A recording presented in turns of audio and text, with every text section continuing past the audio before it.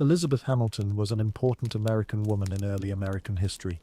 She married Alexander Hamilton, one of America's founding fathers, and strongly supported his work during the American Revolution and the creation of the United States. She helped create Graham Windham, the first private orphanage in New York City, serving as its deputy director.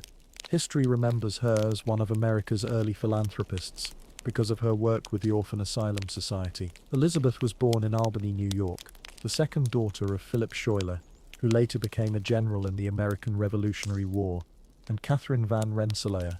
The Van Rensselaers owned vast lands in what was then called the province of New York, and wielded great political power. Elizabeth had 14 brothers and sisters, though only 7 lived to adulthood, including her sisters Angelica Schuyler Church and Peggy Schuyler.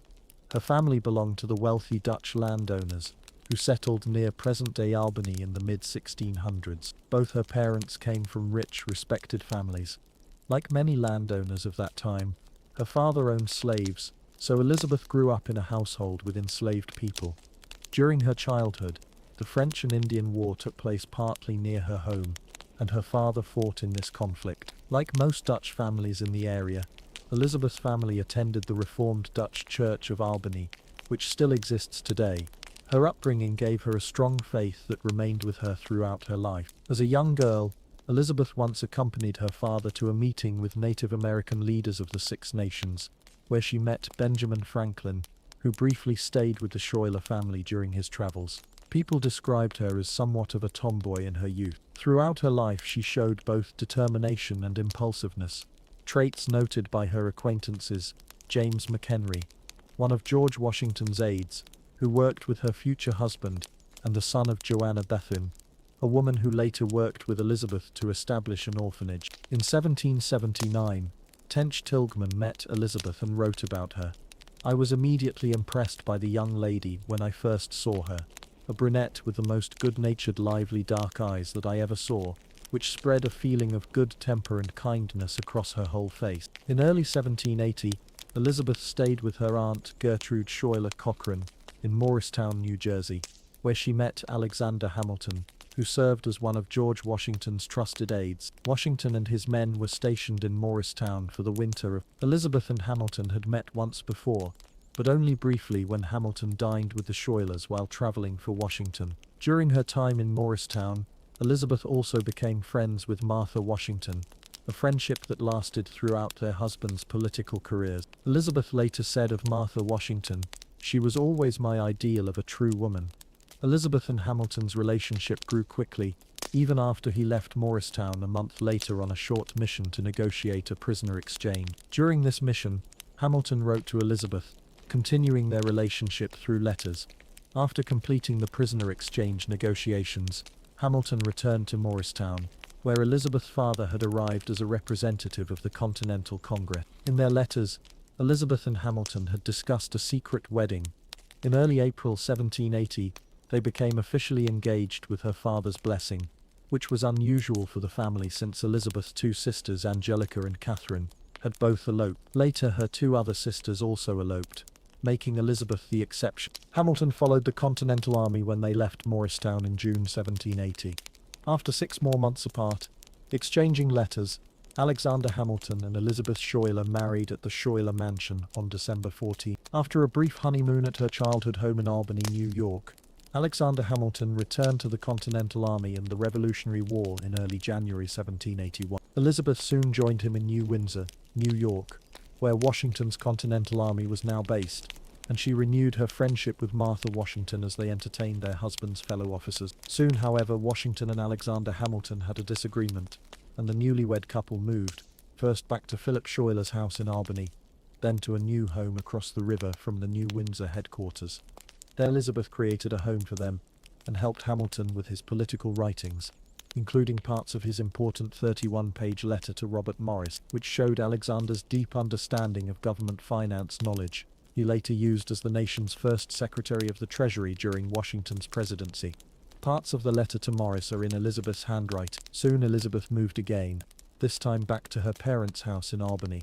This may have happened when she discovered she was pregnant with their first child, who was born the following January and named Philip, after her father. While apart, Alexander wrote her many letters telling her not to worry about his safety.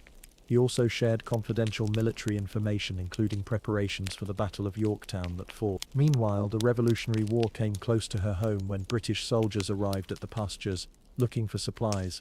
According to some accounts, the family avoided losses, thanks to her sister Peggy, who told the soldiers that her father had gone to town for help, causing them to flee. After the victory at Yorktown, which led the British to admit defeat in the war, Hamilton rejoined Elizabeth in Albany, where they stayed for almost 2 more years before moving to New York City in late September. On September 25, 1784, Elizabeth gave birth to her second child, Angelica, named after her older sister.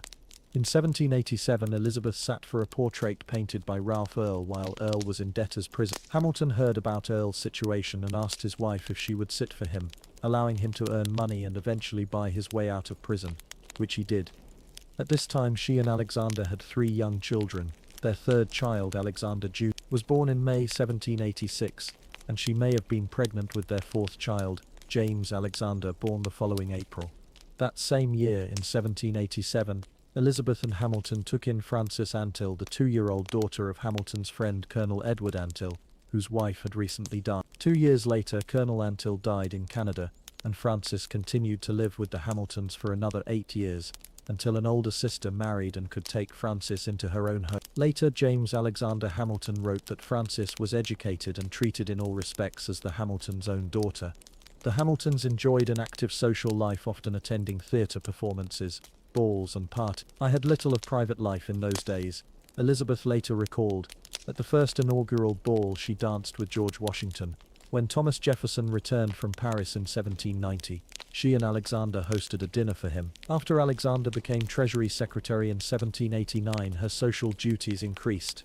Mrs. Hamilton, Mrs. Sarah J. and Mrs. Lucy Knox were the leaders of official society, wrote an early historian. She also managed the Hamilton household. James McHenry once noted to Hamilton that Elizabeth had as much merit as your treasurer as you have as treasurer of the United States. Elizabeth continued to help her husband throughout his political career, acting as a go-between with his publisher when he wrote the Federalist Papers, copying portions of his defense of the Bank of the United States, and listening to him read Washington's farewell address as he wrote it. Meanwhile, she continued raising their children.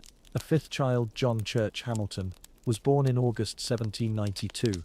She maintained their household through multiple moves between New York City, Philadelphia, and Albany. While in Philadelphia around November 24, 1794, Elizabeth suffered a miscarriage after her youngest child became extremely ill, and while she worried about Alexander's absence during his armed suppression of the Whiskey Rebellion. Hamilton resigned from public office immediately afterward to resume his law practice in New York and stay closer to his family. In 1797, an affair came to light that had occurred several years earlier between Hamilton and Maria Reynolds, a young woman who first approached Hamilton seeking money in the summer of. Elizabeth apparently did not believe the accusations when first made against her husband.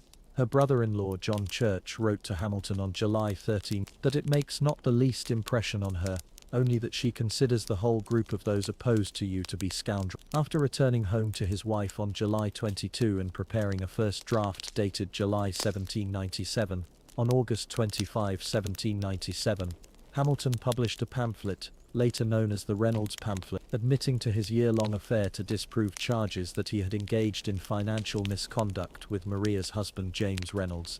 Elizabeth was pregnant with their 6th child at the time. Despite her advanced pregnancy and her previous miscarriage of November 1794, her first reaction to her husband's confession was to leave Alexander in New York and join her parents in Albany, where their son William Stephen was born on August. She returned to their home in New York City in early September 1797, partly because the local doctor had been unable to cure their eldest son Philip, who had accompanied her to Albany and contracted typhus. Elizabeth and Hamilton reconciled and remained married, having 2 more children together. The first, Eliza, named for her mother, was born on November 20. After being shot on the dueling field, Philip was brought to Angelica and John Church's house, where he died after 14 hours with both parents by his side through the night. Their last child, born the following June in 1802, was named Philip in his honor. During this time, Alexander commissioned John Macomb Jr. to build the Hamilton family home. In 1802, the same year that Philip was born, the house was completed and named Hamilton Grange.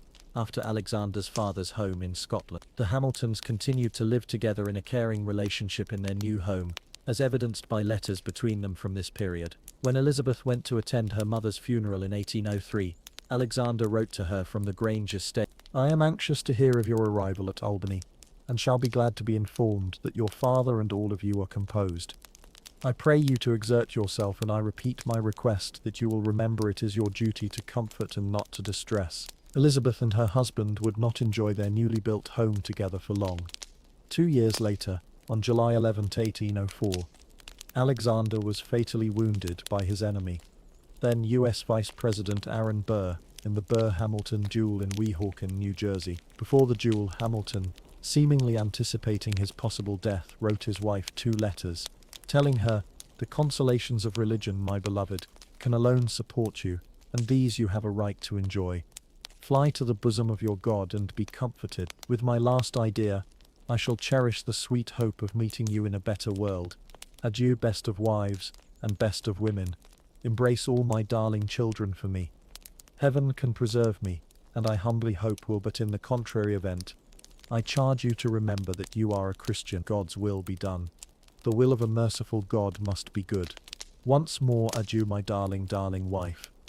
Alexander Hamilton died on July 12, 1804, with his wife and all 7 of his surviving children by his side. In the year before the Burr-Hamilton duel, Elizabeth's mother, Catherine, died suddenly. A few months later, Elizabeth's father, Philip, also died. She had also experienced the deaths of 2 of her adult siblings, Peggy and John. After her husband's death in 1804, Elizabeth was left to pay his debts. The Grange, their house on a 35-acre estate in Upper Manhattan, was sold at public auction. However, she later managed to buy it back from the executors, who decided that Elizabeth could not be publicly dispossessed of her home, and purchased it themselves to sell back to her at half the price. In November 1833, at the age of 76, Elizabeth resold the Grange for $25,000, using the money to buy a New York City townhouse, the Hamilton Holly House, where she lived for 9 years with 2 of her grown children, Alexander Hamilton Jr. and Eliza Hamilton Holly, and their spouses. Elizabeth also collected Hamilton's pension from his service in the Continental Army from Congress in 1836, receiving both money and land. In 1848 she left New York City for Washington, D.C., where she lived with her widowed daughter Eliza, until in 1798, Elizabeth had accepted her friend Isabella Graham's invitation to join the Society for the Relief of Poor Widows, with small children, that had been established the previous year. In 1806, 2 years after her husband's death, along with several other women including Joanna Bethune, she founded the Orphan Asylum Society. Elizabeth was appointed second directress or vice president. In 1821, she was named first directress, and served for 27 years in this role, until she left New York in 1850. In these positions she raised funds, collected needed goods, and oversaw the care and education of over 700 children. By the time she left, she had been with the organization continuously since its founding, a total of 42 years. The New York Orphan Asylum Society continues today as a social service agency for children called Graham Wind. Elizabeth's philanthropic work in helping create the Orphan Asylum Society led to her inclusion in the philanthropy section of the National Museum of American History, highlighting early American generosity that improved the nation. Elizabeth also defended her late husband against critics in various ways after his death, including by supporting his claim of authorship of George Washington's farewell address, and by requesting an apology from James Monroe over his accusations of financial misconduct. Elizabeth wanted a full official apology from Monroe, which he did not give until they met in person to discuss Hamilton shortly before Monroe's death. In 1846, Elizabeth petitioned Congress to publish her husband's writings. Elizabeth remained committed to preserving her husband's legacy. She reorganized all of his letters, papers, and writings, with the help of her son, John Church Hamilton, and overcame many obstacles in getting his biography published. With Elizabeth's help, John Hamilton published History of the Republic of the United States, America, as traced in the writings of Alexander Hamilton and his contemporaries. This work established the standard for future biographies of Alexander Hamilton. Elizabeth was so devoted to Hamilton's writings that she wore a small package around her neck containing pieces of a sonnet that Alexander wrote for her during their early courtship.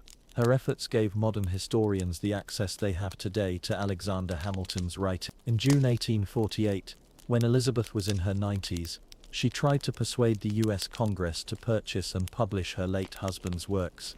In August, her request was granted, and Congress bought and published Alexander's works, adding them to the Library of Congress. Along with ensuring that Alexander's works were preserved by the federal government, she continued her charity work.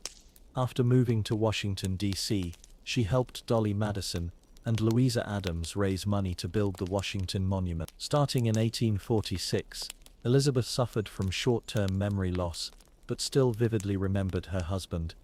On November 9, 1854, Elizabeth died in Washington, D.C. She outlived her husband by 50 years and had outlived all but one of her siblings, her youngest sister Catherine, 24 years her junior. Elizabeth was buried near her husband in Trinity Church Graveyard in Manhattan. Angelica was also laid to rest at Trinity, in the Livingstons' private vault, and Elizabeth's eldest son Philip was buried in an unmarked grave near the churchyard. Alexander Hamilton entered this world in January of either 1755 or 1757, on the island of Nevis in the Caribbean.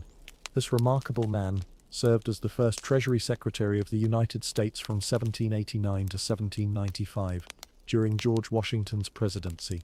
Born without married parents in Charlestown, Hamilton lost both parents early in life. A kind merchant took him in after his mother's death. Despite these humble beginnings, he received education through a scholarship in New York City. Though still young, he wrote powerful pamphlets supporting American independence. During the Revolutionary War, he fought bravely against British forces, served as Washington's trusted aide for 4 years, and participated in the decisive Battle of Yorktown that secured America's freedom. After the war, Hamilton represented New York in the Congress of the Confederation. He resigned to practice law and established the Bank of New York. In 1786, he led the Annapolis Convention, which aimed to strengthen the weak Confederation of States. The following year, he joined the Philadelphia Convention, where America's Constitution was crafted. His greatest written achievement came when he authored 51 of the 85 Federalist Papers, which convinced states to ratify the new Constitution. As Washington's Treasury Secretary, Hamilton shaped America's financial future. He envisioned a strong central government with a powerful executive, robust national defense, and a diverse economy with expanded industry. He successfully argued that implied powers in the Constitution allowed creation of the first Bank of the United States. He also convinced Congress to assume state war debts, funded by tariffs on imports and a whiskey tax. Hamilton opposed entanglement with unstable French revolutionary governments. In 1790, he persuaded Congress to establish the Revenue Cutter Service to protect American shipping. In 1793, he supported the Jay Treaty to resume friendly trade with Britain. His views formed the backbone of the Federalist Party, which opposed Jefferson's Democratic Republican Party. Hamilton also supported the Haitian Revolution and helped draft Haiti's constitution. After leaving the Treasury in 1795, Hamilton resumed legal practice and fought against the Atlantic slave trade. During the Quasi-War with France, 1798-1800, he called for military preparation, and President Adams appointed him Major General.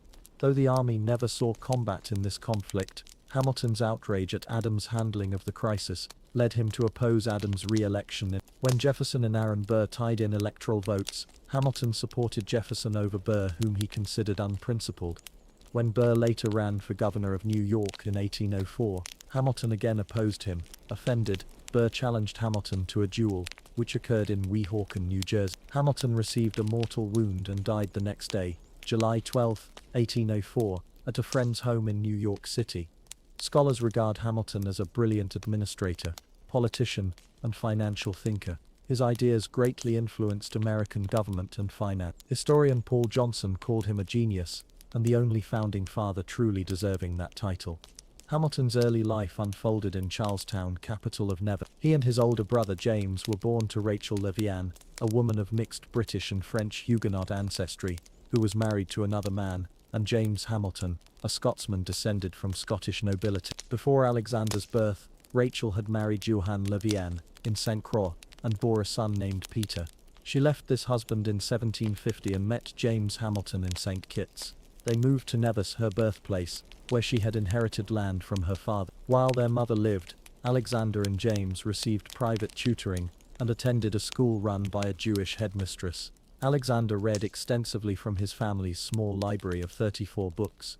James Hamilton eventually abandoned Rachel and her son. She moved with them to St. Croix, supporting them by managing a small store. Both mother and son caught yellow fever. His mother died from this illness in February 1768, leaving Alexander orphaned. During probate, her first husband claimed her few possessions, though a friend bought back the family's books for Hamilton.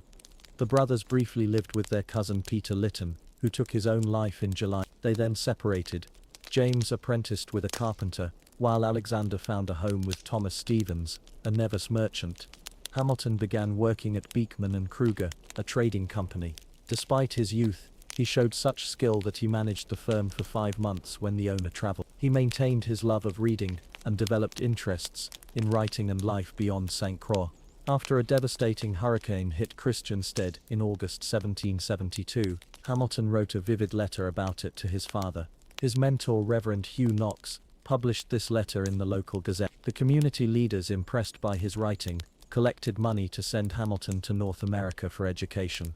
In October 1772, Hamilton arrived in Boston and proceeded to New York, where he lived with Hercules Mulligan, brother of a trader known to Hamilton's benefactor. Mulligan helped Hamilton sell cargo to fund his education.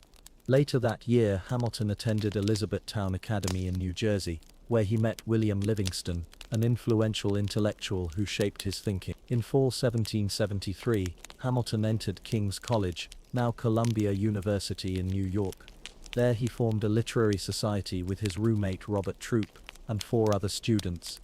During this period, Church of England clergyman Samuel Seabury published pamphlets supporting the Loyalist cause. Hamilton responded anonymously with his first political writings, strongly defending the revolutionary position. Though supporting independence, Hamilton disapproved of mob violence against Loyalists. In May 1775, he reportedly saved the college president, a Loyalist, from an angry crowd by speaking to them long enough for the man to escape. Hamilton had to leave college without graduating when it closed during the British occupation of New York. Following the battles of Lexington and Concord in 1775, Hamilton joined a New York militia company. He studied military history on his own and was soon elected an officer. Under fire from a British ship, he led his unit in successfully capturing British cannon. Through connections with influential patriots, Hamilton received a commission to raise an artillery company in 1776, and was appointed captain. His company fought in the New York campaign, participated in the Battle of Harlem Heights, the Battle of White Plains, and the Battle of Trenton, where they kept Hessian soldiers pinned in their barracks. Hamilton also fought at Princeton on January. After initial setbacks, Washington rallied the Continental troops and led a successful charge. When some British forces took refuge in Nassau Hall, Hamilton brought 3 cannons to bear on the building. The British soon surrendered, giving America another victory. Washington recognized Hamilton's talents and invited him to become an aide with the rank of lieutenant colonel.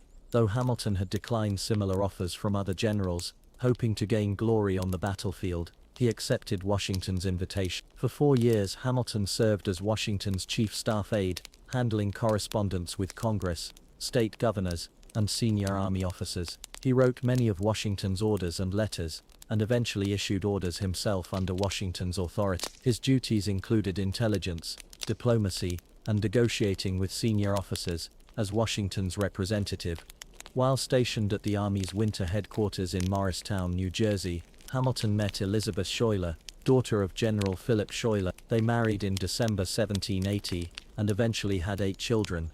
During the Revolutionary War, Hamilton developed close friendships with fellow officers, particularly the Marquis de Lafayette and John Lawrence. His letters to these men, written in the sentimental style of the era, with references to Greek history and mythology, have been interpreted by some as suggesting romantic attachments, though many historians view these relationships as platonic friendships, typical of the time. Though content serving on Washington's staff, Hamilton longed for field command. As the war neared its end, opportunities for battlefield glory diminished. In February 1781, after a minor disagreement with Washington, Hamilton insisted on leaving his staff. He officially departed in March and settled with his new wife near Washington's headquarters. He repeatedly requested a field command, which Washington finally granted in July 7. During the Yorktown campaign, Hamilton led 3 battalions in capturing a key British fortification, using only bayonets to maintain the element of surprise. This action, along with the French capture of another redoubt, forced the British surrender at Yorktown, effectively ending the war. Hamilton returned to New York City after Yorktown and resigned his commission in March 7. He studied law independently for 6 months, passed the bar in July, and received his license to practice before the New York Supreme Court in October. He also became receiver of continental taxes for New York and was appointed to the Congress of the Confederation in July 7. He found the decentralized government frustrating, particularly its inability to collect taxes or demand money from states. This lack of stable funding had made it difficult for the Continental Army to obtain supplies and pay soldiers. In early 1783, unpaid Continental Army officers threatened action against Congress. Hamilton and others tried to use this situation to secure support for stronger national government funding. When a different group of disgruntled soldiers marched on Philadelphia demanding back pay, Hamilton unsuccessfully tried to intercept them. After the mob arrived in Philadelphia, Congress relocated to Princeton, New Jersey. Frustrated with the weak national government, Hamilton drafted a resolution calling for revision of the Articles of Confederation, containing many features later included in the Constitution. Hamilton resigned from Congress in 1783 and practiced law in New York in partnership with Richard Harris. He specialized in defending loyalists and British subjects, arguing for interpretation of state law consistent with the 1783 Treaty of Paris. In 1784 he founded the Bank of New York. Long dissatisfied with the Articles of Confederation, Hamilton played a major role at the 1786 Annapolis Convention, drafting its call for a constitutional convention. As a New York state legislator, he strongly supported Vermont's sovereignty against various objections. In 1787, Hamilton attended the Constitutional Convention in Philadelphia as a delegate from New York. Though he had advocated for this convention, his direct influence there was limited, because New York's other 2 delegates opposed his vision of strong national government. Early in the convention, Hamilton proposed a president for life and senators serving for life, ideas that contributed to views of him as sympathetic to monarchy. Hamilton drafted a constitution based on the convention debates, but never presented it. Though still not fully satisfied with the final constitution, he signed it as a vast improvement over the Articles of Confederation. As the only New York signer, he played a crucial role in the successful campaign for its ratification in his state. To defend the proposed constitution, Hamilton recruited John Jay and James Madison to write the Federalist Papers. Hamilton supervised the project, wrote 51 of the 85 essays, and oversaw publication. The papers first appeared in the Independent Journal in October 7. In 1789, President Washington appointed Hamilton as Secretary of the Treasury. In January 1790, Hamilton presented his report on public credit to improve the nation's finances. He proposed handling both foreign and domestic debt, including state debts incurred during the Revolution. He argued that securities should be paid at full value to legitimate owners, including speculators, who had bought bonds at discounted prices from original holders. Hamilton believed proper handling of government debt would allow America to borrow at reasonable rates and stimulate the economy. Hamilton's report on a national bank proposed that Congress charter a national bank with $10 million capitalization. The government would own 1/5, borrowing this amount from the bank itself and repaying it in 10 annual installments. The rest would be available to private investors. The bank would be governed by a 25-member board representing mainly private shareholders. Hamilton wanted the bank to provide a large, elastic money supply for business operations and economic development. Though the bank bill passed the Senate easily, it faced opposition in the House of Representatives. Critics argued it mainly served northeastern interests rather than agricultural ones. Madison and Jefferson also opposed it, partly fearing the capital might remain in Philadelphia instead of moving to the Potomac. Despite Madison's constitutional objections, the bill passed overwhelmingly on February. Hamilton also submitted a report on the establishment of a mint to Congress, drawing on European economic ideas and earlier Continental Congress resolutions. He proposed a United States dollar weighing similar to the Spanish peso, the most common coin in America then. Hamilton established a bimetallic currency with a fixed ratio of silver to gold. He introduced decimal fractions for coins rather than the Spanish system of eighths, and advocated small value coins to help the poor and accustom people to handling money regularly. Congress adopted these principles in the Coinage Act of 17. To combat coastal smuggling and other maritime problems, Hamilton proposed a naval police force called revenue cutters. He recommended 10 cutters stationed from New England to Georgia, each properly armed and equipped. Congress established the Revenue Cutter Service in August 1790, the predecessor of today's Coast Guard. Hamilton also convinced Congress to approve an excise tax on whiskey to raise revenue. Though he knew rural areas would resist this tax, he considered it more reasonable than land tax. Opposition emerged immediately, especially in western Pennsylvania, where the tax was difficult to enforce. By 1794, resistance had grown into the Whiskey Rebellion. Hamilton accompanied Washington and federal troops to the rebellion site, and this show of force ended the uprising without bloodshed. In his report on manufactures, Hamilton rejected agricultural economics and advocated industrial policy to build American manufacturing. He recommended government assistance to infant industries, protective tariffs on imported goods that competed with American products, removal of duties on raw materials needed for domestic manufacturing, and encouragement of immigration to improve the work. Congress largely shelved this report. Hamilton helped form the Society for the Establishment of Useful Manufactures, a private industrial corporation. The group selected Great Falls of the Passaic River in New Jersey for a manufacturing center, founding the town of Paterson. However, the company struggled financially and eventually failed. When France and Britain went to war in 1793, the cabinet unanimously agreed to remain neutral. However, trade policy toward Britain became contentious. To avoid war, Washington sent John Jay to negotiate with Britain, with Hamilton largely writing Jay's instructions. The resulting Jay Treaty resolved lingering Revolutionary War issues, averted war, and enabled 10 years of peaceful trade with Britain. Hamilton resigned as Treasury Secretary in December 1794, leaving office in January 17. Before departing, he submitted a plan to further address public debt, proposing new taxes and pledging surplus from the liquor excise tax to reduce debt. After returning to legal practice in New York, he continued opposing Thomas Jefferson and James Madison's Democratic-Republican Party. Hamilton assembled a nationwide coalition supporting Washington's policies, especially neutrality in the European War. Political parties began forming around competing interests, with Hamilton's supporters calling themselves Federalists. Partisan newspapers emerged on both sides, characterized by personal attacks and exaggeration. Though he had resigned as Treasury Secretary, Hamilton remained an advisor to Washington, even helping draft his farewell address. In the 1796 presidential election, Hamilton tried to maneuver Thomas Pinckney into the presidency over John Adams, but his scheme failed, and Adams became president with Jefferson as vice president. In 1797, Hamilton became entangled in America's first political sex scandal. 6 years earlier, he had begun an affair with Maria Reynolds, whose husband James extorted blackmail payments from Hamilton.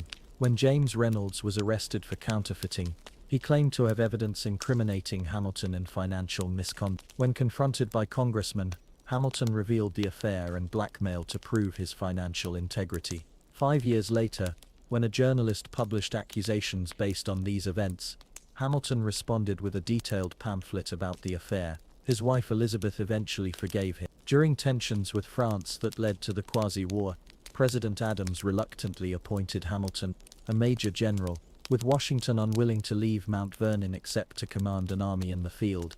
Hamilton effectively led the army. If full-scale war had erupted with France, Hamilton planned to attack Spanish colonies bordering the United States. To fund the army, Hamilton urged congressional allies to pass direct taxes. However, Adams opened negotiations with France that led to peace, eliminating the need for Hamilton's army. In the 1800 presidential election, Hamilton worked against both the Democratic Republicans and his party's nominee John Adams. When Jefferson and Burr tied in electoral votes, Hamilton supported Jefferson over Burr, whom he considered dangerous. Jefferson became president and Burr vice president. When Burr ran for governor of New York in 1804, Hamilton again opposed him. After Burr's defeat, A newspaper published a letter claiming Hamilton had expressed a despicable opinion of Burr at a dinner party. Burr demanded an apology, which Hamilton refused because he couldn't recall the specific insult. After failed attempts at reconciliation, they arranged a duel. The duel took place at dawn on July 11. Burr shot Hamilton, inflicting a fatal wound, while Hamilton apparently fired into the air. The wounded Hamilton was taken to a friend's house in Greenwich Village, where he received communion from an Episcopal bishop after expressing repentance for participating in the duel. Hamilton died the following afternoon, July 12. His funeral procession through New York City drew participants from all social classes and received nationwide newspaper coverage. Hamilton returned to religious faith in his final years, after earlier becoming less devout. On his deathbed he expressed belief in God's mercy. He had long shown respect for Jews, having been tutored by a Jewish schoolmistress as a child, and learning Hebrew prayers. He attributed Jewish achievement to divine providence. Hamilton's constitutional interpretations, outlined in the Federalist Papers, remain highly influential in scholarly studies and court decisions. He consistently favored greater federal power over state authority, which put him at odds with Jefferson. His view that the Constitution permitted establishment of a national bank was largely upheld in McCulloch vs. Maryland, which confirmed the doctrine of implied powers. His policies greatly influenced American government development. French diplomat Talleyrand considered Hamilton one of the three greatest men of their era, alongside Napoleon and Fox, though criticized during the Jeffersonian and Jacksonian eras as two centralist, later progressive-era figures, praised his advocacy for strong national government. Contemporary scholars generally view Hamilton favorably as a visionary architect of modern liberal capitalist economy and dynamic federal government. Unlike many founding fathers, Hamilton likely never owned slaves. He supported limited emancipation during the Revolutionary War, and joined John Jay in founding the New York Manumission Society, which successfully lobbied for gradual abolition in New York. He rejected racial theories popular among white intellectuals of his time, asserting that black people's natural faculties are as good as ours. Hamilton's economic ideas influenced the American School of Economics, that later dominated U.S. policy after. He pioneered protectionism, advocating tariffs to protect infant industries in emerging nations. Political theorists credit him with creating the modern administrative state, citing his arguments for a strong executive link to electoral support. Though receiving less attention than other founding fathers in 20th century popular culture, Hamilton gained significant mainstream recognition with the 2015 Broadway musical, Hamilton, which won numerous awards including the Pulitzer Prize for Drama and 11 Tony Awards. The musical's popularity helped preserve Hamilton's place on the $10 bill when changes were being considered. Philip Hamilton came into this world on January 22, in Albany, New York, and departed it on November 24, 1801, at only 19 years of age. He was the first child born to Alexander Hamilton, who served as the first Treasury Secretary of our young nation, and Elizabeth Schuyler Hamilton. The boy met his end through a pistol wound received in a duel with George Eaker. The infant Philip entered a world of great expectations. In the spring of 1782, his father Alexander wrote fondly that Philip was a fine boy, whose birth carried all the omens of future greatness. As the months passed, the proud father continued to express high hopes for his firstborn son.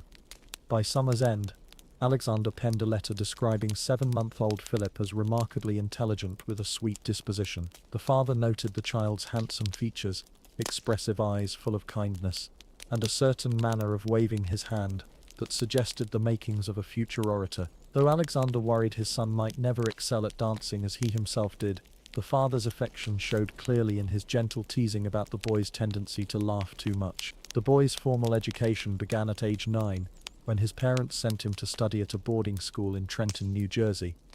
There he learned under William Fraser, an Episcopal clergyman who served as rector of St. Michael's Church. In early December 1791, Alexander wrote encouragingly to his son from Philadelphia, expressing pleasure at reports of Philip's good recitation and urging him to continue making his parents proud through diligent study.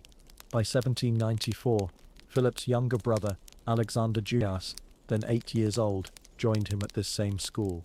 Young Philip later enrolled at Columbia College, where observers noted his knowledge and enthusiasm rivaled that of his illustrious father, himself a renowned graduate of the institution. Robert Troup, a family friend who had roomed with Alexander Hamilton during their college days, wrote that Philip was very promising in genius and acquirements, and that Alexander formed high expectations of his future greatness. Yet privately Troup harbored doubts, writing that despite Alexander's certainty of Philip's brilliant destiny, alas, Philip is a sad rake, about whom Troup held serious doubts whether he would ever be an honor to his family or his country. Philip completed his studies at Columbia College with honors in 1800, and proceeded to study law. His father prescribed strict study routines for him, including rising for study at 6 o'clock each morning from April through September, and no later than 7 o'clock during the remainder of the year. Alexander instructed that from the time he is dressed in the morning till 9 o'clock, the time for breakfast excluded, he is to read law. The events leading to Philip's untimely death began on July 4, 1801, when a New York lawyer named George Eaker delivered an Independence Day address hosted by a New York State Militia Brigade and the Tammany Society. This political organization, commonly known as Tammany Hall, had been developed into a Democratic-Republican political machine by Aaron Burr. During this speech, Eaker reportedly claimed that Alexander Hamilton would not oppose using force to overthrow Thomas Jefferson's presidency. 4 months passed before the matter resurfaced. On November 20, 1801, Philip and his friend Stephen Price encountered Eaker while attending a theatrical performance at the Park Theatre. Philip confronted Eaker about his inflammatory speech, and during the heated exchange, Eaker called Philip and Price damned rascals. This insult led the young men to formally challenge Eaker to a duel. Friends later reported that Alexander Hamilton advised his son to participate in a delope, deliberately missing his first shot, rather than trying to kill his opponent.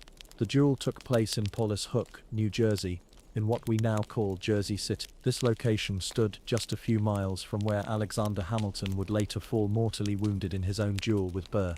Eaker faced Philip's friend Price on the first day, with neither man suffering injury despite exchanging force. The following day, November 23, 1801, Philip met Eaker on the same dueling grounds.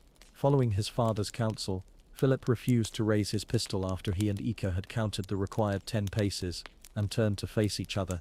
Eaker, similarly restrained, also held his fire. For a full minute, both men stood motionless, neither willing to shoot first. Finally, Eaker raised his weapon, prompting Philip to do likewise. Eaker fired, striking Philip above his right hip.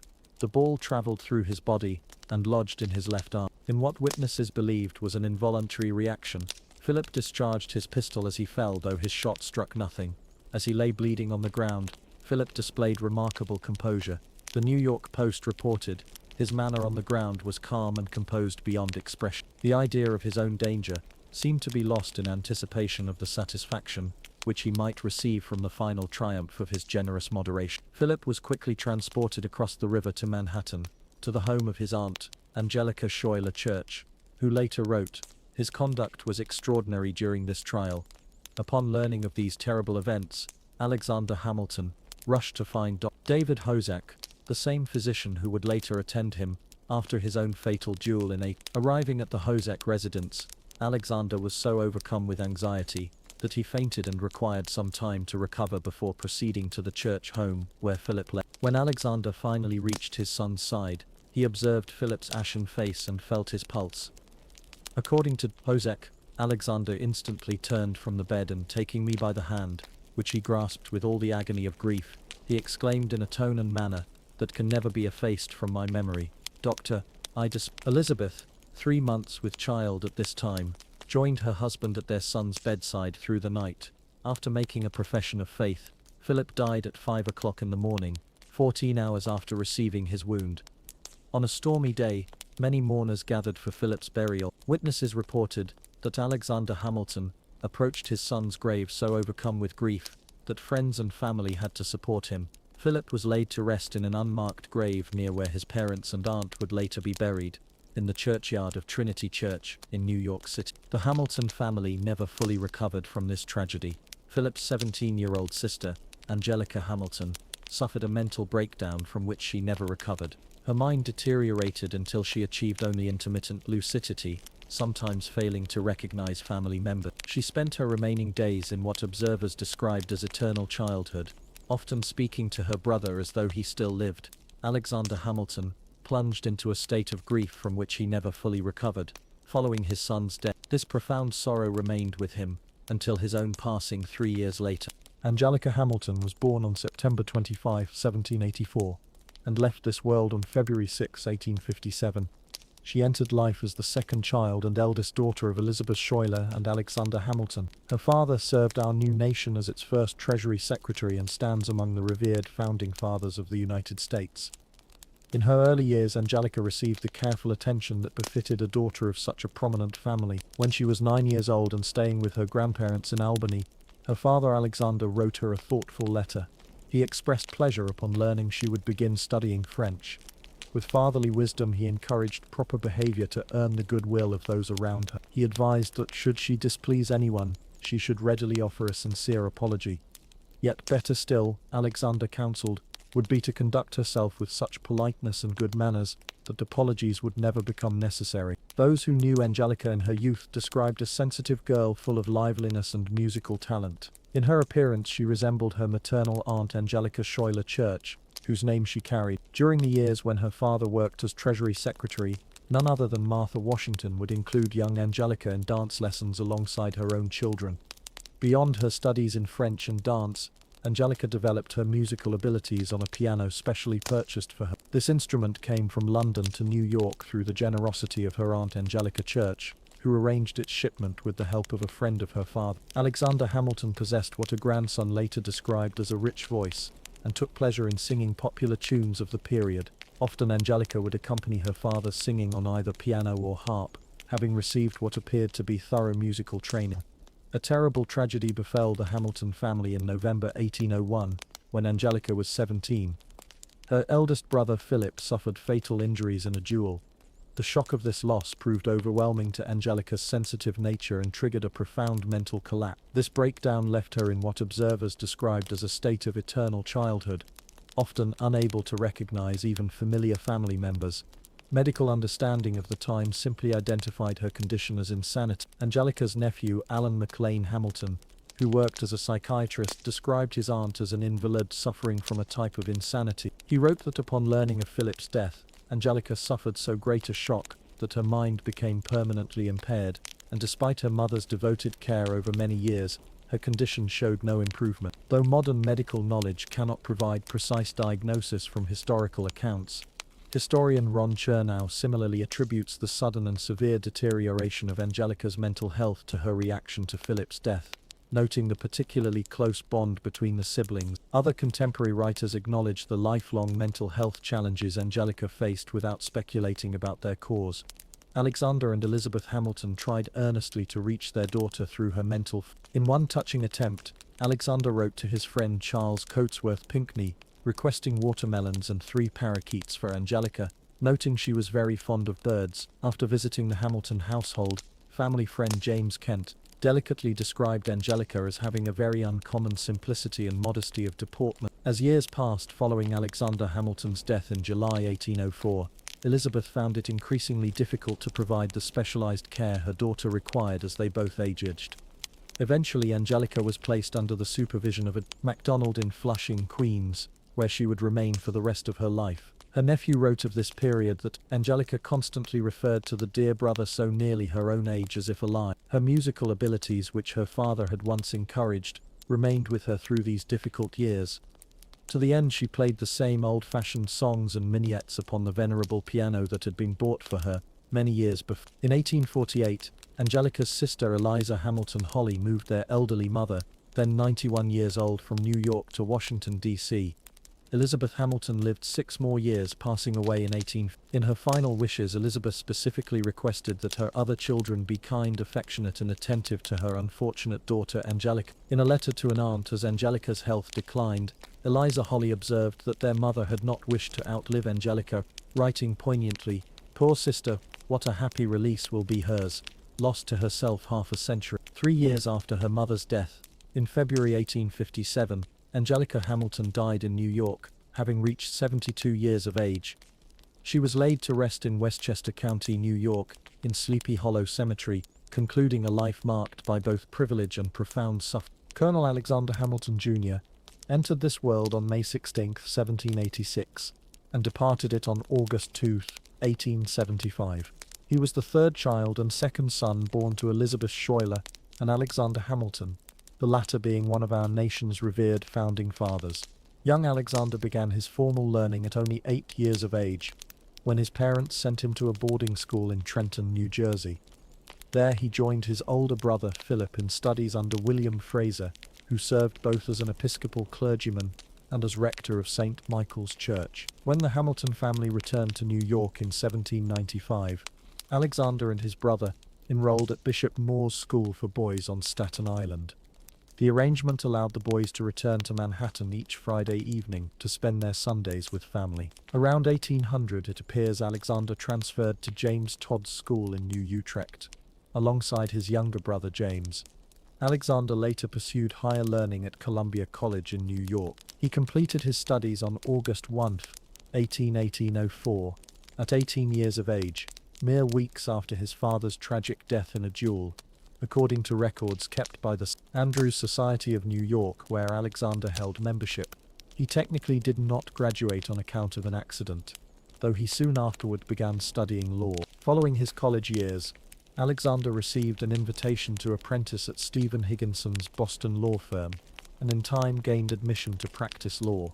In either 1811 or 1812, as political tensions rose before the War of 1812, Alexander sailed to Spain. There he joined forces under the Duke of Wellington, who was then fighting Napoleon's armies in Portugal. After gaining valuable military and strategic experience with the British Army, Alexander returned to America to serve his country in the War of 1812. He received a commission as captain of the 41st Regiment of Infantry in the United States Army in August 1813. Though this regiment appears not to have seen battle in the conflict, Alexander went on to serve as aide-de-camp to General Morgan Lewis in 1814, a friend of his late father. He remained in this position until June 15. Alexander then returned to legal practice, and in July 1818 took office in the 42nd New York State Legislature. He served a one-year term as one of 11 representatives to the New York State Assembly from New York City. President James Monroe appointed Alexander as United States Attorney for East Florida in May 1822.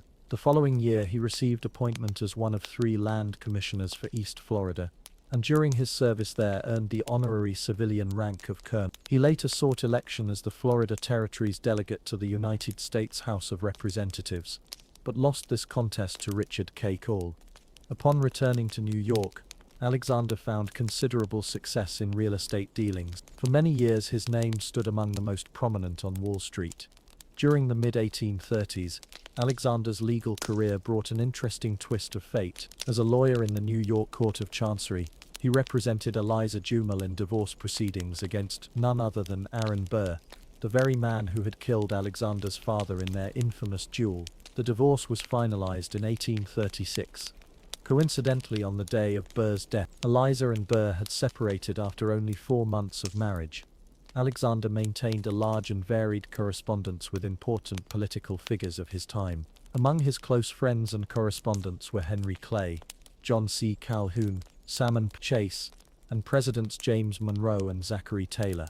In his personal life, Alexander courted and married Eliza Putnam Knox, daughter of Thomas Knox, a leading New York City merchant, and Mary Hester Knox, née Cartwright, whose sister was Elizabeth Monroe, wife of President James Monroe. Though Eliza's birth date remains uncertain, Trinity Church in New York City recorded her baptism there on August 3rd.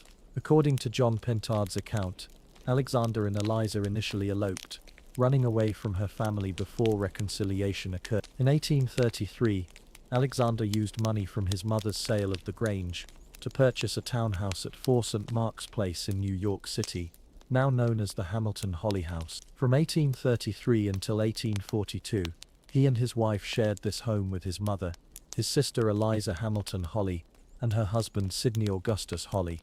During a western journey with his wife in 1835, Alexander had a chance encounter with Abraham Lincoln, then an Illinois state legislator. He found Lincoln lying upon the counter in midday telling stories in a grocery store. Alexander spent his final decade living between New Brunswick, New Jersey and New York City, moving to the latter after his wife's death in 18. Having fathered no children, Alexander Hamilton Jr. died on August 10, 1875, at his home at 83 Clinton Place, in Greenwich Village. James Alexander Hamilton entered this world on April 14, 1788, and departed it on September 24. He served his country as a soldier and acting Secretary of State. Born as the third son of Alexander Hamilton, one of our nation's founding fathers, James aligned himself politically with the Democratic Party and supported Andrew Jackson. Young James came into this world as the fourth child of Alexander Hamilton and Elizabeth Schuyler Hamilton. In later years he fondly recalled his childhood home as a joyful place, owing to his father's gentle nature. The boy remembered morning scenes at the Broadway house, breakfast table where his mother sat, cutting bread and spreading butter for her younger children. After morning lessons, father and older children joined the table before the boys headed off to school. When James was only 3, illness struck him while his father traveled away from home. Fortunately, under his mother's careful attention, he recovered within a month. Tragedy struck the family when James was 16. His father fell in a duel with Vice President Aaron Burr. James, along with his mother and siblings, gathered at his father's bedside during his final hours. The following year, in 1805, James graduated from Columbia University at 7. He subsequently studied law and gained admission to the bar in 1809, practicing briefly in Waterford, New York. In 1810, James relocated to Hudson, New York, where he practiced law for several years. During the War of 1812, he served his country as a brigade major and inspector in the New York State Militia. By March 1829, James had risen to serve as acting Secretary of State under President Andrew Jackson, holding the office until Martin Van Buren's appointment. That same year brought his appointment as U.S. Attorney for the Southern District of New York. Interestingly, James sided with Jackson in opposing the Second Bank of the United States, the very institution his father had helped create. In an 1830 letter to Jackson, he proposed alternatives to the bank while identifying what he viewed as its deficiencies. His arguments mirrored Jackson's own. He claimed the bank undermined liberty, unfairly influenced elections, and fell under foreign control through its stock ownership. James even declared the bank unconstitutional, asserting Congress lacked authority to establish it. In 1867, James published his memoirs, noting in the preface that he undertook the work to do justice to his father against the aspersions of Mr. Jefferson, and more recently of Martin Van Buren. The book explores at length his father's life, career, friendships, and rivalries. On October 17, 1810, James married Mary Morris, daughter of Robert Morris and Frances Ludlow. Mary's distinguished lineage included her brother Louis Gouverneur Morris, grandfather Richard Morris, who served as Chief Justice of the New York Supreme Court, great-grandfather Lewis Morris, who governed colonial New Jersey, and granduncle Lewis Morris, who signed our Declaration of Independence. James later reflected that their early marriage years brought financial hardship.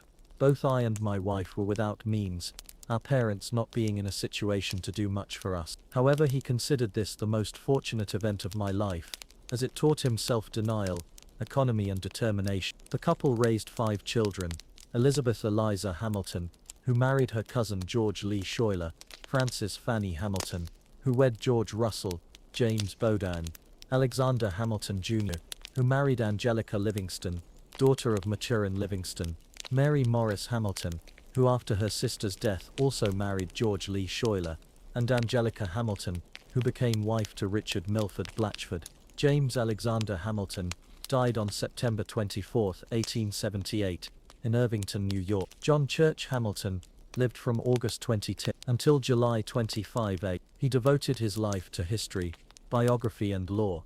As a son of Alexander Hamilton, he preserved and promoted his father's legacy through extensive historical work. John was born in Philadelphia, then serving as capital of our newly independent nation, following victory over Britain's powerful military in the Revolutionary War. He entered life as the 4th son, and 5th of 8 children, born to Alexander Hamilton and Elizabeth Schuyler Hamilton. Through his mother he descended from Philip Schuyler, Revolutionary War hero and New York senator, and Catherine Van Rensselaer. His parents named him for his uncle John Barker Church.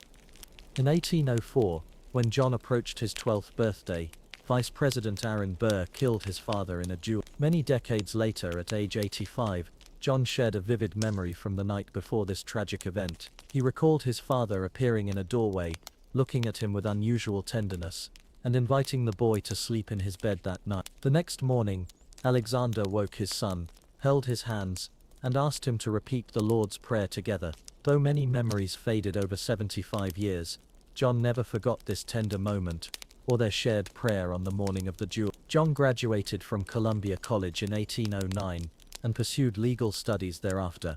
During the War of 1812, John served in the U.S. Army, reaching the rank of second lieutenant. He worked as an aide-de-camp to Major General William Henry Harrison, who later became president. In June 1814, having never seen active combat, John resigned his military position and returned to civilian life.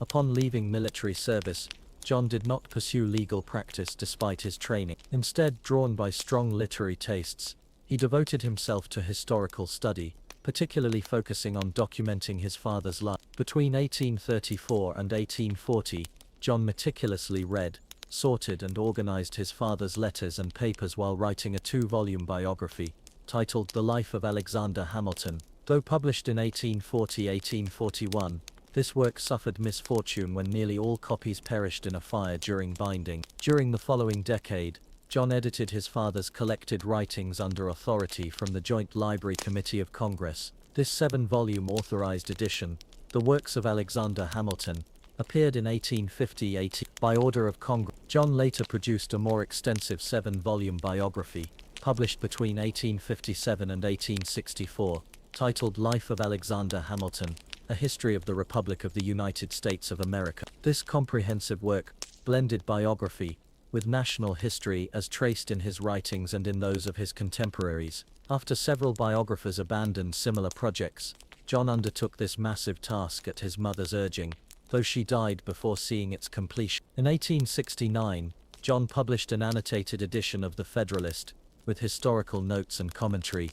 Politically, John affiliated with the Whig Party, and later the Republicans, but never won elected office, losing a congressional bid for a New York City district. Nevertheless, both Presidents Ulysses S. Grant and Chester A. Arthur sought his economic opinions. In 1880, John presented a statue of Alexander Hamilton to New York City, though preferring it with the act of others. At its unveiling in Central Park, near the Metropolitan Museum of Art on November 22, he expressed hope that after a century of nationhood, this memorial might help recall and appreciate the utility of Hamilton's public services and the lessons of his politics. John died on July 25, 1882, at age 89 at Stockton Cottage on Ocean Avenue in Long Branch, New Jersey, suffering from jaundice and catarrh. His funeral took place at Trinity Church in Manhattan. John married Maria Eliza van den Heuvel, daughter of Jan Cornelis van den Heuvel, who had governed the Dutch province of Demerara before becoming a New York merchant with the Dutch West India Company. Their marriage produced 14 children, including General Alexander Hamilton, who served as a major general in the Civil War, Maria Williamson Hamilton, Charlotte Augusta Hamilton, John Cornelius, Adrian Hamilton, Schuyler Hamilton, who fought in the Mexican War, James Hamilton, Maria Eliza Hamilton, who married Judge Charles A. Peabody, Charles Apthorpe Hamilton, who practiced law, served in the Civil War, and later became a circuit court judge, Robert Hamilton, Adelaide Hamilton, Elizabeth Hamilton, who married Henry Wager Halleck, and later George Washington Cullum, William Gaston Hamilton, who worked as a consulting engineer, Lawrence Hamilton, who tragically drowned at age 23 while escorting President James Monroe's remains, and Alice Hamilton. William Stephen Hamilton came into this world on August 4, 1797, in Albany, New York, and departed it on October 9. He was the 6th child and 5th son born to Alexander Hamilton and Elizabeth Schuyler Hamilton. Throughout his life he pursued mining and political endeavors, primarily in Illinois and the Wisconsin Territory. After beginning life in New York and attending the United States Military Academy, William resigned in 1817 and moved westward to Illinois. He established settlements in Springfield and Peoria before venturing to the lead mining regions of southern Wisconsin, where he founded Hamilton's Diggings, now known as Wyoto, Wisconsin. William served in various government positions and commanded troops in 2 conflicts with Native American tribes. In 1849, the lure of gold drew him to California, where he died the following year in Sacramento, most likely from cholera. William was not yet 7 years old when tragedy struck his family. His father fell in a duel with Vice President Aaron Burr in 10 years later, in 1814, William entered the United States Military Academy, though he resigned after 3 years in 18. Following this departure from West Point, he journeyed westward to Sangamon County, Illinois, living first in Springfield and later in Peoria, until 1827, when the promise of lead mining drew him northward to the Fever River region. William's political career began in 1824, when voters in Sangamon County elected him to the Illinois House of Representatives. During his legislative service, William introduced a bill creating a statewide property tax meant to fund road improvement. This measure replaced an older system requiring all able-bodied men to work 5 days yearly on roadways. Though passed into law, the tax proved unpopular and was repealed by the next legislature. William also served as aide-de-camp Governor Edward Coles, and worked for the United States General Land Office as Deputy Surveyor of Public Land. In this capacity, he surveyed Springfield's township, and helped establish the original Illinois and Michigan Canal Company, alongside Governor Coles and other prominent citizens. Late in 1827, conflict erupted with the Winnebago tribe, and William served the Illinois militia as a captain. He commanded the Galena Mounted Volunteers, a company raised in Galena, Illinois. This unit served under Henry Dodge from August 26 to September 10. Soon after, William moved across the border to Wisconsin and established Hamilton's digging. During the Black Hawk War of 1832, which pitted white settlers against Chief Black Hawk's Sauk followers, William again served in the militia. Records indicate he often led Native American allies fighting alongside the settlers. When hostilities began, knowing many Sioux and Menominee eagerly wished to join against the Sauk, William traveled north of Prairie du Chien into Michigan Territory to recruit indigenous assistance. His efforts succeeded, bringing several groups of Native Americans into alliance with the militia. In June, William's return to Fort Hamilton, with allied Native Americans, coincided with the arrival of Francis Spencer, a survivor of the Spafford Farm attack. Mistakenly believing the fort had also been attacked, Spencer hid in nearby woods for nearly a week before hunger forced him to approach. On June 16, about an hour after the battle at Horseshoe Bend, William arrived with Menominee, Sioux and Ho-Chunk warriors. According to Henry Dodge, these allied fighters received scalps, taken by militia soldiers, which reportedly delighted them, before proceeding to mutilate fallen Kickapoo bodies on the battlefield. As a Whig politician in Wisconsin Territory, William won election to the 7th Michigan Territorial Council from Iowa County in 18, serving as president during that body's only meeting. Later, in 1842 and 1843, he represented Iowa County in the Wisconsin Territorial House of Representatives. Despite these successes, William lost his bid to become Wisconsin Territory's delegate to the United States Congress in 1848 failed to secure a position as delegate to the Wisconsin Constitutional Convention. Though well known for his mining operations in southern Wisconsin and northern Illinois, William, a Whig in a heavily Democratic region, never achieved the political prominence he desired. Upon moving from Illinois to Wisconsin in the late 1820s, William established a lead ore mine that became known as Hamilton's Diggings, later renamed Wyoto. During the 1832 Black Hawk War, a defensive structure named Fort Hamilton arose at this settlement. Contemporary accounts provide contrasting views of life at Hamilton's Diggings. Juliet Kinsey, visiting in 1831, described shabby and unpromising conditions, and noted the miners' rough appearance and foul language. Theodore Rodolph, writing in 1834, painted a more nuanced picture, noting how the settlement's rough exterior masked finer details, such as the presence of Voltaire's works printed in Paris. William's mother visited him at Hamilton's Diggings during the winter of. Around this same period, William briefly owned the Mineral Point Miners Free Press newspaper, before selling it to interests from Galena, after which it became known as the Galena Democrat. The discovery of gold in California in 18 sparked excitement throughout the Midwest mining region. William joined the rush westward, arriving in California in 1849, with high hopes and new equipment. His western adventure proved disappointing, however, and he later told a friend he'd rather have been hung in the lead mines than to have lived in this miserable hole, California. William never married and presented a rough appearance to those who knew him. After about 1 year in California, William fell ill for 2 weeks with what he called mountain fever, most likely cholera during an 18. His symptoms included dysentery, and according to his physician, he died from malarial fever, resulting in spinal exhaustion, terminating in paralysis superinduced by great bodily and mental strain. William Stephen Hamilton died in Sacramento, California, on October 9. He was buried in Sacramento Historic City Cemetery, where a section was named Hamilton Square in his honor. Eliza Hamilton Holly entered this world on November 12. She was the 7th child and second daughter of Alexander Hamilton and Elizabeth Schuyler Hamilton.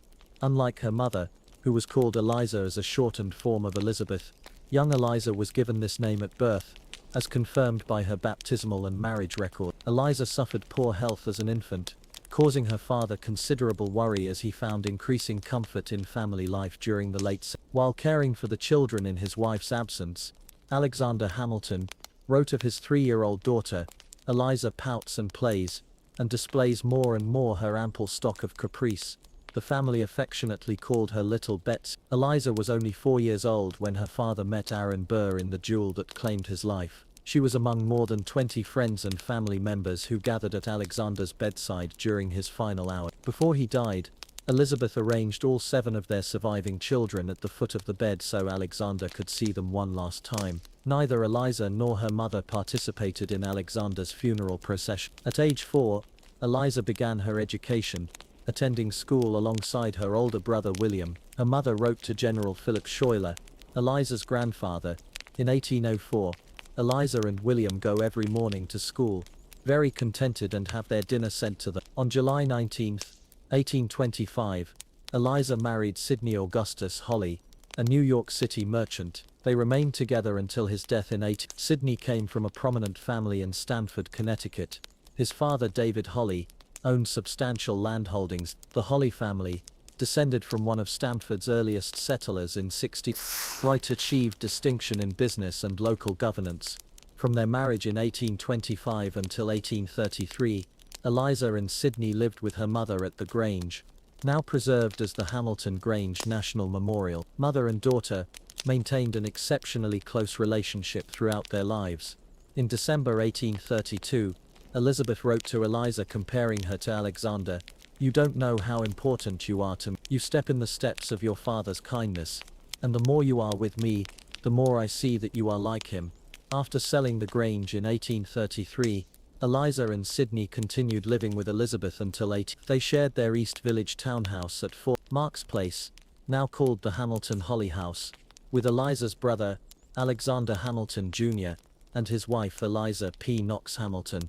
Alexander Jr. had purchased this residence for their mother, using proceeds from the Grange's sale. In 1837, Eliza and Sidney accompanied her 80-year-old mother on a journey to the Wisconsin Territory, visiting Eliza's older brother William S. Hamilton. During this trip, Eliza fell ill, possibly with yellow fever. Her mother wrote with concern, "My Eliza's been a good deal indisposed. I hope a few days she will be enabled to go to the Wisconsin. My idea as to the accommodation in case of disease, for my daughter, was to have hired a portion of one of the building, as I had paid liberally, so that it would not have been a disadvantage to the society." Sidney Holly died on June 26, 1842, leaving Eliza a widow. That same year she and her mother moved to 63 Prince Street in Lower Manhattan, a residence previously occupied by President James Monroe and Samuel L. Gouverneur. In 1848, mother and daughter relocated to Washington, D.C., settling near the White House in a house on H Street. There they entertained numerous distinguished visitors. On New Year's Day of 1853 alone, their guests included General Winfield Scott, New York Senator William H. Seward, and President Millard Fillmore. 1 month after first welcoming President Fillmore to their home, Eliza and her mother dined with the president and his wife at the White House. Eliza cared devotedly for her mother until Elizabeth's death in 18. Following her mother's passing, Eliza apparently urged her brother John Church Hamilton to complete his biography of their father, reminding him of their mother's wish that justice shall be done to the memory of my Hamilton. Eliza Hamilton Holly died in Washington, D.C. on October 17, 1859, from an unspecified illness. According to her friend Marion Gouverneur's memoirs, Eliza had been unwell for at least a month before her death. She and Sidney Holly had no children. Eliza was laid to rest in Sleepy Hollow Cemetery in Westchester County, New York, near her sister Angelica Hamilton, who had died 2 years earlier. In 1878, their brother James Alexander Hamilton would join them. Philip Hamilton was born in New York City on June 2. As the youngest child of Alexander Hamilton and Elizabeth Schuyler Hamilton, he carried the name of his eldest brother, the first Philip Hamilton, who had died in a duel less than a year before his birth. Family members called the younger boy Little Phil to distinguish him from his deceased brother. Later in life he became formally known as Philip Hamilton. The original Philip, named for his maternal grandfather Philip Schuyler, had fallen in a duel with George Eaker on November. According to Philip's son, psychiatrist Alan McLean Hamilton, the younger Philip manifested much of his father's sweetness and happy disposition, and was always notably considerate of the feelings of others, and was punctilious to a fault in his obligation. Following Alexander Hamilton's death in a duel in 1804, the widowed Elizabeth struggled financially. Consequently, during his childhood, young Philip was denied those advantages accorded to his elder brothers, and had in every sense to make his own way. Philip grew to stand nearly 6 feet tall. Though lacking college education, he entered the legal profession.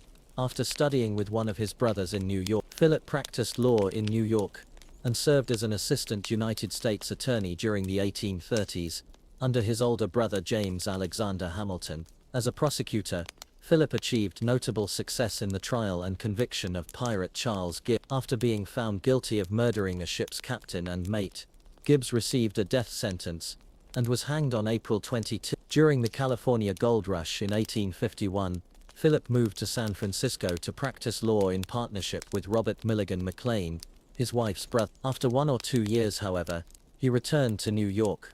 Philip specialized in admiralty cases, with clients including then Commodore Silas H. Stringham. Following the Civil War, he served as judge advocate of the Naval Retiring Board at the Brooklyn Navy Yard. According to the New York Herald, Philip led a quiet life.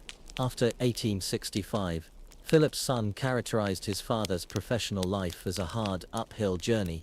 His legal practice included a very great number of poor clients, especially sailors, with much of his time given up to unselfish acts. An abolitionist, Philip assisted the Underground Railroad by hiding at least one escaped slave in his cellar until the fugitive could safely continue traveling toward Canada. On December 29, 1842, Philip married Rebecca McLean, who outlived him, dying on April 1. Rebecca came from a distinguished family. Her father, Louis McLean, had served as a U.S. representative, senator, secretary of the Treasury, Secretary of State, and twice as U.S. Minister to the United Kingdom. Her younger brother, Robert Milligan McLean, became governor of Maryland and served as U.S. ambassador to Mexico, France, and China. Philip and Rebecca had 2 sons. Their firstborn, Louis McLean Hamilton, served in the United States Army during the Civil War and later under General George Armstrong Custer in Indian Territory, present-day Oklahoma. He died at age 24 while leading the first charge in Custer's attack on Black Kettle's Cheyenne camp during the Battle of Washita River. Their second son, Alan McLean Hamilton, became a psychiatrist and Fellow of the Royal Society of Edinburgh. His works included a biography of his grandfather, titled The Intimate Life of Alexander Hamilton, published in 1910. Philip Hamilton died comparatively poor on July 9. The story of Assyria begins with nomadic Semitic peoples settling around established Mesopotamian cities. These Assyrians would eventually forge one of history's most formidable empires. When Sumerian dominance waned after 1500 years, their cultural heritage persisted even as political power shifted. The Akkadian language became widespread, though royal courts and scholars maintained Sumerian traditions. Mesopotamia's governance evolved from city-states into vast centralized empires with impressive capitals. Among history's most influential civilizations was the Assyrian Empire, which propagated its cultural influence across Anatolia and Syria. Following Sumerian decline, Amorite peoples migrated from Syrian and Arabian deserts, gradually integrating into Mesopotamian society. Initially serving as agricultural workers and military auxiliaries, they eventually helped topple Sumerian authority alongside Eastern Elamite attack. After conquering Sumerian centers, these Amorite newcomers established themselves as ruling elites, Interestingly, they embraced Sumerian customs, religious practices, and governance structures, becoming thoroughly integrated over time. While common people spoke Semitic tongues, Sumerian remained the language of education and spiritual life. By mid-2nd millennium BCE, Amorites had blended with earlier Semitic populations and adopted Akkadian speech. Around this period, Aramean peoples began migrating from Syria-Palestine, drawn to the fertile lands between the twin rivers. The Assyrians themselves originated as semi-nomadic Semitic groups, living near established urban centers, having journeyed southward from Syrian-Palestinian territories. Around 2000 BCE, they established the city of Ashur along the Tigris, their leaders adopting the title Ishiakum. Their homeland, later called Assyria, appears in ancient texts as Sabur, Sumerian, or Sabatur Akkadian. Assyrians first gained military recognition under King Elishuma, who challenged Babylon and expanded Assyrian influence. This ruler descended from an Akkadian governor who had founded a dynasty in Ashur. However, this Akkadian lineage was overthrown by another Assyrian leader, Shamshi-Adad, shortly before Hammurabi's era. Early Assyrian royal history remains fragmentary, though an 8th century BCE king list mentions 17 early rulers who lived in tents, highlighting their nomadic origin. Some bore Canaanite names, suggesting non-Semitic ancestry. During Shamshi-Adad's reign, Assyrian power reached Lebanon and Palestine, controlling valuable Mediterranean trade routes. Their southern frontier extended to Babylon and Eshnun. Simultaneously, Assyrians began establishing commercial outposts throughout Anatolia. Our knowledge of Assyrian activities in Anatolia comes primarily from clay tablets discovered near modern Khazir. These documents, written in Old Assyrian script, chronicle 3 generations of Assyrian merchants. The first Anatolian trading colony was established under Elishuma, with his son Irashum and grandson Sargon continuing these commercial ventures. The most significant Assyrian trading center in Anatolia was Kanesh, modern Kultepe, where archaeologists have unearthed thousands of clay tablets detailing business contracts, legal judgments, commercial agreements and taxation records. Assyrians established trade centers called Karim, connected to headquarters at Kanesh. These facilitated commerce and dispute resolution, though Assyrians held no political authority in Anatolia, paying taxes to local sovereigns instead. Mesopotamian civilization, despite its technological and cultural sophistication, lacked critical natural resources. Assyrians traded with Anatolian regions for tin, copper and silver, offering textiles and precious stones in exchange. Additional Assyrian commercial archives found at Hattusar and Angkor provide detailed information about pricing, profits, losses, annual trade balances, loans and revenue streams of various trading centers. However, the Assyrians contributed minimally to Anatolia's cultural evolution during this period. Though they introduced writing to the region, their influence remained limited due to their predominantly commercial focus. Eventually, political instability in Anatolia and increasing dangers along trade routes caused Assyrian merchants to gradually withdraw. The collapse of these commercial networks weakened Assyrian presence in the region. Later, when Hittites began using writing systems, they adopted Mesopotamian cuneiform through Syrian contacts. After Hittites destroyed Babylon in 1594 BCE, Mesopotamian power dynamics shifted dramatically. Kassites gained control of Babylon, while Hittites expanded westward toward the Aegean. Meanwhile, Hurrians established the powerful Mitanni kingdom stretching from the Zagros Mountains to the Mediterranean shores. Competition for essential resources, metals, timber and Mediterranean port access, fueled conflicts between these kingdoms. While ruling elites enjoyed prosperity, ordinary citizens suffered under crushing taxation and harsh labor conditions. Each conquest heightened social tensions as newly subjugated populations resisted their oppressors. After Shamshi-Adad and his successors, Assyrian influence diminished significantly. Their Anatolian trading network collapsed and Assyria fell under Mitanni domination. During this period, Assyrian rulers essentially served as governors, under Mitanni authority, referring to themselves as Ishakum, high priests of the god Ashu. Despite Mitanni supremacy, Assyria experienced occasional periods of independence. For instance, in the early 14th century BCE, King Ashur-nadanaher III negotiated a border agreement with the Kassite king Bernaburiash of Babylon. Later, another Kassite ruler, Kariandash, recognized Assyrian boundaries in a formal treaty. These diplomatic achievements suggest Assyria maintained some political significance despite Mitanni overlordship.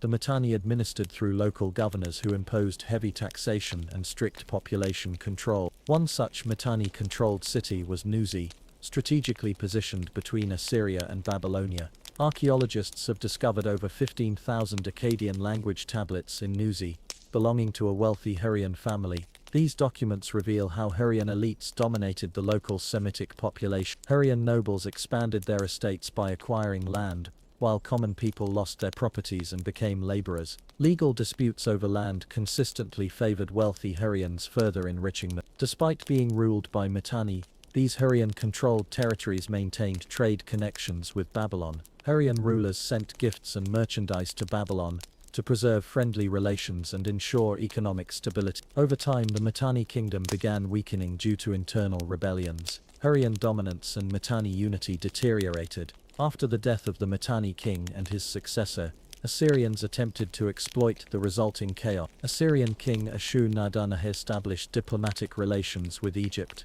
receiving the same level of respect from the pharaoh as was shown to the Mitanni ruler. However, for Assyrians to gain true independence, they first needed to break free from Hurrian control. According to documents excavated in Ashur, Hurrian influence was increasing in Assyrian society. Land transaction records frequently showed Hurrian names among buyers, sellers, witnesses and guarantors. Hurrians who married Assyrian women gave Hurrian names to their children. Similarly, Assyrians who married Hurrian women also gave Hurrian names to their offspring.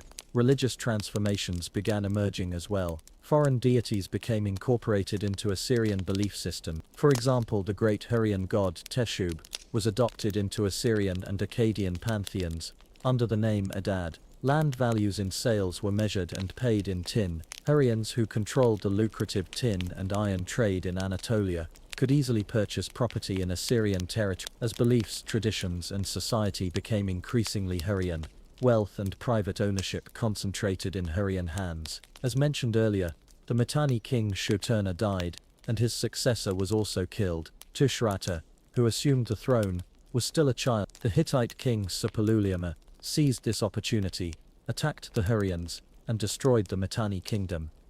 After this Mitanni defeat, Assyrians leveraged the resulting disorder to rise up under the leadership of Ariba-Adad's son, Ashurbanipal, breaking free from Hurrian domination. Ashurbanipal's name would later become synonymous with courage and independence for Assyrian monarchs. It's no coincidence that the final Assyrian king adopted this name after the ultimate destruction of the Assyrian kingdom in Syria. After securing freedom, Ashurbanipal re-established international relations. He began marking his correspondence to Egypt and Babylon as Sheruel, Sheru-Rabo, meaning great king. However, domestically, to maintain continuity with tradition and custom, he referred to himself as Uklum, meaning leader.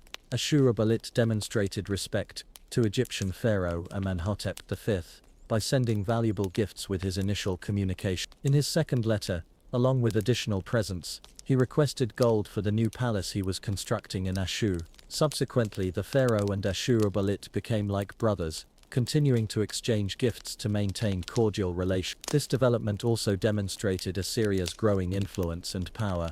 After gaining independence, Ashurbanipal was not satisfied with newly acquired independence and national sovereignty. He sought to expand his territory by incorporating border regions that once belonged to the Mitanni kingdom. The region of Musri, present-day Jebel Maqlab, northwest of Nineveh, came under Assyrian control through this approach. Babylon had previously viewed Assyria as subordinate, due to its past under Mitanni domination. To eliminate this disparity and strengthen diplomatic ties, Ashurbanipal offered his daughter, Mobalit-Shuria, to marry Babylonian king Burnaburishing in a magnificent ceremony. While Assyrians pursued militaristic expansion policies, Babylon flourished in arts and sciences. In Babylonian temples, which served as scientific centers of the era, foundations of astronomy, geography and metaphysical philosophy were established. Babylonian culture significantly influenced Assyrians as well. The Assyrian king's chief scribe was Babylonian.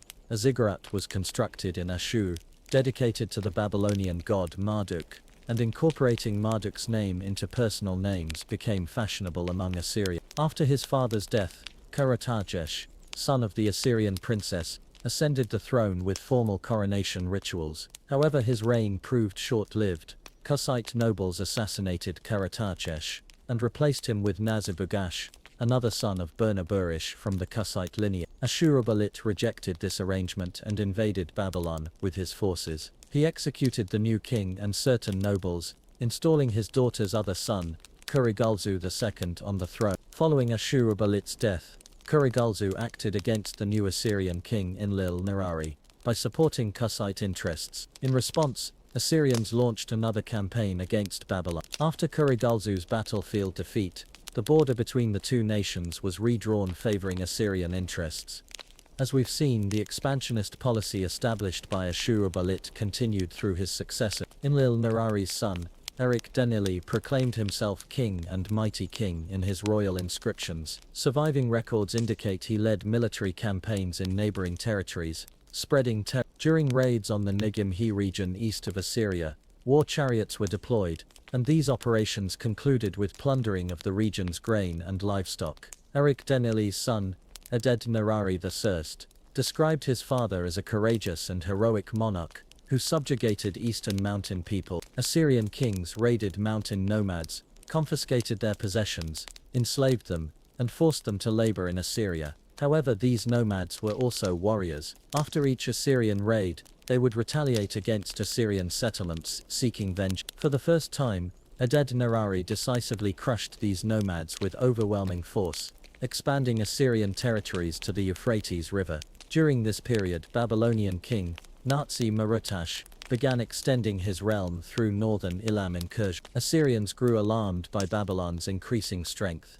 Adad-Nirari exploited a territorial dispute between the two kingdoms to attack Babylon and seize contested lands. The boundaries between these powers were redrawn in Assyria's favor. The Mitanni kingdom, situated around present-day Urfa and Mardin in southeastern Anatolia, had been under Hittite protection. However, conflict between Hittites and Egypt around 1300 BCE left Mitanni vulnerable. Adad-Nirari seized this opportunity and invaded southeastern Anatolia, capturing the Mitanni capital Washukani and taking King Shatuara prisoner. Shatuara was later released for substantial ransom. Following Shatuara's death, his sons fought over succession. Adad-Nirari exploited this chaos, launched another invasion, destroyed the Mitanni kingdom, and annexed territories from Karkemish to Turb Abdin into Assyria.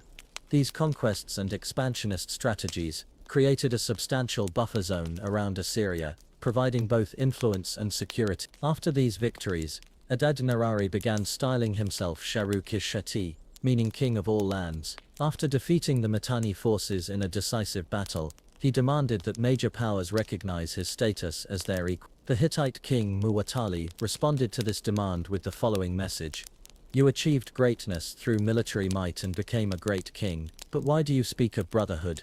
Were you and I born from the same mother?" This correspondence clearly demonstrates Muwatalli's condescending attitude toward Adad-Nirari.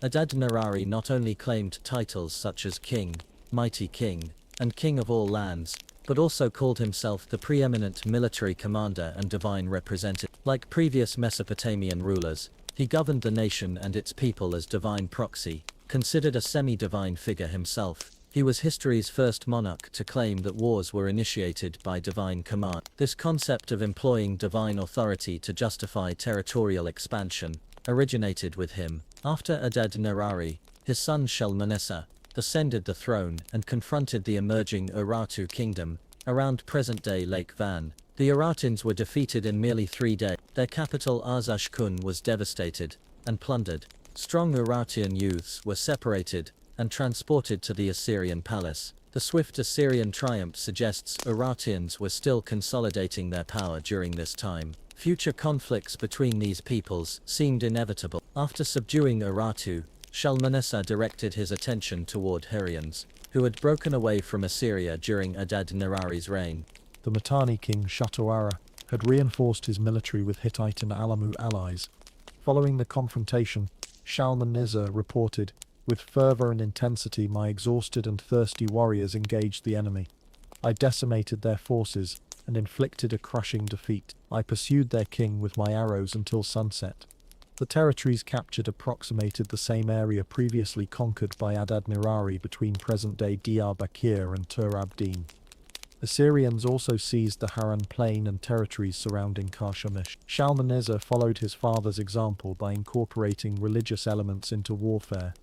He claimed to enter battles with divine support from Ashur and other supreme deities. He portrayed himself as the ruler who made all kings and princes bow before Ashur and other great gods. He declared that he conquered Mitanni through Ashur's divine power. Before launching military campaigns, he followed ancient traditions of consulting oracles and seeking guidance from Ashur through divination. Shalmaneser also employed psychological warfare tactics. His declaration, "I slaughtered Hittite and Alamu soldiers like sheep," aimed to spread terror among neighboring states and undermine enemy morale. Assyrian records from this period exaggerated victory scales. According to Assyrian sources, 14,000 enemy soldiers were blinded and 180 villages burned during the Hurrian conflict. These inflated numbers and brutal actions formed part of a psychological warfare strategy designed to intimidate adversaries. Some historians attribute these violent acts and mutilations to inherent Assyrian brutality. However, similar punishments like hand amputation were common throughout the ancient Near East. In Nuzi, priests would order blinding as punishment for contract violation. The Amorites of Palestine threatened to blind the right eye of their Yebush neighbors.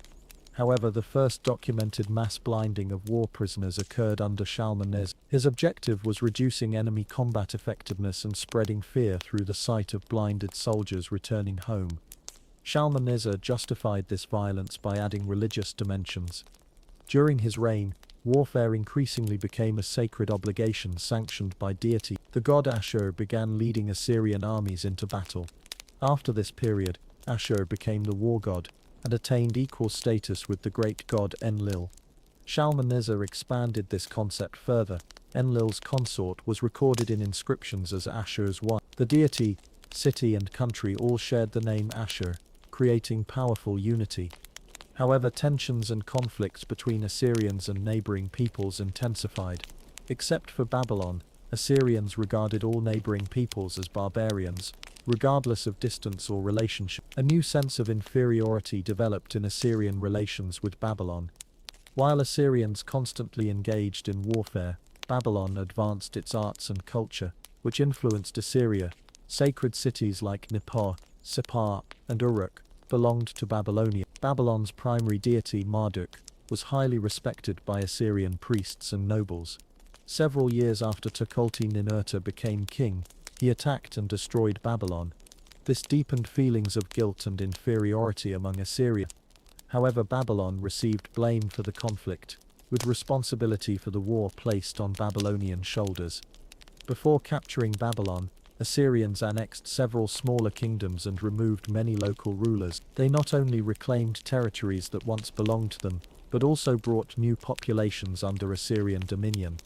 Tukulti-Ninurta expanded and completed the political framework established by Ashur-uballit. This system centered on military organization and armed force. However, Assyrians exerted minimal cultural influence over conquered regions.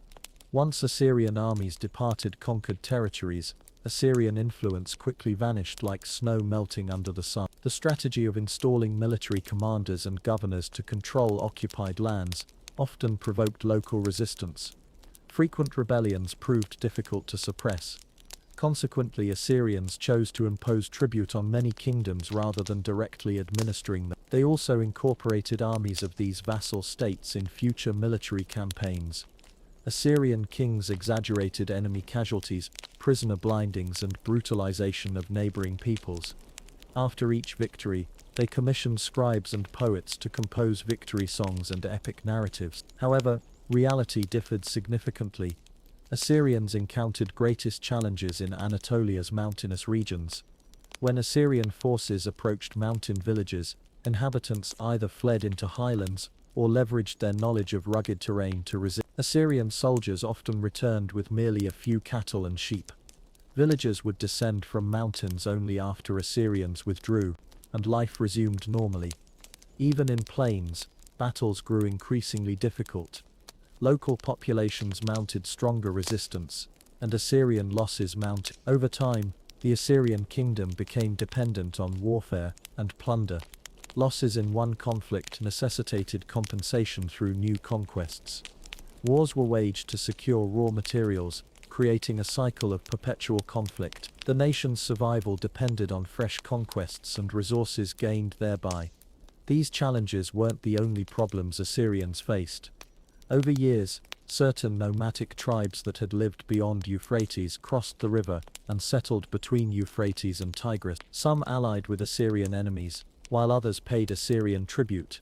However, they frequently raided prosperous Assyrian cities, fleeing when Assyrian forces approached.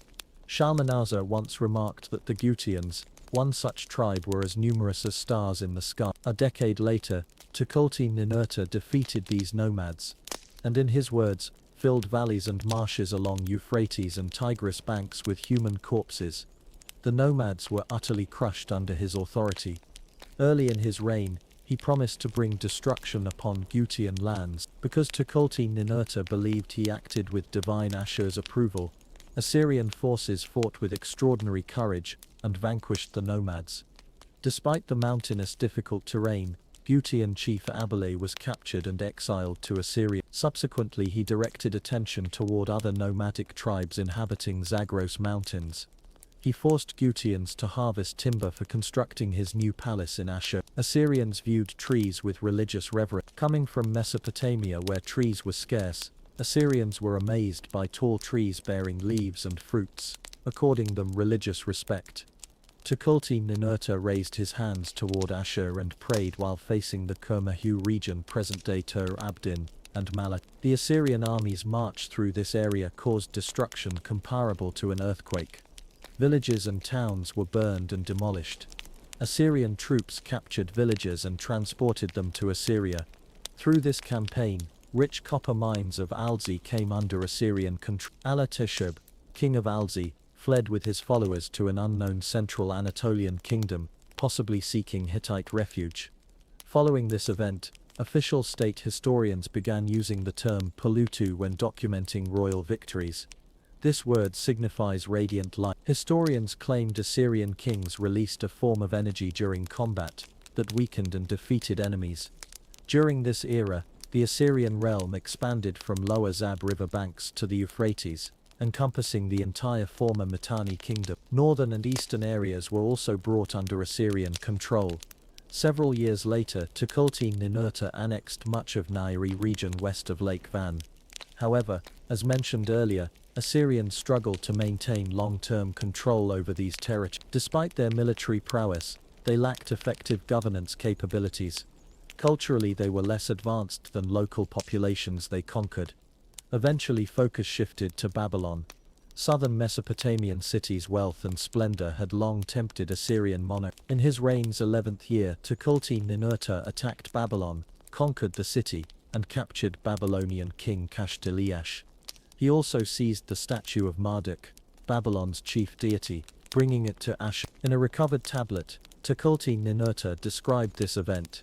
With assistance from great gods leading my forces, my lords Ashur, Enlil, and Shamash, and with support from Ishtar, goddess of earth and heaven, I confronted Kashtiliash, Kardiniash's king, initiating conflict. I compelled his troops to surrender and forced his warriors to cut grass and weeds. Amid battle, I personally captured Kashtiliash, the Kashite king. I kicked his noble posterior, as though he were a donkey, chained him, and brought him to Ashur before my lord. I extended my authority to Sumer and Akkad's borders at the lower sea where the sun rises, and I expanded my kingdom's boundaries. After this war, Kashites were relocated to Kalhu in Assyria. Forced population relocations had begun during Shalmaneser's reign. Shalmaneser had previously transferred Haran Plain inhabitants southward, compelling them to construct Ashur's walls. According to records, many Kashites settled in Nimrud perished from food shortages. Following Babylon's fall, Tukulti-Ninurta extended his dominion to the Euphrates. Small kingdoms of Mari, Rapiku, and Kana, along with southeastern Anatolian highlands including Arrapha, modern Kirkuk, acknowledged Assyrian sovereignty and began paying tribute. Tukulti-Ninurta's expansionist and regional dominance strategies not only secured raw materials for Assyria, but also provided new laborers and slaves. Annual tribute collected from subjugated kingdoms became a crucial Assyrian revenue source. Copper and iron from Anatolia, silver from Taurus Mountains, and timber from Amanus and Zagros Mountains built new palaces, government structures, and imposing ziggurats. However, wealth from these conquests benefited only Assyrian rulers. Officials, nobles, temple priests, and oracles. Common Assyrians and oppressed conquered peoples remained impoverished and exploited. Assyrian domination created an atmosphere of terror in neighboring regions. Burning and destruction of settlements along with execution and enslavement fueled this fit. Tukulti-Ninurta constructed 2 new temples in Ashur. One, a ziggurat, honoring god Ashur, had been initiated during Shalmaneser's reign, but remained unfinished. The modest original Istar temple was expanded into a larger, taller structure. Excavations and decoded tablets indicate Ashur became an important capital during Tukulti-Ninurta's reign. He also connected his name to religious and administrative organization, surpassing previous Assyrian rulers in this domain. His new palace formed part of the Ashur temple complex. Since military campaigns were conducted under Ashur's guidance, other cities and regions were administratively linked to this temple. This complex was named Tukulti-Ninurta. In reality, it was simply a newly constructed palace complex from which the king governed. Located approximately 3 kilometers south of the city at modern-day Tel Akir village, the king attached great importance to this palace. He removed cedar columns from the city palace and installed them in his new residence. These columns had a storied history. They were originally taken from Nahor in the Haran plain by Adad-Nirari. Following a campaign against Hanigalbert, the columns had previously supported the Hanigalbert king's palace. Thus, the new complex became the royal residence and center of Assyrian authority. As Assyrian power increased, the palace and temple complex expanded and prospered. In one palace section, a cult hall contained a throne where god Ashur was believed to sit annually. Several times yearly, the king hosted feasts in the palace and temple where gods were considered his guests. Most famous was the Akitu festival celebrated after royal sacrifices to deities. This tradition originated during Adad-Nirari and Shalmaneser's reigns, and was observed in other Assyrian cities where sacrifices honored God. The Akitu festival continued for several days with the monarch playing a central role. Morning and evening sacrifices were performed by the king while priests managed ceremonies. After the high priest recited honored gods' names, he prayed for the city, kingdom and king's success and prosperity. These ceremonies and festivals aimed to ensure divine support for the monarch and strengthen royal control over subjects and neighboring nations. During this period, the king became known as the son of all peoples. Assyrians likely adopted this title from their Hittite neighbor. However, Hammurabi had also called himself Babylon's son on his famous lore stela 500 years earlier. Therefore, Assyrians probably borrowed the solar worship concept from both Hittites and Babylonians. Assyrians showed equal reverence to sun god Shamash as to war god Ashur.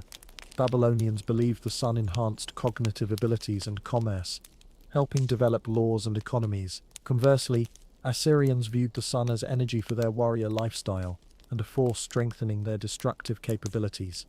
For Assyrians, the sun also symbolized fire, and they believed they could control conquered regions through burning. Shamash, the sun deity, was also Sippar's patron god. The city Tukulti-Ninurta had captured and incorporated into Assyria. Subsequently, Tukulti-Ninurta became known as King of Sippar and Ashur.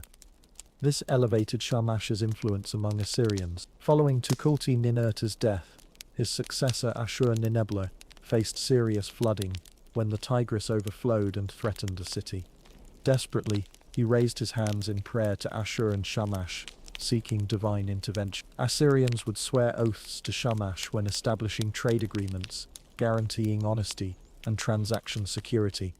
After Babylon's fall and Kashtiliash's capture, Assyrian poets composed an epic commemorating this event.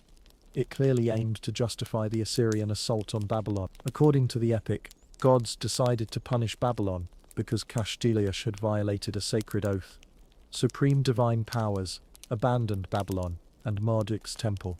In the narrative, Tukulti-Ninurta's men intercepted Babylonian merchants carrying Kashtiliash's correspondence. Tukulti-Ninurta presented this letter to Shamash and complained about the Babylonian ruler breaking his oath.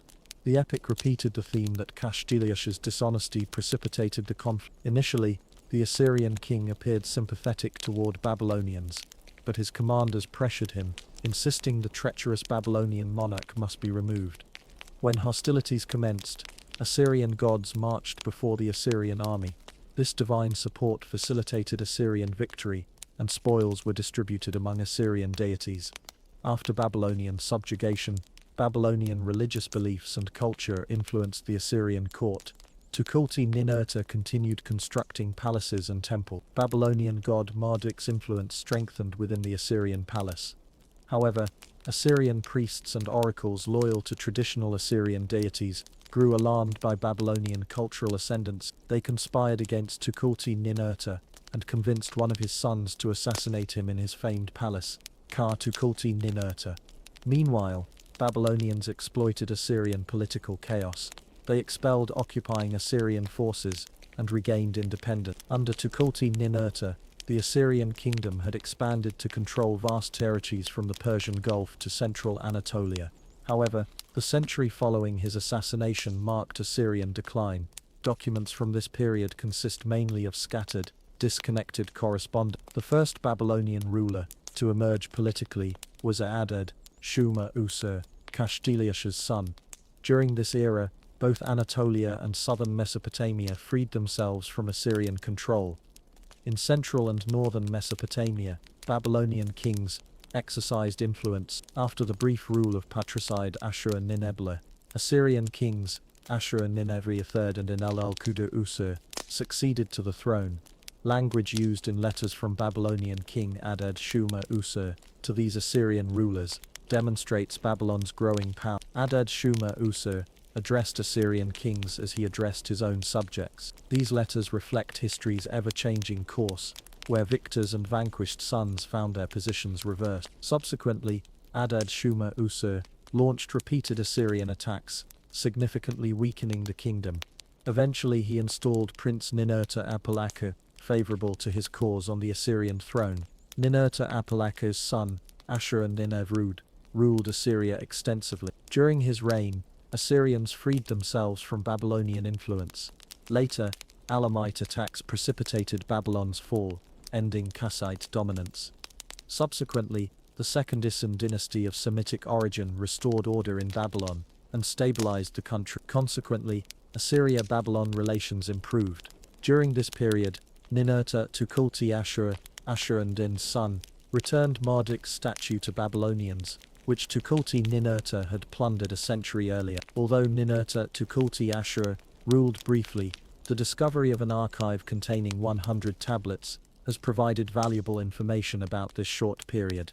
This archive likely comprises documents from Ashur-Din's reign. Although Ninurta-Tukulti-Ashur's name appears in texts, the title king never precedes it. As mentioned previously, few documents from this era survive, making this archive particularly significant. It provides concrete data on daily life, religious practices, palace administration, and governance. Many documents record numbers and values of sacrificial animals, sheep, goats, cattle, donated to the palace by officials and nobles. Among these dignitaries, we find chief livestock breeders, regional governors, mayors, small principality lords, and nomadic Sutu people. The king distributed some palace-gifted animals to priests and high-ranking court officials. However, most were slaughtered and sent to palace kitchens. Additionally, the royal lions in palace gardens received portions of these slaughtered animals. The most impressive specimens were sacrificed to gods during religious ceremonies. During tablet decoding, researchers discovered an interesting religious practice. A purification priest was responsible for cleansing the sin of royal women's menstrual blood on specific monthly days. On these occasions, the sin, affecting the palace women's quarters, was purified through ram or bull sacrifice. From these records, we learn that on the third day of Kuzalu, the third month in the ancient Assyrian calendar, a bull was sacrificed to the palace goddess. With Ashur-Rashisi's coronation, Assyria began recovering. A decree regarding Ishtar temple reconstruction, destroyed by earthquake, reveals numerous raids against Aklamu, Lalubi and Gutians. During this period, the weakened Assyrian state faced attacks from eastern nomadic tribes and western Gutians and mountain people. Assyrians repelled these attacks and secured their frontiers. The king's attitude toward Babylon is evident from his self-proclaimed title, Avenger of Ashur. Assyrians fought Babylonians repeatedly during this period, primarily defending against Babylonian incursions, with Babylonians maintaining advantages. During Tiglath-Pileser's era, the political balance in central and southeastern Anatolia shifted favorably for Assyria. The Hittite kingdom had collapsed, replaced by Phrygians, who had arrived from Thrace. Phrygians hadn't yet established a state. They plundered invaded regions before withdrawing into Anatolia's interior. In his reign's very first year, Tiglath-Pileser launched a campaign against the Phrygian-origin Mushki tribes. Assyrian forces crossed into Kutmuhu via Tur-Abdin and defeated Mushki forces. According to chronicles, a nomadic warrior contingent numbering 20,000 was overwhelmed. Blood cascaded from mountain summits to valleys, flowing like rivers. Additionally, pyramids constructed from severed Mushki heads were displayed outside Anatolian city walls as warnings to settled populations. Interestingly, Assyrians incorporated surrendered Mushki soldiers into their ranks. The depleted Assyrian military was reinforced with foreign troops. In subsequent years, Tiglath-Pileser dispatched chariots to northern and northwestern territories of the former Hittite kingdom, while infantry units were sent to mountainous regions where chariots couldn't operate. This strategy subjugated numerous minor principalities to tributary status. Next, attention shifted to Hanigalbat, where the former Mitanni kingdom had stood. Resistance proved challenging to overcome, but after protracted conflicts, the entire region fell under Assyrian influence. Tiglath-Pileser initially targeted resource-rich territories, conquered them, then launched additional campaigns into neighboring areas for security. This expansion strategy demanded continuous warfare, exhausting military forces and reducing troop numbers. He became the first Assyrian monarch to campaign into distant territories previously untouched by Assyrian rulers. Assyrian forces reached the Upper Sea, Mediterranean, and advanced northwest. The ruler of Nairi, supported by neighboring principalities' war chariots, was swiftly defeated. Retreating forces were pursued by Assyrian raiders to Lake Van shores. This brief conflict resulted in Assyrian acquisition of Malatia and Ergani with their copper and lead deposits. Subsequently, Tiglath-Pileser turned toward Lebanon's cedar forests.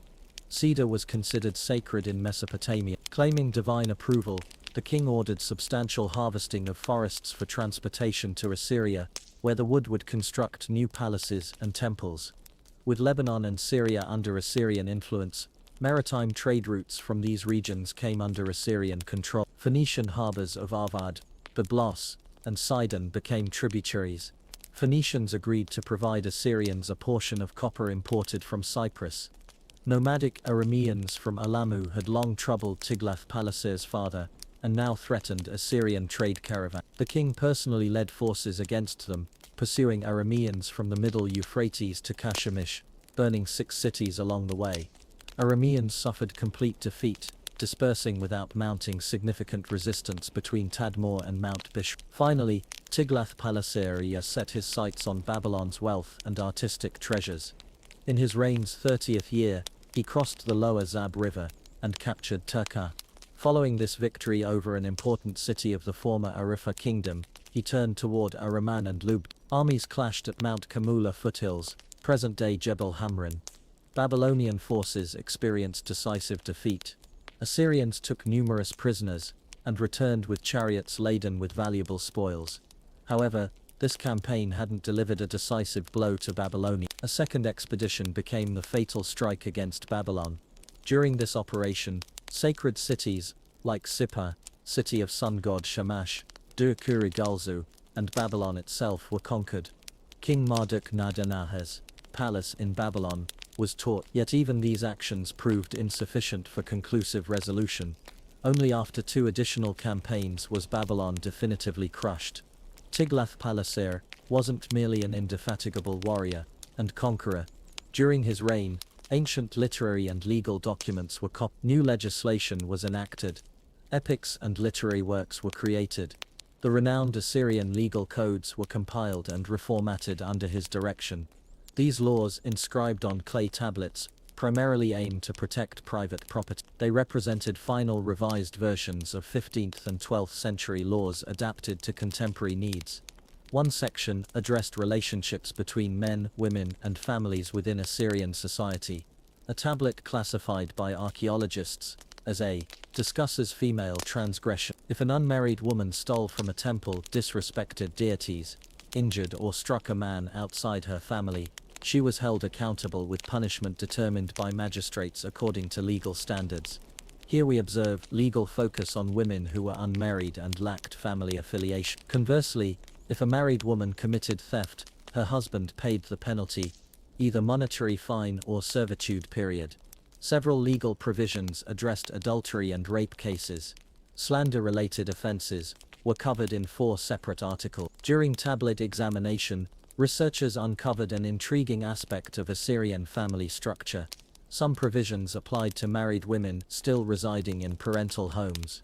This indicates that despite marriage, some women remained in childhood residence. For marriage, a man would summon neighbors and relatives, and in their presence cover the woman's face with a veil, declaring, "This woman is now my wife." This ceremony formalized the union. Without this ritual, the woman remained his companion rather than legal wife. Children from such unions could only inherit if the father had no legitimate wife or offspring. If a man's companion encountered his legal wife publicly, such as in marketplaces or during walks, the unmarried woman must cover her face. However, temple prostitutes weren't required to wear veils. In fact, prostitutes and female slaves were prohibited from facial covering in public spaces. Laws stipulated that if an Assyrian citizen observed a prostitute or female slave walking veiled, he must apprehend her for violating prohibition. If later proven guilty with witnesses, the offending woman received 50 lashes. Her valuable ornaments were confiscated, and her head was doused with tar before release. Other legal articles addressed marriage. One mentions a woman anointing her husband's head with cream, while another references gifts a man must present to his bride on their wedding day. Once this condition was fulfilled, the marriage became legally binding. Upon a husband's death or prolonged absence due to warfare or extended trade journeys, the woman was given by her father-in-law to another son, provided they exceeded 10 years of age. If no suitable son, uncle, or brother over 10 existed in the husband's family, the woman's father could reclaim his daughter. However, this required returning the dowry he had received. These provisions reveal that women in Assyrian society were treated as exchangeable commodity. Furthermore, a woman who deliberately terminated her pregnancy was impaled on a stake. Her body denied cemetery burial. Instead, it remained exposed for jackals and vultures to consume. The B tablet contained laws concerning private ownership of fields, gardens, and pasture. Tampering with boundary stones marking private property and fields received severe punishment. If proven guilty with witnesses, the perpetrator's finger was amputated. He received 100 lashes and served as a forced laborer. One of the most significant early first millennium developments was Aramean nomad settlement, which profoundly impacted the Middle East. During these years, Arameans established principalities throughout Syria, the Euphrates Valley, and southern Mesopotamian fertile land. By the 10th century BCE, archaeological evidence shows Arameans settling south of Carchemish, where the Euphrates forms a wide bend before flowing southward.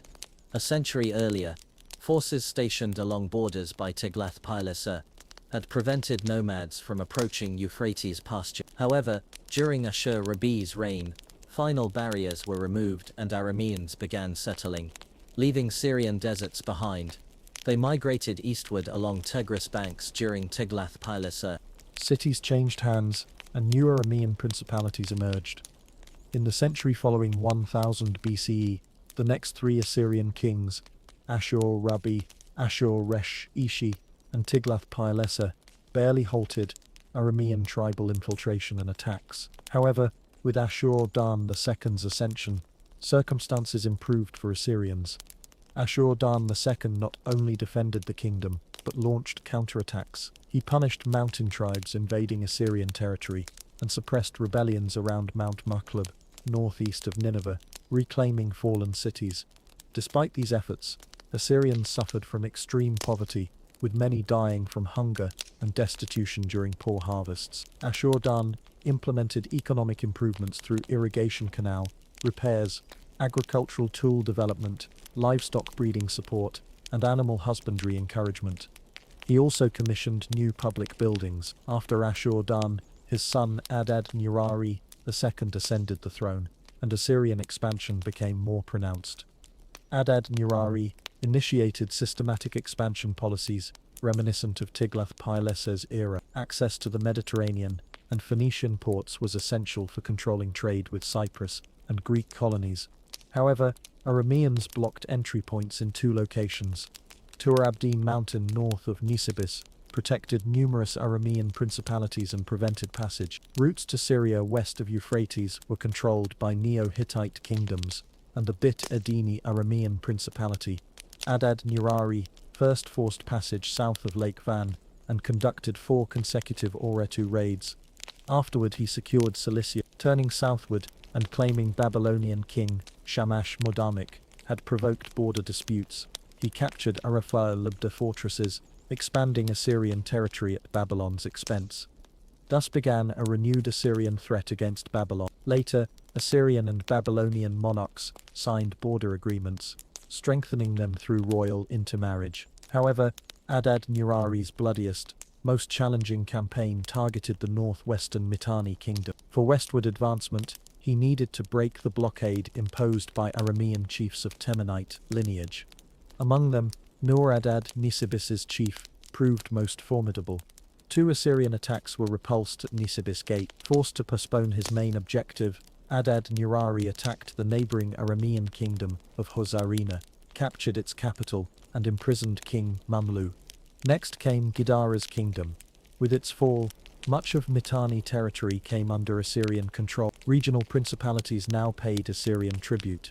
Subsequently, Adad-nirari gathered forces and attacked Nisibis, finally capturing the city. On his 6th attempt, he chained King Nur-Adad and transported him to Assyria. His next targets were southern Aramean principalities. He destroyed Aramean principalities west of the Habor River, which rises around Tur Abdin and flows south into Euphrates. He subjected the Aramean kingdoms of Lak and Hindu to tribute. Thus growing Aramean regional dominance was partially curtailed. After these conquests, Adad-nirari assumed the long-forgotten titles Shah Kishshati, King of the Universe, and King of the Four Quarters, unused for 150 years. His son, Tukulti-Ninurad II, continued his father's expansionist policy. After campaigning around Lake Van, he annexed Mardin and Diyarbakir into Assyrian territory. Above all, he needed to consolidate Assyrian dominance over his father's conquests. Therefore, he advanced southward through the Habor Valley, reaching Middle Euphrates before embarking on a southern expedition. Near Kabshor, he crushed the warlike Aramean Ortutu tribe, incorporating survivors into his forces as slaves and soldiers. This 5-day march secured tribute payments from Hindu, Lak, and Syria-ring principalities. Returning to the Habor Valley, the army launched another offensive, annexing the Haring Aramean principality. Thus, Assyrian domination over Habor was established, and Arameans subdued. During this renewed expansion period, Assyria began by eliminating or taxing neighboring western Aramean principalities. Then, turning eastward, it extended influence to the Iranian plateau. These regions held strategic importance, not only for raw materials, but also strategic value. Conquering Nisibis, Haring, Diyarbakir and Mardin, along with taxing Oretians around Lake Van, had already unlocked Anatolia's natural resources. However, conquering these regions and subjugating populations led to periodic uprisings and central authority challenges. Among these populations, the Dagara tribe inhabited southeast Mount Kadnu. They raised cattle and horses and crafted gold, silver and bronze items. The Kada and Lullo peoples of present-day Iraqi Kurdistan were known for bronze production, weaving and animal husbandry. The Manians inhabited Lake Urmia shores, their land known as Paswa. Assyrians first encountered them during an 8035 BCE campaign, after which 27 kings or tribal chiefs agreed to pay Assyrian tribute. Many tribes scattered across Zagros mountain slopes disappeared by the early 7th century BCE, losing independence and assimilating among Assyrians, Elamites, and Oretians. Subsequently, Persians and Medes began settling in Zagros Mountain. Excavations at Tepe Terang, Tepe Hisar, and Nehavend Plain, south of Caspian Sea, reveal traces of horse-riding nomads who migrated from southeastern Europe, crossed Asian steppes, and arrived either through Caucasus or around northern Caspian shores. The Medes and Persians, belonging to the Indo-European Eastern Branch, sometimes peacefully integrated with encountered local populations, while other times, as in Demun, they seized local property during passage. This migration, though intense, progressed slowly over centuries. When Assyrians first encountered and dispersed these nomads, they couldn't foresee future developments. However, the initial confrontation occurred between Shalmaneser's forces and Median Persian nomads, with the final confrontation ultimately destroying the Assyrian king. Other pastoral nomads, known as Fars and Zikirtu, descended through Caucasus into regions around Lake Van and Mount Ararat, establishing both friendly and hostile relations with Oretian. Meanwhile, Oretians consolidated their centralized kingdom, uniting small principalities under one authority and establishing foundations for a civilization renowned for bronze cauldrons, golden ornaments, magnificent temples and stone bridges. Lake Van at 1,700 meters altitude and surrounding regions were separated from Assyrians by Zagros and Ararat mountains, while connecting with the Iranian plateau and present-day Azerbaijan. These rugged mountains, dividing the two kingdoms, wouldn't prevent Assyrian and Oretian expansion. The kingdoms would engage in prolonged bloody conflicts over Manian, Paswa, and Mitanni territories. However, Oretu faced threats beyond Assyrian. The region lay on Indo-European nomad migration routes, descending from Caucasus, and subsequent centuries would witness fierce battles between locals and nomads. Archaeological findings from Van and Toprak Keller indicate relations between Armenian highlands and Mesopotamia dating back to Akkadian times. When Ashurnasirpal II ascended the throne upon his father's death in 8084 BCE, he remained unaware of northeastern threats. He was the first true ruler of Assyria's resurgence period, combining military prowess with strategic expansion and strong leadership.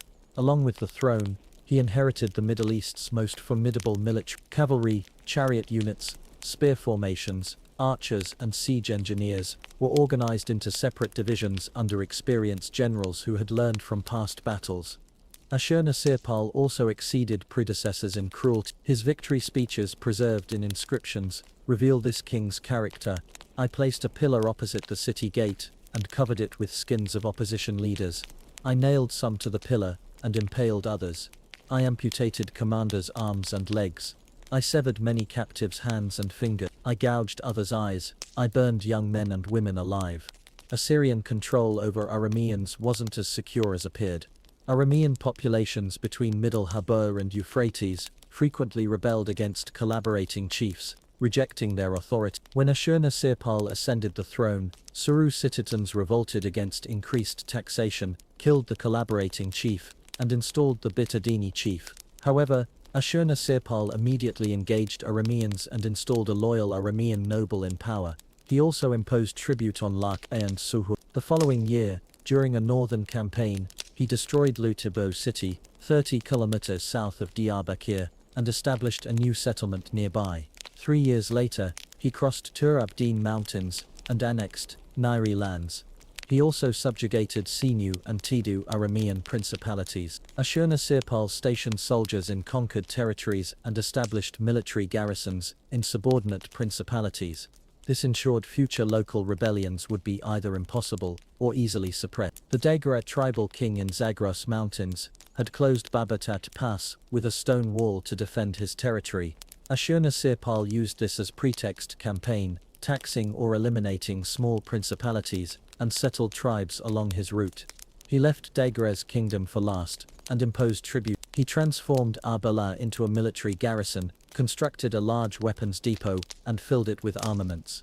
This garrison would later facilitate Assyrian expansion and future Median conflict. The year 8078 BCE featured campaigns consolidating Assyrian dominance over Habur and Middle Euphrates regions. The Suhu people had rebelled, and Babylonian king Nabu-apla-iddina dispatched his brother with military support. This uprising was followed by Lak-A and Hindini revolt. These rebellions directly responded to oppressive Assyrian rule and heavy taxation burdens. However, the Bitadini Aramean kingdom sought to transform this unrest into a political independence movement for Aramean people, and led resistance organization. Indeed, Arameans under Assyrian rule suffered heavy oppression, as did other subjugated peoples. However, Ashurnasirpal's forces crushed these uprisings and increased taxation on rebellious regions. Ashurnasirpal appointed pro-Assyrian Aramean chiefs to administrative positions and staffed these governments with Assyrian commanders and officials. After suppressing rebellions, Assyrians established two large military garrisons in northern and southern regions. The army then marched toward Edessa, present-day Urfa, which surrendered after prolonged siege and became tributary. Aramean uprisings were crushed, Arameans were subdued, and Mediterranean port access secured. The following year, Ashurnasirpal personally led his army across Tigris, through Azala, Bitadini, and Tilabna, principalities, to Euphrates banks. Carchemish, the Neo-Hittite kingdom's capital, submitted to Assyria. King Sangara pledged loyalty and agreed to pay tribute. The Hatina kingdom and several tribal chiefdoms along the Lebanese route were also taxed. Following this path, Assyrians reached Lebanon and Mediterranean. According to ancient tradition, Ashurnasirpal washed his weapons in seawater. Phoenician port cities of Tyre, Sidon, Arvad, and Bablos, along with Amaru kingdom, declared loyalty and inquired about expected tribute amounts. Returning, the Assyrian army passed through Amanus mountains, harvesting cedar trees for new Assyrian palaces and temples. The Assyrian army's fearsome reputation ensured this campaign was highly profitable, despite minimal conflict. In subsequent years, Ashurnasirpal again crossed Euphrates, campaigning deep into Anatolia against the expanding Urartian kingdom. During Ashurnasirpal's final years, Assyria reached the Mediterranean westward. Though it hadn't captured Lake Van regions, it had conquered all southern and southeastern Anatolia, pressing against Urartian borders. Eastward borders extended to Lake Urmia, while southward, Hiramu and Haratu fortresses marked the Babylon-Assyria border, constantly threatening Babylonia. Control over some regions relied on military garrisons and Assyrian military might. Wealth from territories conquered or taxed by Ashurnasirpal flowed into Assyria as gold, silver, copper, tin, iron, cattle, sheep, horses, luxury goods, and precious metal ingots. War prisoners provided cheap labor for the state. These slaves constructed palaces and temples, and worked in gardens and fields of Assyrian officials and wealthy elites. Ashurnasirpal wasn't merely a harsh ruler, but also a construction patron. His building projects symbolized war spoil redistribution among king, state, and priest. He built a magnificent new capital 30 kilometers south of modern Mosul, naming it Kalhu. This site, previously settled by Shalmaneser in the 13th century, had fallen into neglect. Ashurnasirpal employed tens of thousands of slaves to clear ruins and build a ziggurat, temples, and a new palace on cleared land. Upon completion, the city was enclosed by an 8-kilometer wall. Like other Assyrian cities, Kalhu featured irrigation systems and drainage channels, surrounded by orchards, vineyards, and cultivated fields. Ashurnasirpal's palace comprised 3 main sections, with numerous rooms and halls.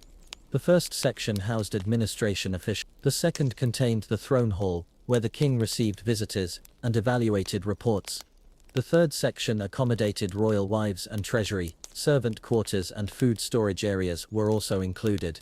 Palace walls featured reliefs depicting battle and hunting scenes. Visitors reached audience and throne halls through a wide corridor lined with winged bull statues with human heads, lions and dragons. An inscription discovered during Kalhu excavations describes a grand feast hosted by Ashurnasirpal following the city's completion. This celebration reflects the period's grandeur and Ashurnasirpal's extravagance. According to the inscription, 174 guests from Assyria and tributary states attended the 10-day feast. During celebrations, 2,200 bulls and 16,000 sheep were slaughtered. Additionally, numerous gazelles, cranes, partridges, fish, and various fruits and vegetables aided digestion. Tens of thousands of wine and beer liters were consumed. In 858, Shalmaneser III, even more aggressive and warlike than his father, ascended the throne. Shalmaneser led Assyrian armies into battle for 27 years. Toward his reign's conclusion, when he appointed his most trusted commander to lead the army, he had already crossed Euphrates 20 times, Amanus Mountains 7 times, and raided Cilicia 4 times, facts recorded in an inscription he left behind. Like his father Shalmaneser III's campaigns aimed at imperial expansion, during his first regnal year, Shalmaneser followed his father's path, raiding the Mediterranean coast, where he symbolically washed his weapons in salty water. Returning, he raided Karshemish, Hatina, and Bitadini, along with smaller surrounding cities, reasserting control and imposing tribute. This display directly targeted Bitadini Kingdom. To secure Mediterranean port control, the obstacle at route entrance, Bitadini, required removal. The following year, Assyrians besieged Tilbarsib, Bitadini's capital. Aramean king Ahunu and his forces mounted strong defense, initially repelling the siege. The city fell only the subsequent year when Ahunu fled from advancing Assyrians, leaving his forces leaderless. Afterward, Assyrians recaptured former fortresses of Pitru and Mutkinu, which had fallen into Aramean hands.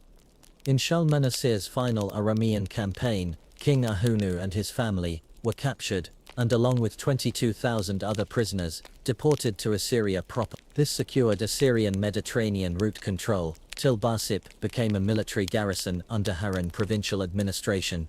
3 years after Tilbarsib's capture, 8556 BCE, Shalmaneser's Assyrian army marched northward. The force devastated villages and towns, advancing toward Lake Van, through present-day Erzurum. Assyrians encountered and defeated Urartian forces, under King Aram, east of the lake, plundered surrounding Urartian cities, and returned through present-day Hakkar. In 8554 BCE, Shalmaneser campaigned into Tur Abdin Mountains.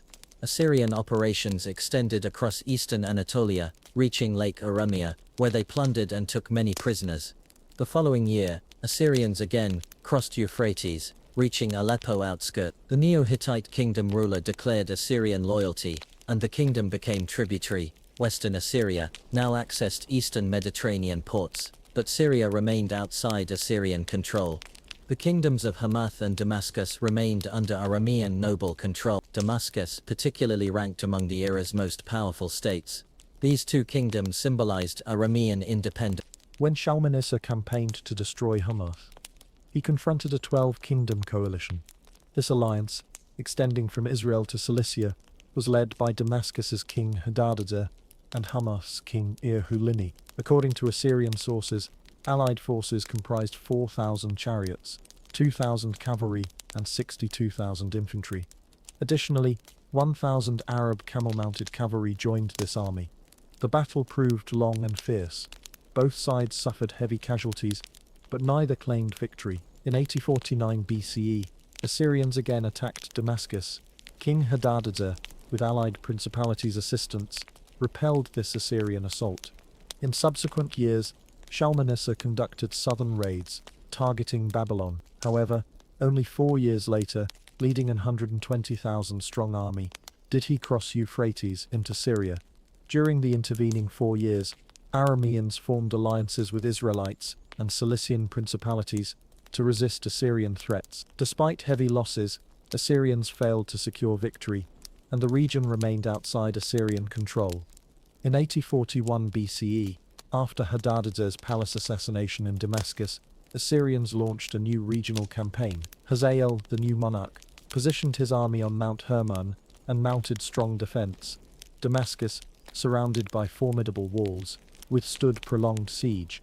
Assyrians failed to capture Damascus, abandoned the siege, and marched toward Lebanon. At Mount Carmel, Shalmaneser received tribute and valuable gifts from Tyre and Byblos chiefs, and Israel's king Jehu. Although Shalmaneser failed to capture Damascus or subdue other Aramean kingdoms, he now controlled trade routes to wealthy Phoenician ports. Tribute from these ports and Amanus mountain timber flowed into Assyria. Additionally, Neo-Hittite principalities and northern Cilician Phrygians were largely subdued. In 8050-8051 BCE, Shalmaneser redirected attention to southern Mesopotamia and Babylon. Marduk Belosatite, angry with his brother, Marduk Zakir Shumi, Babylon's king demanded half the kingdom. Seeing opportunity, Shalmaneser led his army into Babylon, under assistance pretext. He captured 2 cities under Marduk Belosotate's control, and attacked Genanat, his rule's center. The city burned, and Marduk Belosotate and followers were impaled.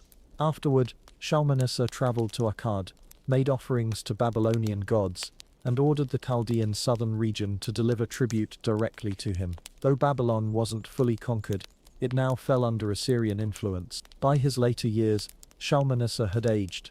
In 8032 BCE, he appointed his commander-in-chief, Dayan-Ashur, to lead the army. During this period, Assyrian administration became highly bureaucratized. For the first time, military commanders, palace officials, and state administrators appeared in royal annals. This reflected growing Assyrian noble power during Shalmaneser's reign. Ashurnasirpal II and Shalmaneser III's long reigns allowed appointed officials to maintain extended authority, strengthening their influence. Previously, each new king appointed new officials upon coronation. However, these 2 kings' prolonged reigns enabled appointees to remain in power, leading to hereditary military and administrative positions. This created conditions for continuous palace intrigues and power struggle. Officials governing provinces and cities collected and recorded taxes, tributes, and trade revenues. As tribute and gifts increased, state revenues grew. However, when military expenses exceeded revenues, taxes increased. Tax burdens shifted onto working classes and peasants by dependent kings and provincial governors. People and slaves endured harsh oppression, leading to frequent uprisings throughout the kingdom, particularly in Anatolia and Syria. Some rebellions were led by pro-Assyrian local chiefs, while others were led by unknown popular leaders. Central government harshly suppressed these revolts. During this period, priesthood influence also significantly increased. Temples functioned as banks, with priests acting as divine moneylenders, lending gold and silver with interest, approving trade agreements, and regulating commerce. Shalmaneser devoted substantial bloody conquest spoils and collected taxes to kingdom development. The Assyrian kingdom wasn't merely the era's wealthiest state, but far surpassed contemporaries in artistic and cultural advancement. The bronze gates of the royal palace at Imgur-Enlil, modern Balawat, reflect exceptional Assyrian artisan bronze working skills even today. Walls surrounding the old capital Ashur were expanded and repaired where dilapidated. However, Shalmaneser focused primarily on rebuilding and expanding Kalhu. At one corner of Kalhu's walls stood military headquarters, known as Ekal Mashati. This center housed weapons depots, war spoil warehouses, chariot storage, and various workshops. A training ground existed, where officers trained soldiers, alongside barracks and mess halls for officers and troops. The royal palace was expanded with new halls and throne rooms filled with gold and silver artifacts. In 8027 BCE, Shalmaneser's son Ashur-Dain-Aplu rebelled after being removed from crown prince position. Some governors and local chiefs supported the rebellion. Nineveh, Ashur, and Arbela cities, along with Arapha principalities, sided with Ashur-Dain-Aplu. However, Kalhu and distant provinces remained loyal to the king. Shalmaneser, weakened by age, couldn't suppress his son's rebellion. He died in 8024 BCE, without resolving the conflict. Shalmaneser's Adad-Dif, Shalmaneser's eldest son, succeeded him and spent 2 years overcoming his brother's challenge. Babylonian king, Marduk-Zakir-Shumu, mediated between brothers and brokered peace, but only after receiving significant gifts and concessions from Shalmaneser-Adad, which convinced him to withdraw support for the younger brother. In subsequent years, Shalmaneser-Adad focused on destroying Babylon and restoring wounded pride and honor. By then, Marduk-Zakir-Shumu had died, and Marduk-Belos-Ikbi had ascended the Babylonian throne. The new king, aided by Chaldeans and Elamites, defended his territory but eventually succumbed to Assyrian forces. Assyrians returned with war spoils. The following year, Shalmaneser-Adad led his army south again and occupied several Babylonian cities. He captured the Babylonian king and nobles, bringing them to Nineveh. In a second campaign, the newly crowned Babylonian king and his army were defeated, and sacred cities of Babylon, Kutha, and Borsippa fell to Assyrians. Assyrians then marched further south, imposing tribute on Chaldeans. When Shalmaneser-Adad died in 811 BCE, His son Adad-Nirari III was still a child, therefore his mother, legendary Queen Samaramat, assumed the throne and ruled for 5 years. During her reign, Assyrian armies under General Nergal-Ilia campaigned against Medes and Manians. These campaigns weren't aimed at territorial conquest, but political dominance and intimidation of peoples settled on Zagros Mountain's eastern slopes. In 815 BCE, Adad-Nirari launched his first Syrian campaign. After defeating Hamath, Damascus was forced to pay tribute. The city of Mary was conquered,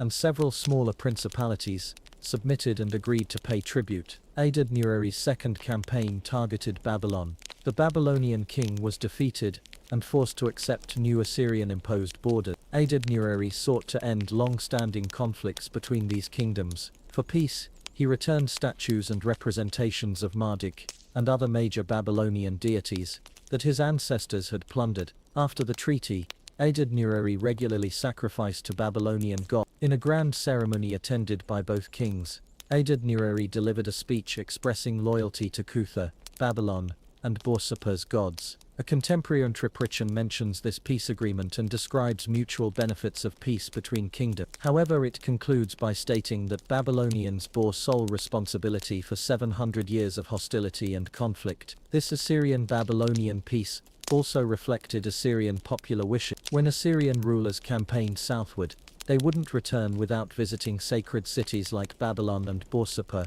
and sacrificing to their great gods. Marduk's cult was highly respected in Assyria, and his worship spread among Assyrians. One annual royal scribe record mentions that the year's most significant event was Adad-Nirari's foundation laying for Nineveh's Nabu temple. A later record indicates temple completion and Nabu's relocation to his new sanctuary. For Assyrians, Babylon's sacred cities resembled Mecca for Muslims. They traveled south annually, pilgrimage-like, to offer sacrifices. Perhaps Islamic Meccan pilgrimage and Christian visitation of Mary's Ephesian house originate from these ancient Mesopotamian practices. Indeed, Islam particularly incorporates many Mesopotamian traditions. After this peace, Adad-Nirari protected Babylonians. He launched 3 campaigns against Chaldeans, attacking from the south, defeating and subduing them, preventing further southern threats to Babylon. Our knowledge of Assyrian provincial administration and provincial life during Adad-Nirari's reign comes primarily from documents discovered in Guzana, Habu province's capital. When these documents were written, Guzana hadn't been fully integrated into the Assyrian system, and most inhabitants remained Aramean. Under Assyrian rule and exploitation, these people frequently rebelled. Arameans were primarily farmers and small livestock herders. Their villages were controlled by Assyrian commanders and tax collectors called Nagiru. Assyria extracted grain, gold and prized horses from the region. The collaborating Guzana governor held power comparable to a king. He took orders only from the Assyrian king or his regional representative, the chief commander. In provincial hierarchy, he outranked neighboring New Nisibis governor and could summon him when necessary. The governor was supported by extensive military and civil administration. Perhaps fearing local population, these officials' wives and women lived communally in harems. The governor ruled small towns through officials called kipu, and smaller settlements through local administrators called ebaraku. There were also chief shepherds supervising large herds. The local population, predominantly Aramean, worked as shepherds, agricultural laborers and servants. A small minority had purchased freedom by paying silver to governors. This privileged group, called Zaku in Assyrian, could engage in small-scale commerce and enjoyed tax exemption. The governor possessed absolute authority and exploited his territory as desired. After paying military salaries and stockpiling army provisions, his personal profits derived from all remaining collections. If he sensed decreasing income, he increased taxes and imposed harsher measures. The governor also commanded local Assyrian military units, suppressing provincial uprisings and preparing forces to join larger Assyrian armies when summoned for campaigns. For maintaining order, 10-man gendarmerie squads were established, each led by a Rab Kis. These formed the Assyrian military's basic structure. Each squad received a chariot, 4 horses, 10 infantrymen, 10 daggers, 10 armor suits, 10 shields, and 10 swords. Each squad also received a cow or 10 sheep as rations. All Assyrian provinces employed identical administrative structure. Provincial differences stemmed from varying degrees of local assimilation, into Assyrian culture. Nomadic populations resisted assimilation, while settled communities were more easily absorbed. Following Adad-Nirari's death, widespread uprisings shook the empire. His three sons,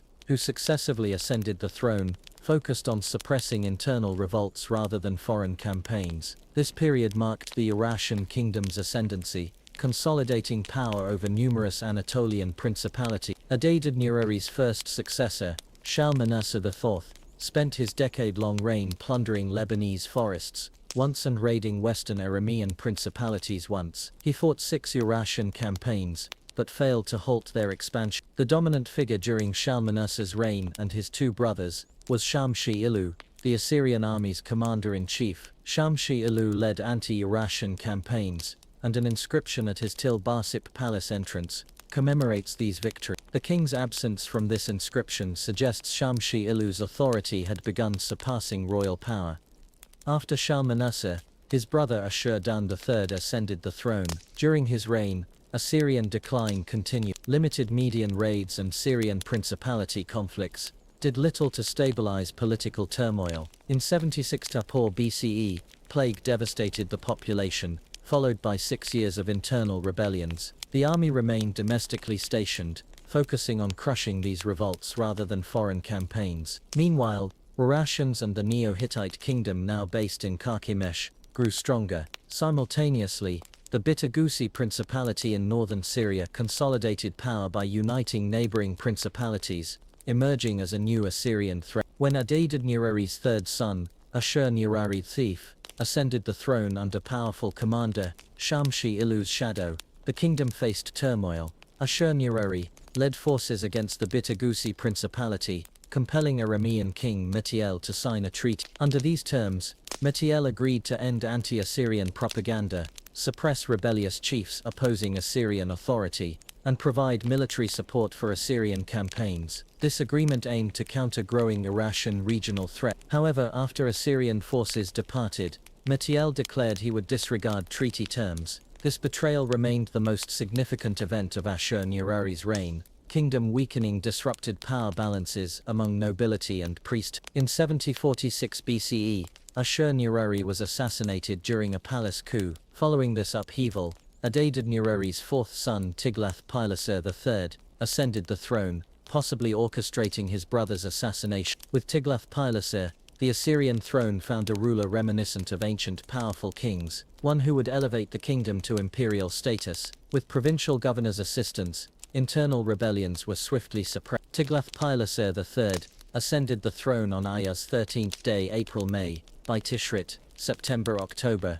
already leading armies against southern Mesopotamian Chaldean principality. Advancing by crushing regional nomadic tribes, forces reached the Persian Gulf without disturbing Babylonian cities. Chaldeans quickly succumbed in brief engagement. During this campaign, Tiglath-Pileser journeyed from Sippar to Uruk, visiting sacred temples in Babylon, Borsippa, and Kutha, demonstrating his role as their natural protector. Temple priests welcomed him ceremoniously. This gesture also expressed his protection of the Babylonian throne, under Nabonassar's rule for 3 years.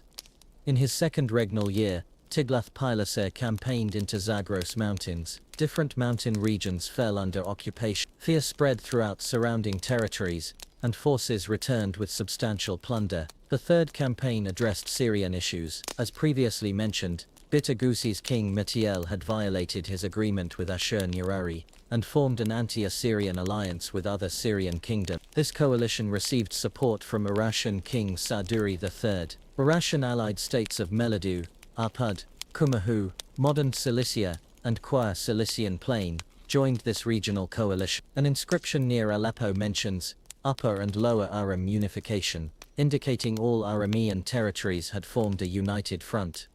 In 7043 BCE, Tiglath-Pileser III led formidable forces toward Arpad, the Bitagusi alliance's capital. Before reaching Euphrates, Assyrians encountered Urartian forces. Sarduri sought to block Assyrian advances into northern Syria and establish Urartian regional dominance. Armies clashed near present-day Beirechik. Urartians couldn't withstand the Assyrian army's superior size and advanced tactic. Sarduri retreated with remaining forces toward Anatolia. Tiglath-Pileser didn't pursue retreating Urartians, but continued toward Arpad, his primary objective. Arpad's siege lasted from 7042. During this period, Assyrians captured regions between Hama and Amanus mountains. However, Arpad's defenders withstood the siege. When Arpad finally fell after 2 years, news reverberated throughout Syria. Kings of Carchemish, Damascus, Tyre, and Gergum visited Arpad to declare Tiglath-Pileser loyalty and offer tribute. However, this victory hadn't yet established complete Assyrian dominance. The following year, while Assyrian forces campaigned in Taurus Mountains, a new Syrian alliance formed to resist Assyrian control. This time the Samal king near the Gulf of Issus led the coalition. In 7038 BCE, Tiglath-Pileser launched a swift, decisive campaign against these united kingdoms. He destroyed Hamath and Samal kingdoms, incorporating them into the newly organized Assyrian provincial system. Consequently, Damascus, Samaria, Tyre, Byblos, Carchemish, Hamath, Samal, Gergum, and Qua kingdoms fell under Assyrian control. Even distant regions began feeling Assyrian power. Tabal chiefs in Anatolia and Queen Zabiber of Arab tribes submitted and began paying Assyrian tribute.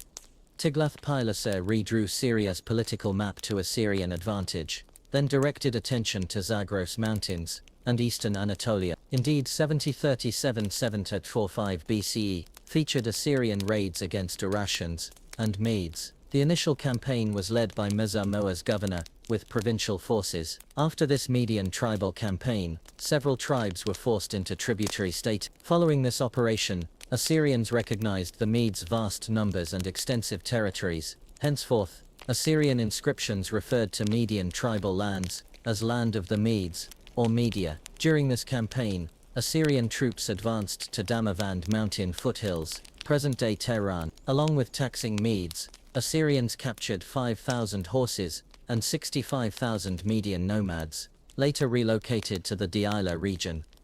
The subsequent year, Tiglath-Pileser led northern Assyrian forces to regions between Lake Van and Upper Euphrates. This campaign aimed to deliver decisive blows to Urartians and precipitate their downfall.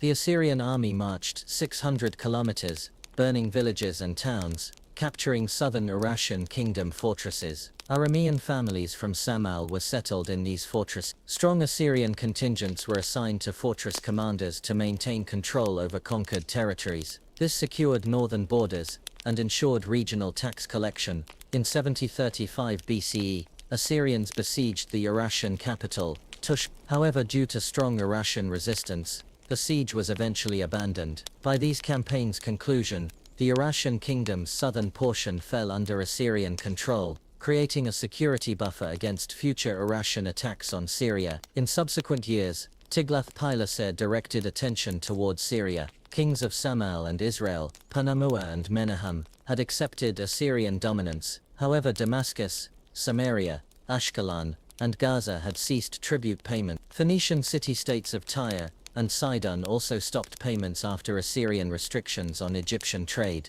To resolve these issues, Tiglath-Pileser launched a Palestinian campaign in 7. During this operation, he captured rebellious Phoenician cities, including Byblos, and divided the region into 6 military districts. He annexed part of Damascus's kingdom into Assyria, and eventually captured and plundered Gaza. Gaza's king, Hanunu, fled to Egypt. While in Gaza, Tiglath-Pileser received envoys from Judah's king, Ahaz, requesting assistance. Israeli and Syrian troops were raiding Judean territories and plundering village properties. Tiglath-Pileser punished Israel by exiling its people and installed loyal Hoshea on Israel's throne. In Anatolia, the Luwian established Tebel king rebelled, but Assyrian forces sent to suppress the rebellion were defeated. Tiglath-Pileser removed the rebellious king and installed a loyal noble. In Arabia, Tiglath-Pileser dispatched a military advisor to Queen Samsi's court. Beyond tribute payments, the queen agreed to send 10,000 Arab warriors for future Assyrian campaigns. Thus, 7032 BCE marked increased Assyrian vassal states. Syrian and Palestinian campaigns had subdued regional kingdoms and population. During Tiglath-Pileser's later reign, no significant regional changes occurred. His next target was southern Mesopotamia. Babylon's king, Nabonassar, died in 7034 BCE, and his son Nabo-Nadin-Zari assumed the throne. In his second regnal year, Nabu-nadin-Zeri was killed by military commander Nabu-shuma-ukin. 2 months later, Ukinzer, a noble from the Chaldean Bitamukani tribe, eliminated Nabu-shuma-ukin and seized power. Like other Assyrian monarchs, Tiglath-Pileser opposed the Aramean origin Chaldeans, but Ukinzer wasn't the only target. Southern Aramean tribes and small kingdoms required tribute payments and Assyrian control to restore regional power balance. Babylon's chaos concerned Tiglath-Pileser III, who wished to maintain regional authority. He led forces to Babylon, intending to discipline not only the Bitamukani tribe, but any troublesome Aramean tribe. Assyrian forces first engaged the Pukudu tribe, defeating them and annexing their territory into Rafah province. Next, Tiglath-Pileser attacked Bit-Surli and Bit-Solani tribes. Their leaders and nobles were executed or captured, farmlands were burned and settlements destroyed. Approximately 20,000 villagers were forcibly relocated to interior regions. Ukinzer, Babylon's new king, resisted from Shapia city extensively. Eventually the city fell and Ukinzer was captured. After Bitamukani's defeat, other Aramean tribes surrendered. The Bityamin tribe leader and Basra Gulf region ruler, Marduk-apla-iddina, brought valuable gifts to Shapia, paid tribute, and declared Tiglath-Pileser loyalty. Thus Assyrian peace was established in southern Mesopotamia, and the region accepted Assyrian dominance. This raised questions about Babylon's future. Tiglath-Pileser didn't want to relinquish Babylonian control, but neither did he wish to transform this sacred land with important Mesopotamian cultural centers into an ordinary Assyrian province. Tiglath-Pileser found a solution, maintaining Babylon's internal independence, while ensuring external Assyrian control. To formalize this arrangement, he adopted the titles King of Babylon and King of Sumer and Akkad. To reinforce this connection, he assumed the Babylonian throne name, Pu. To further establish authority, Tiglath-Pileser personally conducted the Marduk ritual as Babylon's king in 729-728 BC and initiated the New Year festival. Thus, all Mesopotamia came under Assyrian control. When he died in 727 BC, he bequeathed imperial foundations to future Assyrian kings. When Tiglath-Pileser assumed the throne, the nation was weakened. Central administration was fragile, and internal and external threats were serious. Internally, Assyrians and other groups were restless, while externally, Arameans, Urartians, and Neo-Hittite kingdom posed threats. To stabilize the situation, Tiglath-Pileser needed to crush internal revolts, address external threats, and secure new raw material sources through conquests and tribute. Tiglath-Pileser first focused on military reform. Under his leadership, the Assyrian army transformed from raiders into a professional, organized force capable of sustained warfare. The army's core consisted of elite guard units, while the strike force included many foreign troops. Military technology advanced during Tiglath-Pileser's reign. War chariots were enlarged to accommodate 4 soldiers, and wheel count increased from 2 to 4 to carry additional weight and supplies. Cavalry units expanded, and infantry received improved protection from archers, slingers, and spear throwers. The Assyrian army, previously focused on raids and quick strikes, gained capabilities for prolonged sieges. Technical infrastructure for sustaining such sieges was developed. After city captures, control measures were implemented. Houses were constructed for military and civil officials, and barracks and warehouses established for troops. The army maintained dedicated communication systems. Tiglath-Pileser wasn't merely a military leader, but served as the army's chief strategist, coordinating movements and providing logistical support. Tiglath-Pileser's reforms extended beyond military into political and administrative imperial structure. Newly conquered territories were incorporated as provinces directly linked to central government. Governors and tax officials managed these provinces, and permanent military garrisons maintained order. Tiglath-Pileser's expansion and hegemony strategy can be summarized as intimidate neighboring countries, bring them under Assyrian influence, and eventually incorporate them into the empire. Some regions under Assyrian influence were classified under external regions, administration rather than fully annexed territories. This approach prevented local populations from perceiving themselves as occupied, reducing rebellion likelihood. Vassal kingdoms regularly paid tribute. In these cases, Tiglath-Pileser installed loyal nobles on conquered kingdom thrones. These vassal states not only paid tribute, but provided troops for Assyrian military campaign. Assyrian military and civil experts were stationed in these regions to support local rulers and maintain Assyrian influence.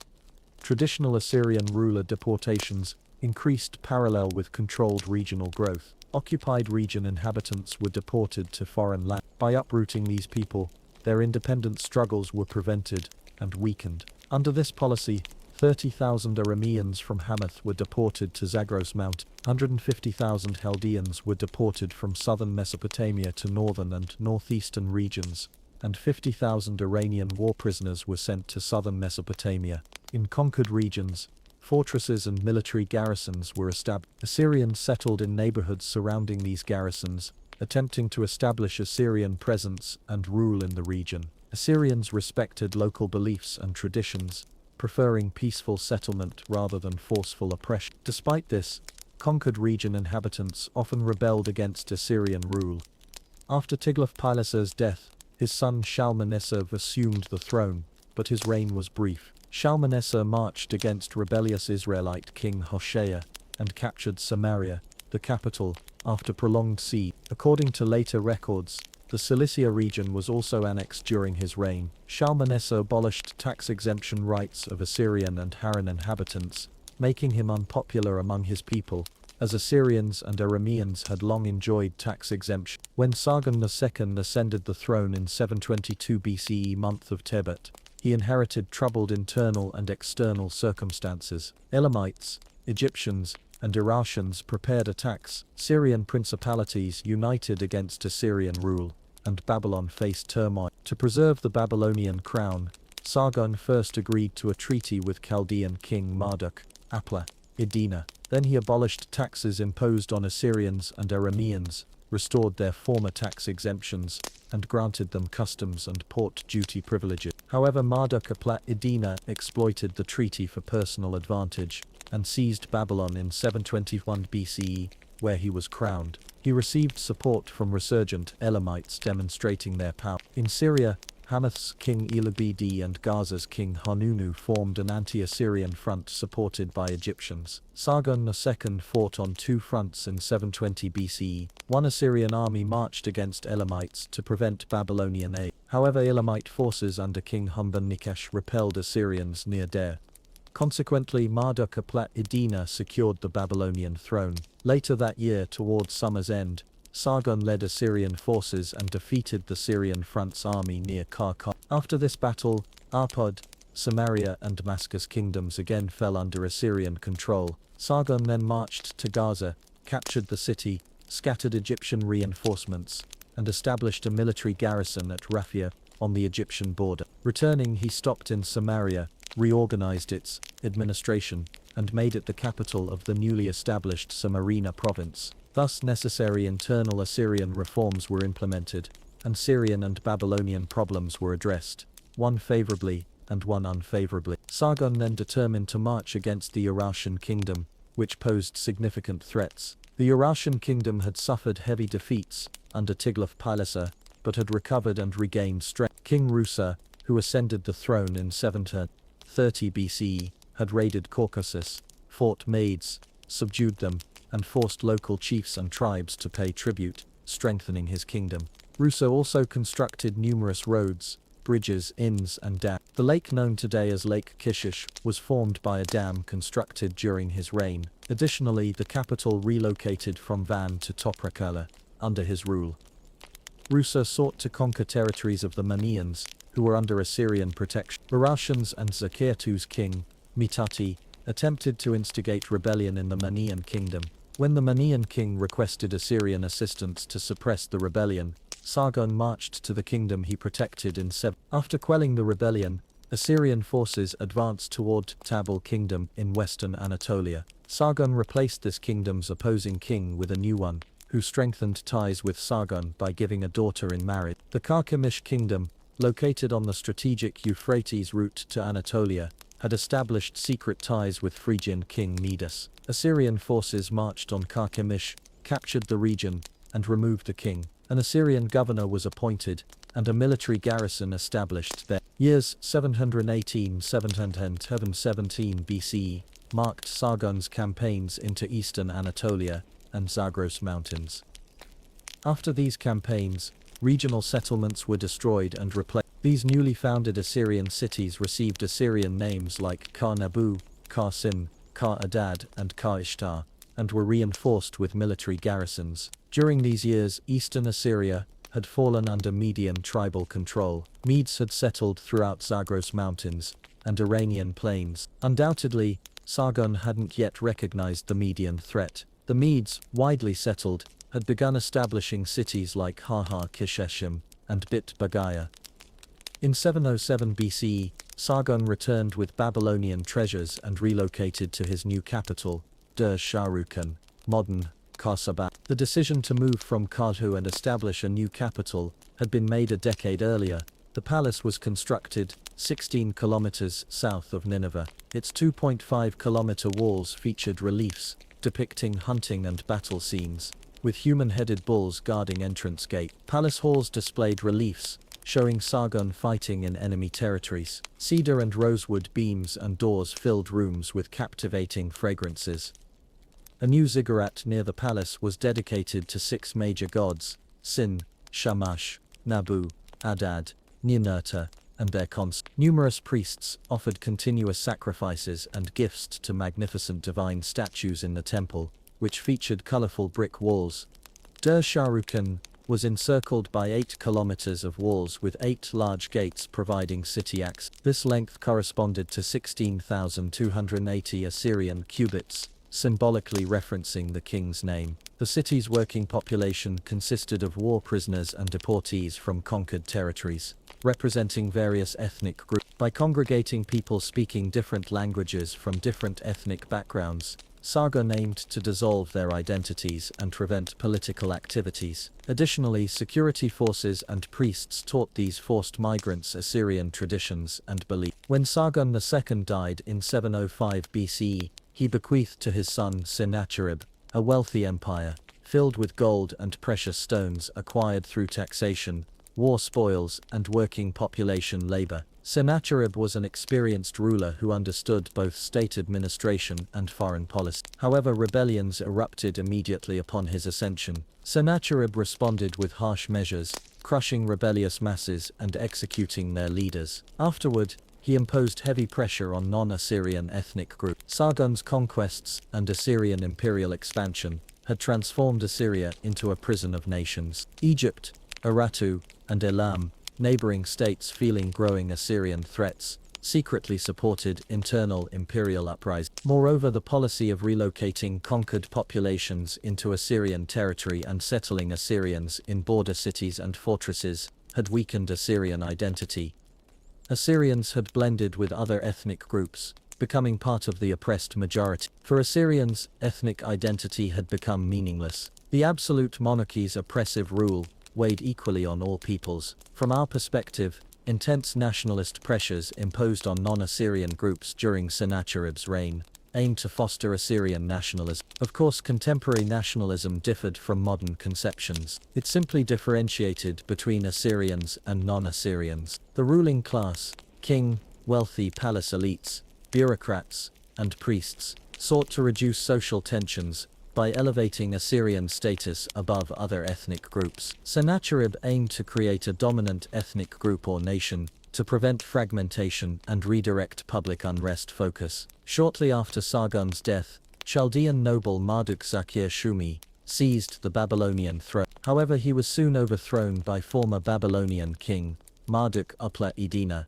who reclaimed the throne for a second time. He enjoyed support from the entire population and southern Mesopotamian nomadic tribes. Elamites also continued supporting Marduk-Upla-Iddina as before. Responding to this development, Sennacherib commanded his forces and marched toward Babylon. He besieged Kutha, which lay on the Babylonian road, while dispatching remaining forces to engage Babylonian Elamite allied forces near Kish. Kutha's fortress fell quickly, and Sennacherib rushed to support his soldiers at Kish. Assyrian forces defeated the Babylonian Elamite allied army, forcing Marduk-Upla-Iddina to flee the throne again. After this victory, Sennacherib installed Belabdini, a Babylonian noble raised in the Assyrian court, on Babylon's throne. Assyrian forces then crushed rebellious nomadic tribes, The army returned with rich spoils from the Babylonian palace. Babylonians continued resisting Assyrian rule. During this period, Babylonians crowned Chaldean noble Mushezeb-Marduk as Babylon's king. Mushezeb-Marduk used gifts and diplomacy to unite Zagros, mountain tribes with various Aramean and Chaldean tribes, forming a united anti-Assyrian front. This alliance's main striking force was the Elamite army. Near the Tigris, close to modern Samarra, armies faced each other in a bloody battle involving chariots, mounted warriors, and archers. Assyrian forces were defeated. Allied forces also suffered heavy casualties. Thousands of soldiers and nomadic warriors perished, including the Elamite commander. Sennacherib required 2 years to recover from war wounds. In early summer 68-9 BCE, the Elamite king suffered a stroke. Taking advantage of the king's illness, Sennacherib marched on Babylon. Using battering rams and ladders, Babylon was captured. We understand Babylon's destruction and its people's slaughter from an inscription written after Sennacherib's devastation. I filled city squares with slaughtered bodies. I burned and destroyed the city and houses. I demolished them from foundation to roof. I completely obliterated brick temples, ziggurats, and gods. I dug canals from Euphrates into the city center and flooded Babylon so no one could find the city, temples, or gods in future. I destroyed everything and erased it. Sennacherib had avenged his son, killed by the Elamite king. Previously, even the harshest Assyrian kings had never harmed Babylon and its people. Babylon, Borsippa, and Kish were sacred Mesopotamian cities. These cities' protector gods, Marduk and Nabu, were also worshipped in Assyria. Why did Sennacherib destroy this sacred city, its people, priests, and temples? Sennacherib had several reasons for this destruction. First, Babylon symbolized and centralized southern Mesopotamian freedom against Assyrian domination. Babylon led all regional rebellion. Additionally, Babylonian priests and prophets, whose influence had declined under Assyrian rule, often organized these rebellions and aided rebels. The gold distributed by Chaldean Mushezeb-Marduk to establish the last united front came from Marduk's temple. Sennacherib's primary motivation wasn't merely avenging his son, but destroying the region's freedom aspirations. During Sennacherib's reign, ethnic superiority sentiments emerged among Assyria. Sennacherib's policies, granting Assyrian privileges, strengthened Assyrian identity, and caused disdain for other ethnic groups' values. This led Assyrian soldiers to desecrate religious statues and destroy cultural symbols of other peoples. Sennacherib's policy is reflected in Assyrian soldiers' destruction of superior cultures and massacres of their creators. Conversely, the crown prince's assassination caused Assyrian palace chaos. According to Assyrian tradition, the king's eldest son inherited the throne upon the king's death. If the eldest son died,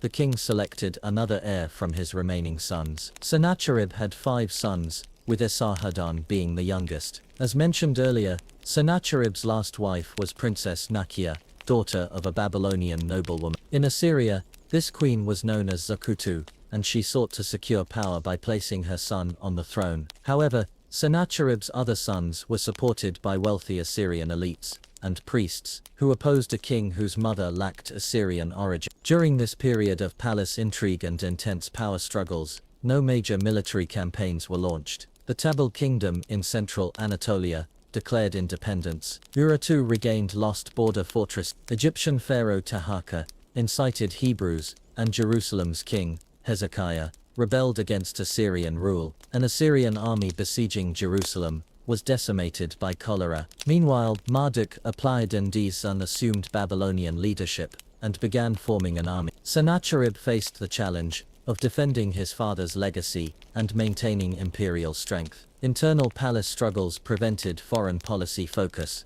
Under Queen Zakutu's influence, Sennacherib declared his youngest son, Esarhaddon, as crown prince. This decision intensified palace intrigues. His brothers and supporters opposed Esarhaddon's appointment. A series of plots and conspiracies dominated palace life. Assyrian priests attempted to justify Babylon's destruction and its sacred temples. However, most people and some priests opposed this. Opponents believed a savior would emerge, Babylon would be rebuilt, and temples restored. Queen Zakutu exploited this situation, spreading belief that her son was the savior through her supporters. His brothers accused Esarhaddon of treason and attacked him. As conflict escalated, Sennacherib intervened and exiled Esarhaddon to an unknown location near Edessa. However, Esarhaddon remained crown prince. In 6081 BCE, while in exile, Esarhaddon received news of his father's assassination, likely by Queen Zakutu's agents. Esarhaddon marched to Nineveh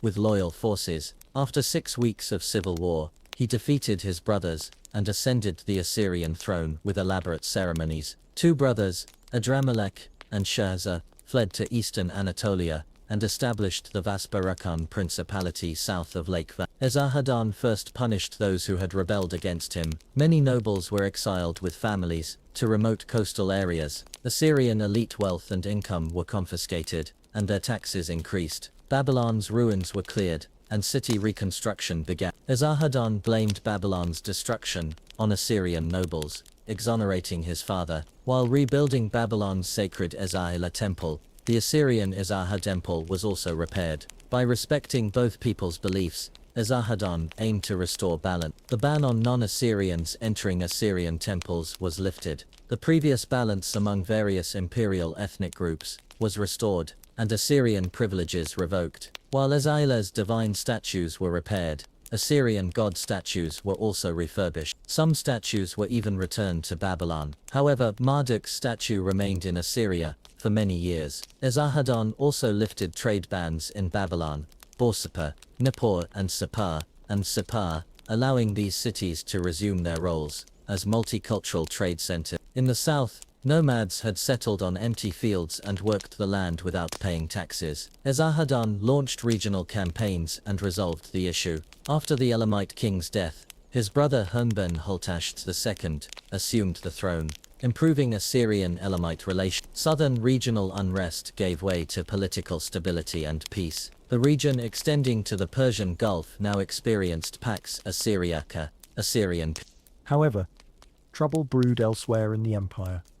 The Cimmerians, who had avoided Assyrian borders after plundering the Black Sea coast and destroying the Phrygian kingdom, reappeared on Assyrian frontiers.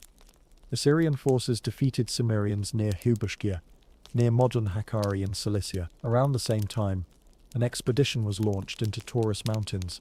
Returning, Assyrian forces besieged the Malatia, principality's capital, but the king escaped. That same year, Esarhaddon led forces toward northeastern Arabia, subduing regional Arab tribes and annexing Bazu, near modern Bahrain, into the Assyrian Empire. Assyrian campaign during the year resulted in appointing Aramean nobles as leaders of several local kingdoms. By this campaign's conclusion, Cypriot city-states and Phoenician principalities returned to imperial control. However, an Egyptian expedition in 6074 BCE ended in defeat. In an eastern Anatolian campaign, Assyrians defeated Manians and their allies, the Scythians. The Gutians, Assyria's eastern neighbors, had formed a Scythian alliance near the Caspian Sea and were raiding Assyrian border regions. They aimed to control cattle and horse trade between Urartu and Assyria. Meanwhile, Medes, who had settled in the Iranian plateau, also threatened Assyrian borders. In 6077 BCE, Assyrian forces launched an Iranian campaign. Some Median chieftains supported Assyrians, helping suppress Gutians, Scythians, and Manians. After this event, Medes occasionally provided horses to Assyrian tax collectors, ensuring relative regional peace. Urartians, meanwhile, were strengthening border fortresses while cooperating with Cimmerians and Scythians against Assyrian expansion. In 6072 BCE, Esarhaddon's eldest son died, forcing him to choose a new heir. He intended to place his son, Shamash-shum-ukin, on the Babylonian throne, and select one of his 2 other sons as Assyrian throne heir. However, he remained uncertain whether to select his middle or youngest son. Esarhaddon was superstitious and indecisive, often fearing divine Ra. His mother, Queen Zakutu, essentially managed palace affairs. Esarhaddon frequently sought her counsel on important matters. When Zakutu fell ill in 672 BC, succession became urgent. Esarhaddon appointed Shamash-shum-ukin as Babylonian king, and named his youngest son, Ashurbanipal, as Assyrian throne heir. This decision faced opposition from priests and nobles, who claimed the young heir lacked governmental experience. In response, Ashurbanipal demanded legitimacy confirmation through a ceremony attended by royal family, nobles and priests. Esarhaddon personally ensured this ceremony occurred and sent official letters to all imperial kingdoms and provinces, confirming Ashurbanipal's heir status. The king's brothers, uncles, nephews and other relatives comprised the Assyrian palace elite class. Below them were nobles, priests and military commanders, holding key palace and state positions. Each wealthy imperial family maintained a representative or relative in palace service, ensuring their interests received protection. In provinces, a similar system existed with local nobles and governors maintaining palace ties through family connection. Provincial nobles sent sons to work with governors.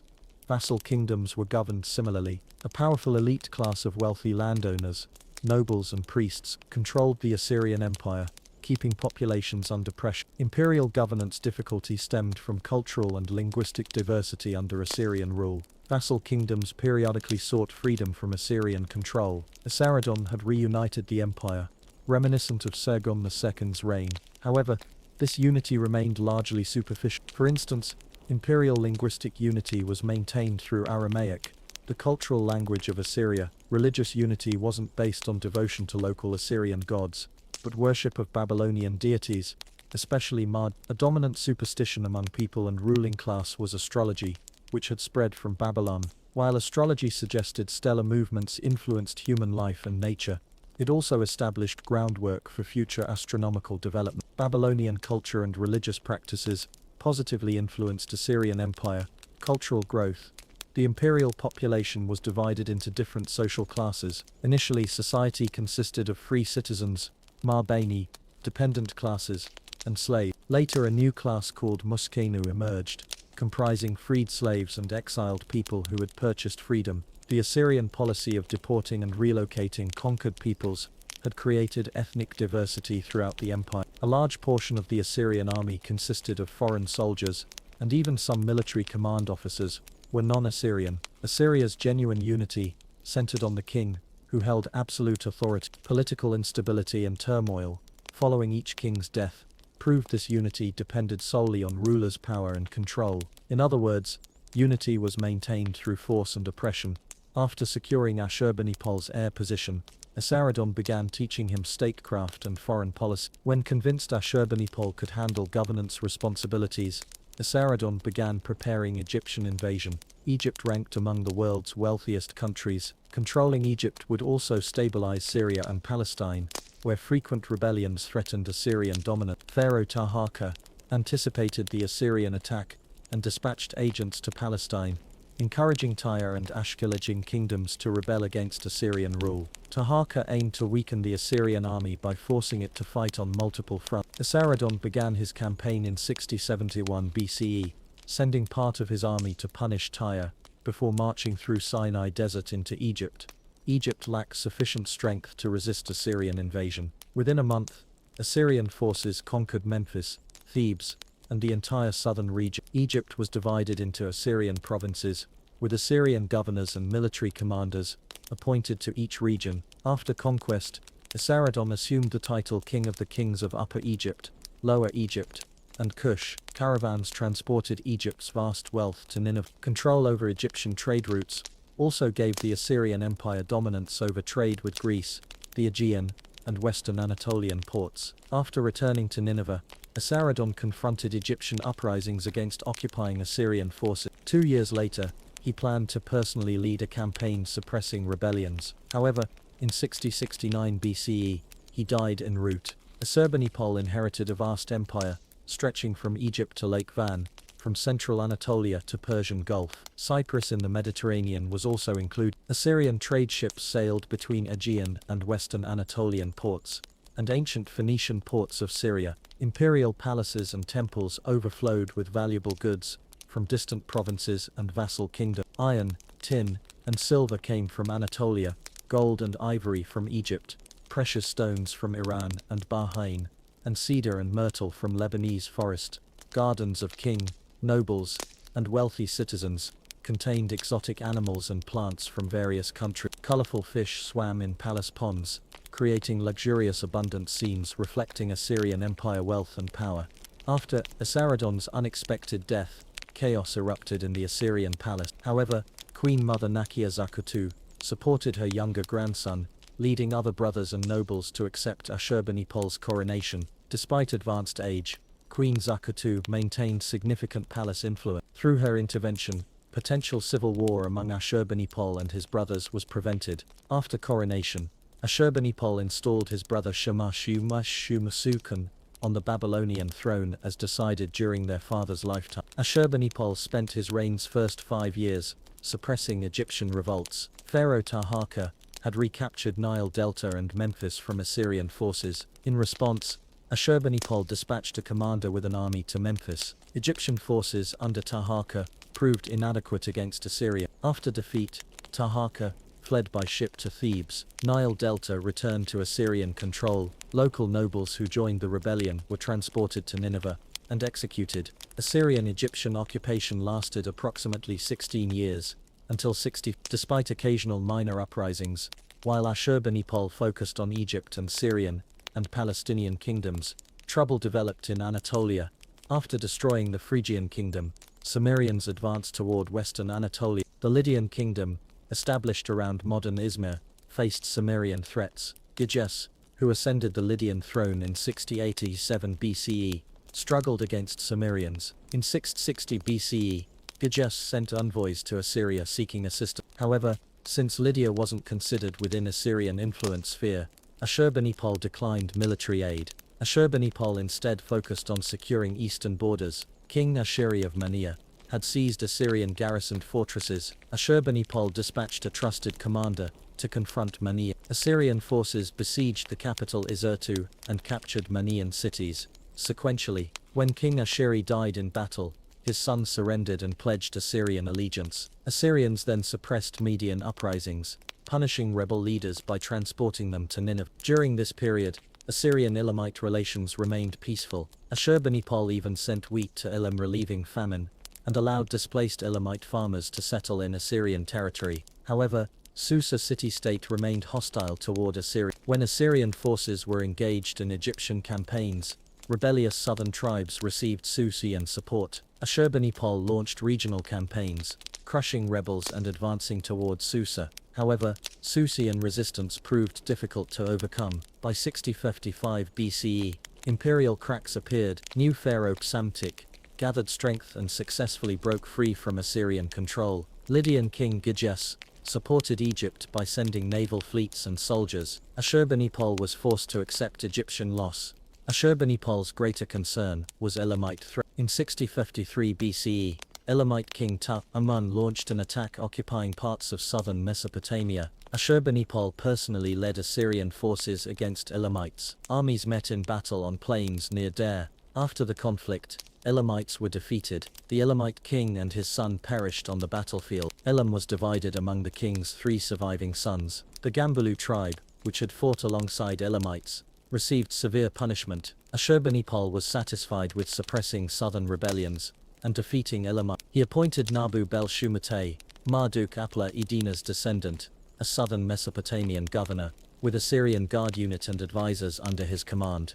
However, despite apparent southern campaign success, it exposed deep Assyrian state weakness. The empire had expanded excessively, making control over various ethnic groups through force alone difficult. While the army suppressed southern Mesopotamian rebellions, Anatolian uprisings began. In cities like Ur, Uruk, and Topur, resentment against Assyrian rule and oppression transformed into outright hostility. These ancient cultural centers, surrounded by Assyrian garrisons, resembled prisons. Any resistance signs were swiftly crushed by Assyrian soldiers. Babylon became the resistance center against Assyrian rule. Ashurbanipal's brother Shamash-shum-Shum, who ruled Babylon, was dissatisfied with his limited territorial control. Babylon, Bossipa, Kutha and Sippar alone proved insufficient, and Ashurbanipal maintained close supervision over these cities. In spring 6052 BCE, Shamash-shum-Shum openly rebelled against his brother. He sought to unite Egypt, Syrian city-states,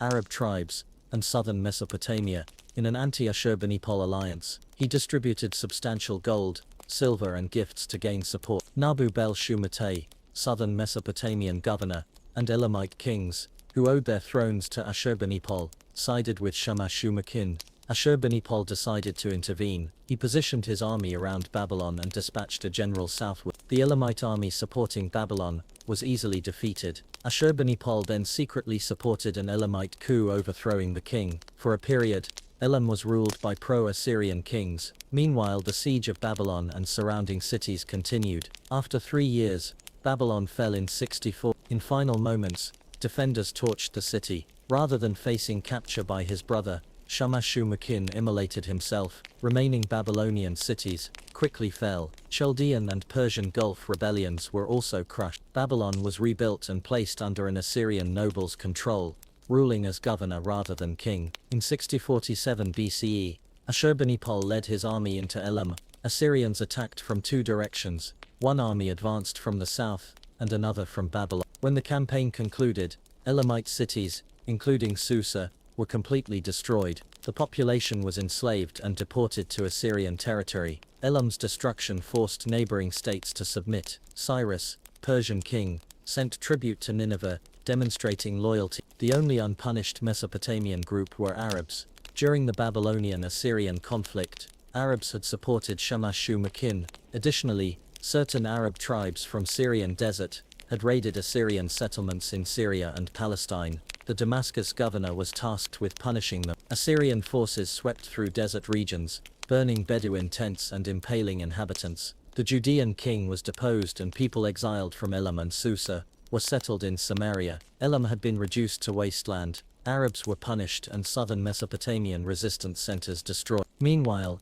in Anatolia, Sumerians had sacked Sardis. After Lydian king Gijus' death, his son Ardis ascended the throne and pledged Assyrian loyalty. Sumerians who attempted to advance towards Cilicia after plundering Artemis's temple in Ephesus were defeated by powerful Assyrian regional forces. Sumerians who remained nomadic and resisted permanent settlement continued causing unrest. Arthurian king Rusa II sought Ashurbanipal's favor and maintained good Assyrian relations to protect his kingdom from Samaria. During Ashurbanipal's reign, Assyrian armies fought continuously for over 30 years. Most conflicts were led by Assyrian commanders, but Ashurbanipal personally directed foreign policy and military strategy from his palace. Ashurbanipal was the most passionate hunter and sportsman among Assyrian kings. His palace walls featured hunting scenes and lion and deer carvings. The king himself appeared in these carvings, reflecting pride in hunting prowess. Beyond military and hunting abilities,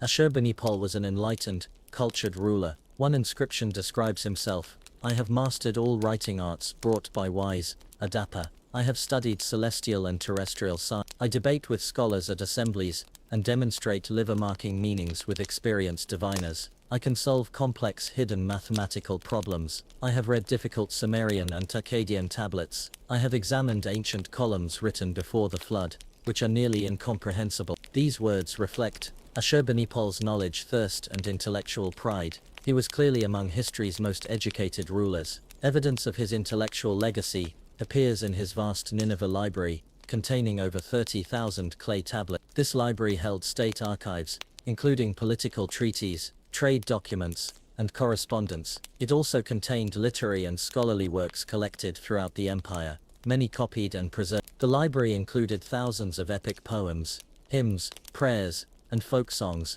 alongside scientific texts on medicine, astronomy, mathematics, and geometry. This rich cultural legacy provides insight into Assyrian Empire, intellectual and cultural achievement. Ashurbanipal was equally passionate about visual arts. His palace reliefs demonstrate new artistic detail levels in Assyrian art. Depictions of wounded lions, galloping horses, or archers shooting arrows show that Ashurbanipal-era artists had begun transitioning from abstract to realistic representation. Under Ashurbanipal, Assyrian relief and sculpture art moved toward more realistic style. When Ashurbanipal died in 67 BCE, he left behind a vast empire. He had ruled for 42 years. This empire stretched from central Anatolia to Persian Gulf, and from eastern Mediterranean to Iranian plateau. Ashurbanipal had 2 sons. The first, Ashurbanipal-Alani, ascended the throne supported by his tutor and chief general Sin-Shumu-Lisher. However, Ashurbanipal-Alani was already gravely ill upon coronation,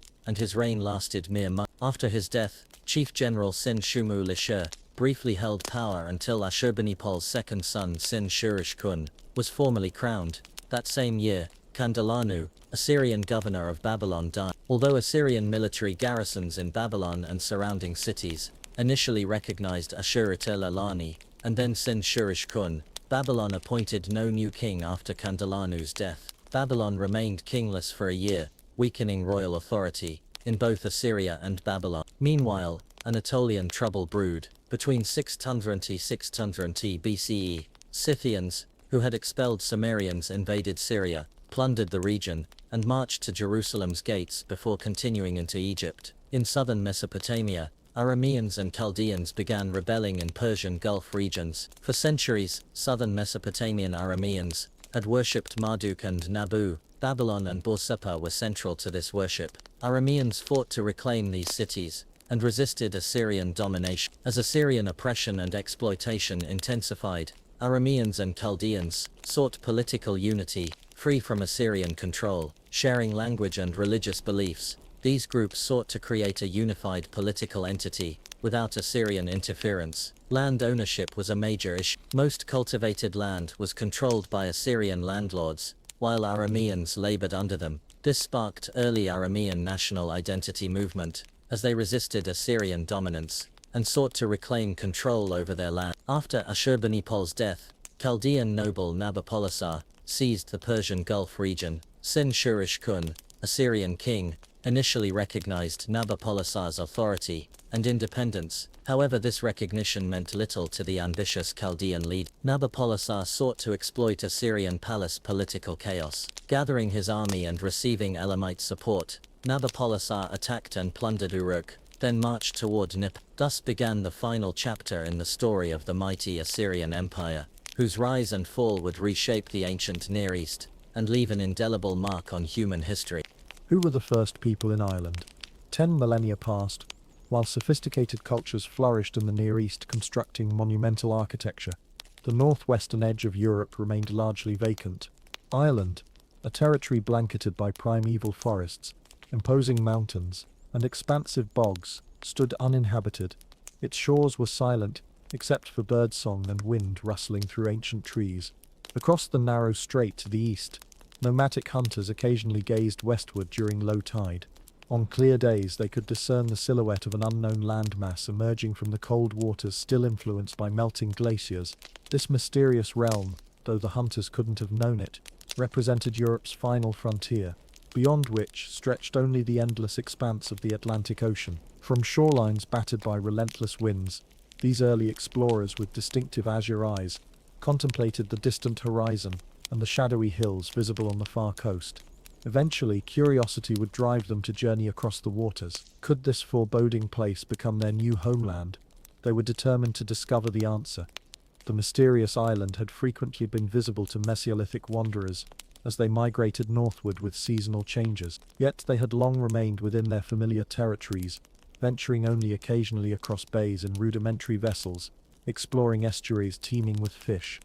They speared seafood, gathered shellfish, and collected birds' eggs from coastal cliffs. Still, the enigmatic land seemed to beckon, those imposing mountains rising beyond a narrow strip of sea, with the sun setting behind them. After progressing further northward, the explorers could clearly distinguish the island's boundary. Their inquisitive nature made resistance impossible.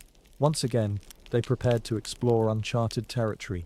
These seafaring groups had ventured northward before, investigating sea locks and inlets where the mainland yields to barren mountains emerging from frigid waters. However, only a handful of daring individuals had crossed to the mysterious island beyond their customary hunting grounds.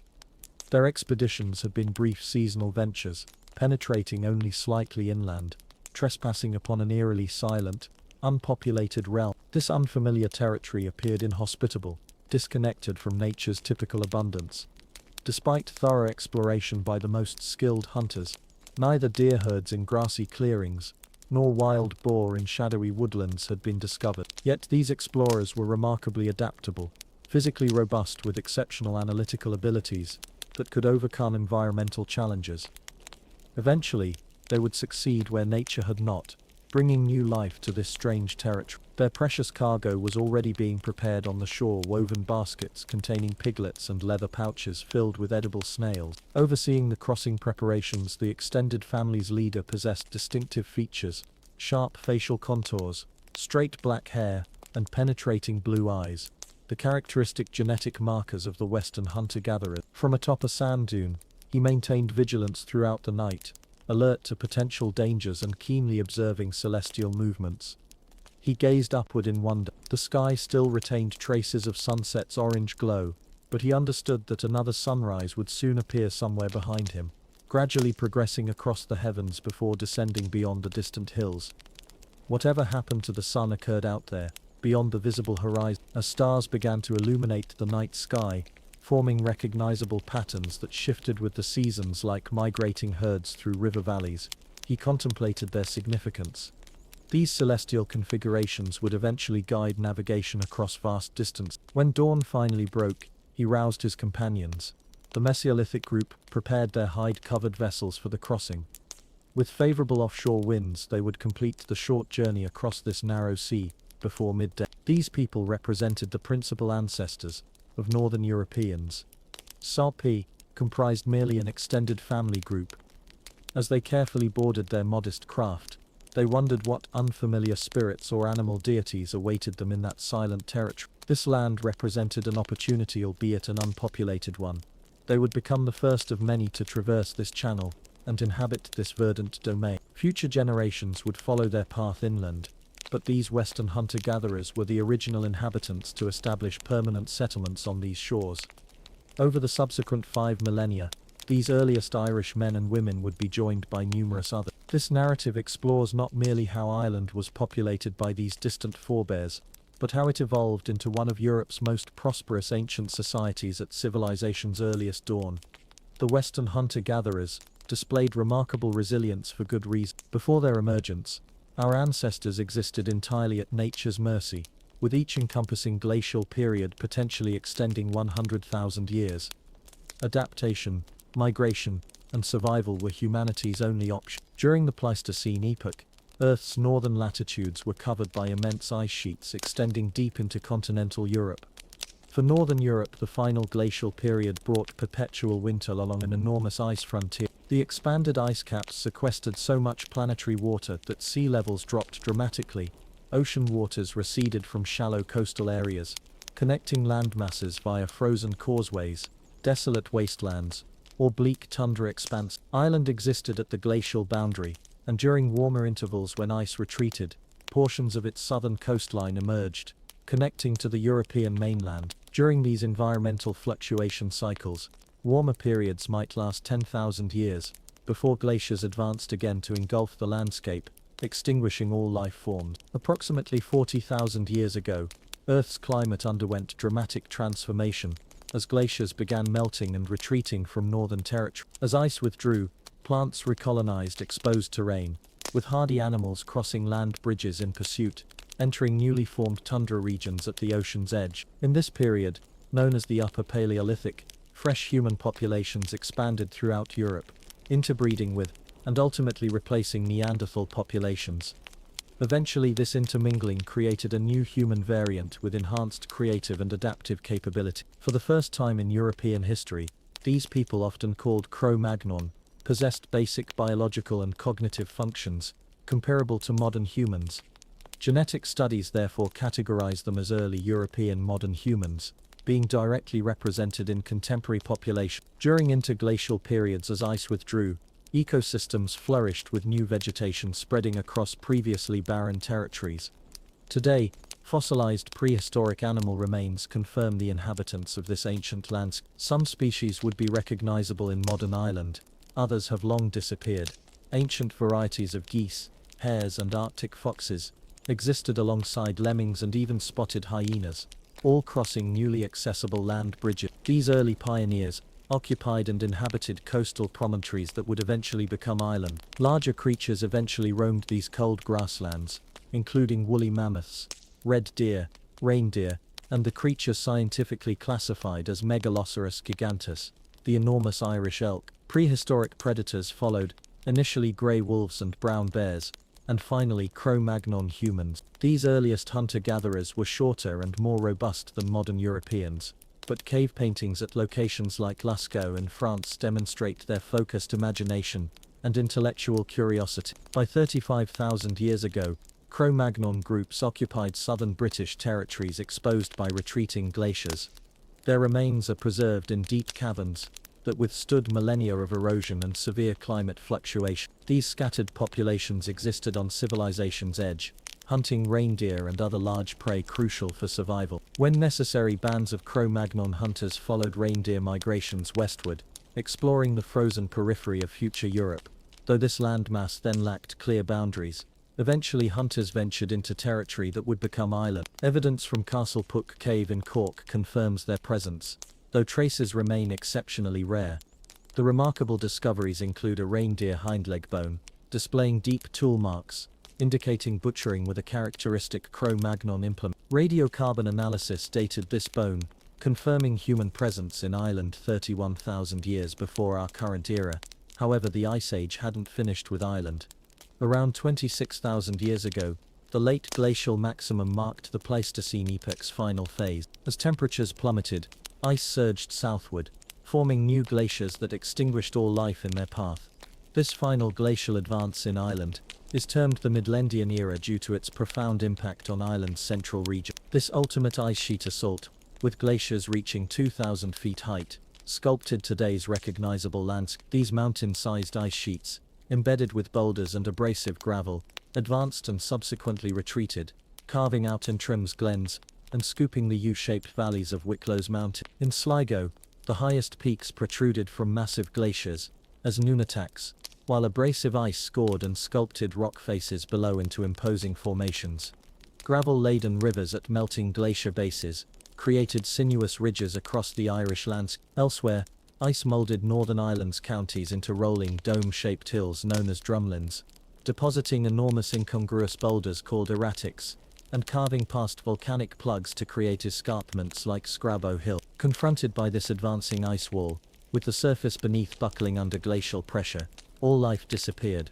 As relentless ice gradually covered northern Europe's entire surface, animals and humans retreated southward. Around 23,000 years ago, humans abandoned southern Britain, retreating southward, seeking more tolerable climates. Diminished populations withdrew to southern France and Spain, the glacial refugia where conditions remained severe but survivable for plants, animals and people, while northern Europe became uninhabitable. In Europe's refuge regions, where cave painters etched their thoughts on rock surfaces, harsh conditions and scarcity impacted human physiology and cognition. Populations dwindled, hunger increased, and competition intensified. Only the most resourceful, physically fit, and mentally adaptable survived. The resulting adaptations included a unique genetic mutation, reducing iris pigmentation. Perhaps this offered slight advantages in perceiving color gradients in dim environments, improved endurance by reducing low-light depressive effects, or provided hunters faster response awareness while pursuing prey across frozen terrain at dusk. Regardless of its evolutionary origin, for the first time our ancestors developed distinctive blue eyes. Thus emerged a population now known as Western hunter-gatherers within that uniquely challenging environment. For over 7 millennia, the Ice Age's final surge saw glaciers reach maximum extent before climate shifted once again, causing ice to retreat from northern Europe's Atlantic shores. Human populations followed plants and animals into newly formed tundra environments, virtually unrecognizable from territories their predecessors had explored. Finally, approximately 15,000 years ago, Western hunter-gatherers reached southern Britain. During this period, enormous water quantities remained locked in glaciers, causing oceans to recede and exposing traversable seabeds. Animals grazed along sodden marshes that would eventually form the Irish Sea's depth. Hunter-gatherers pursued this prey, crossing tenuous corridors connecting the continent to Ireland, which warming conditions had finally left ice-free. Between 12,000 and 9,000 BCE, plants and animals spread northward, recolonizing the land. Life advanced along land bridges, seeding a 300-mile corridor of low terrain, connecting the continent to the new Irish peninsula. Pollen evidence indicates that by 11,800 BCE, bleak tundra had transformed into open grassland. Within 500 years, Ireland developed its first cold-resistant vegetation, willow bushes and stunted junipers, thriving in barren clays and gravel-heavy soils.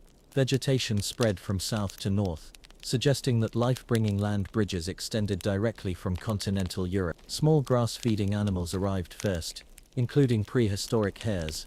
Larger animals followed, including reindeer and giant Irish elk. These animal herds migrated vast distances, grazing across land bridges to repopulate the new peninsula. By approximately 11,000 BCE, these animals reappeared in Ireland, accompanied by major predators including wolves, bears and humans. Confirmation comes from a limestone cavern in County Clare, where a prehistoric brown bear kneecap, showing butchery marks, was discovered during subterranean explorations. This remarkable find from Alice and Gwendoline Cave confirms that around 10,800 BCE, Ireland was again inhabited. A prehistoric person had used a stone tool to sever and scrape away tough tendons that provided the bear's muscular power. These sinews were typically treated and used as cordage to sew together thick hides worn by early hunters. They might also have bound sharp flint blades to wooden handles, or secured stabilizing feathers to hunting arrows, weaponry essential for survival among dangerous predators like wolves and bears. Perhaps these early Irish inhabitants sought cave shelter from severe cold, discovered hibernating bears during prolonged winters, or cornered and killed impressive beasts in darkness. Maybe these animals were hunted elsewhere for meat and hides, then transported to caves for processing. Whatever occurred, the carcass represented a valuable resource to be completely utilized. Throughout this period, as the earliest temples and permanent settlements flourished in the Near East's warmer regions, northern fringe hunters expanded into territories abandoned by retreating glaciers. Simultaneously, another human group, ancient North Eurasians, distant relatives of Western hunter-gatherers, crossed the Bering Land Bridge from Siberia into Alaska, spreading across a newly discovered continent of abundance. Soon isolated from global populations, and following a unique developmental path, they would become the indigenous peoples of the Americas. However, Ireland's first Western hunter-gatherers faced different circumstances. Having reached the westward limit of their Eurasian expansion, their presence on the supercontinent's western edge remained precarious and constrained. Once again, approximately 12,000 years ago during the Younger Dryas period, ice resurged with plummeting temperature. Hunters withdrew from these peripheral territories as prey became extinct or altered long-term migration patterns. During this era, the giant Irish elk vanished from Ireland permanently. This species had once inhabited vast Eurasian expanses, from Ireland to Siberia, thriving in tundra-like environments.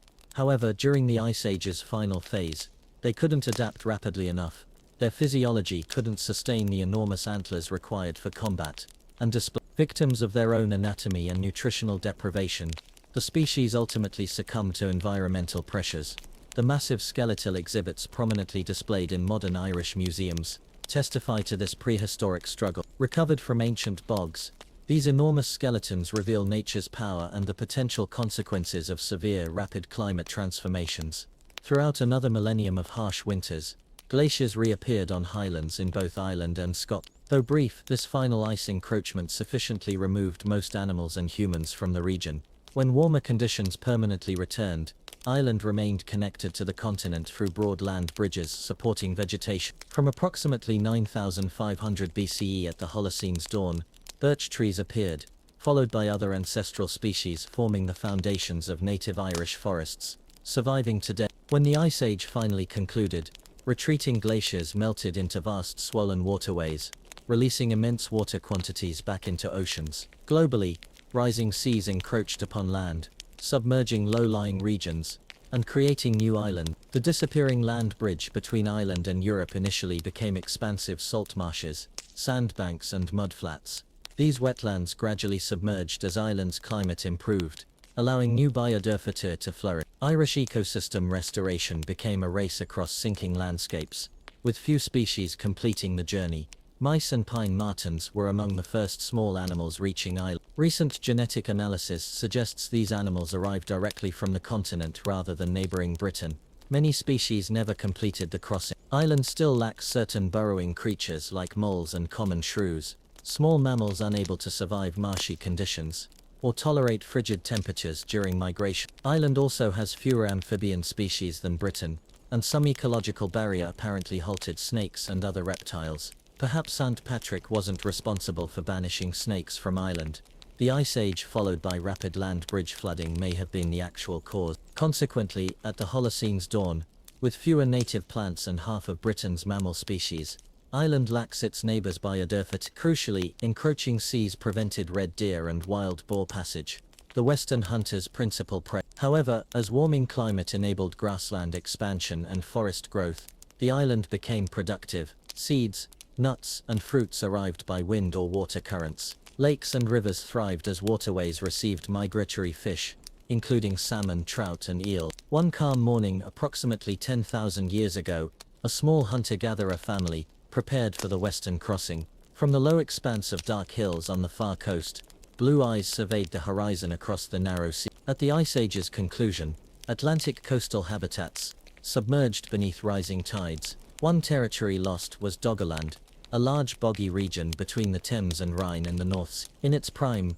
Doggerland comprised sandbanks, beaches, lagoons, salt marshes, and mudflats, thriving wetlands providing diverse hunting grounds for human inhabitants. Its estuaries and rivers contained abundant fish, waterfowl, and small game. Before final submersion around 6000 BCE, its peoples had departed in hide vessels to surrounding shores.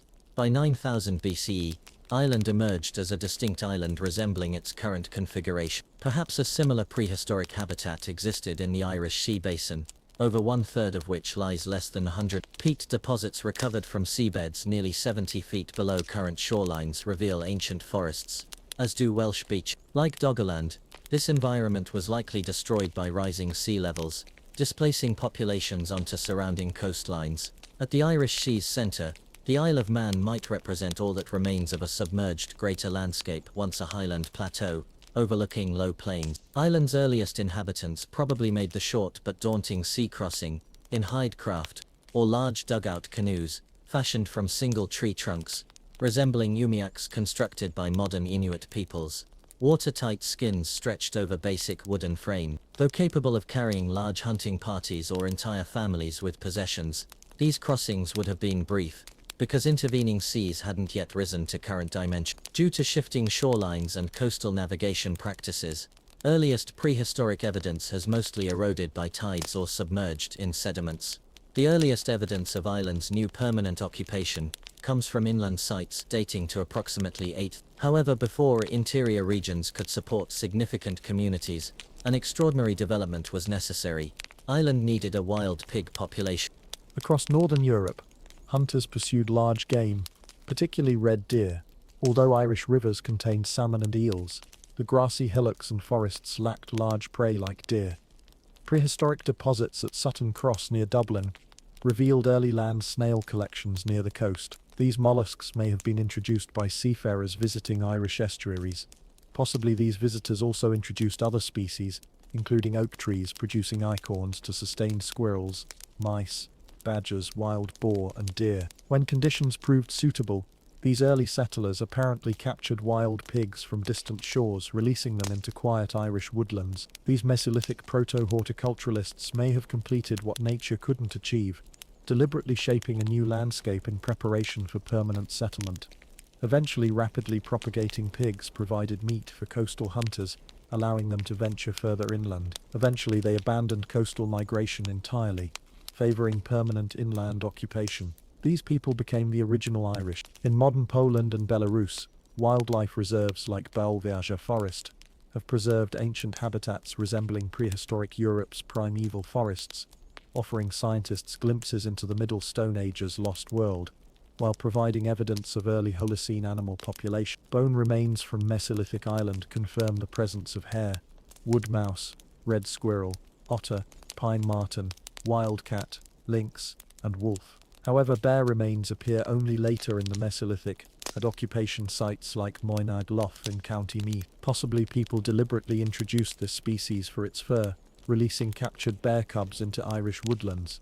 Surviving prehistoric evidence suggests Mesolithic populations remained highly mobile and sparsely distributed. Anthropological comparisons with other hunter-gatherer groups like early Tasmanian populations suggest early Mesolithic Ireland may have contained fewer than 4,000 individuals. These small communities relocated seasonally to exploit changing resources, existing primarily in solitary bands with only occasional intergroup meetings for trade and marriage. Early Mesolithic tools have been discovered at approximately 20 prehistoric Irish sites, including skillfully crafted stone implements, flint working debris, fire evidence, and small middens containing animal and fish bones, remnants of temporary camps where family groups gathered during seasonal abundance. This early evidence is intriguing because Irish flint blades differ from neighbouring British toolkits and weapons. Perhaps survival in Ireland required different equipment without deer. Fewer hides needed scraping and no antlers were available for toolmaking. Life in Ireland demanded different survival skills, and its population quickly developed a distinct cultural identity.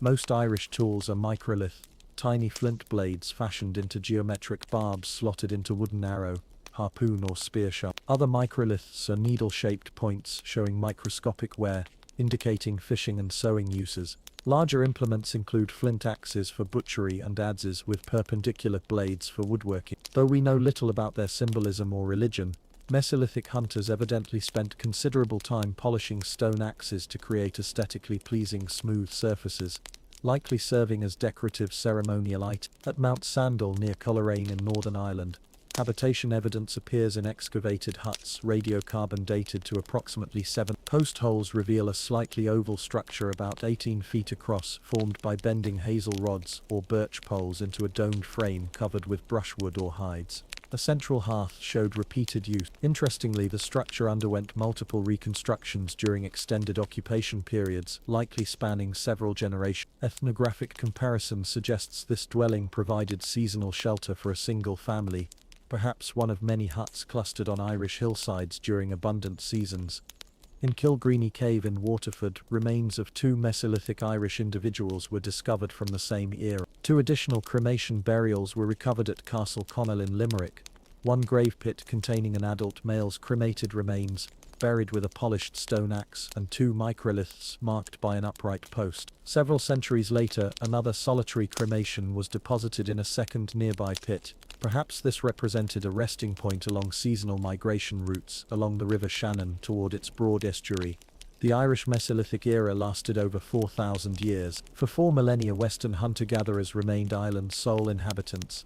Even today, significant aspects of their genetic character persist in European population. Many modern Irish with dark hair, including champion athletes, political leaders, and visionary poets, observe the world through that same genetic blue eye marker forged during the Ice Age's apocalyptic cold. However, today there exists much more genetic diversity than just hunter-gatherer ancestry, for by 4000 BCE newcomers would arrive, permanently transforming the island. While Ireland's first hunter-gatherers arrived, the Near East was already experiencing the Neolithic Revolution, having experimented with new food production methods for millennia. By 8000 BCE, throughout the Fertile Crescent's wide arc in Western Asia, settled agriculture of both plants and animals had been widely adopted. This paradigm-shifting lifestyle involved cultivating grasses, producing simple grains, and raising domesticated animals, including short-haired pigs, primitive sheep, goats, and diminutive cattle. Over subsequent centuries, as clans expanded and ideas spread,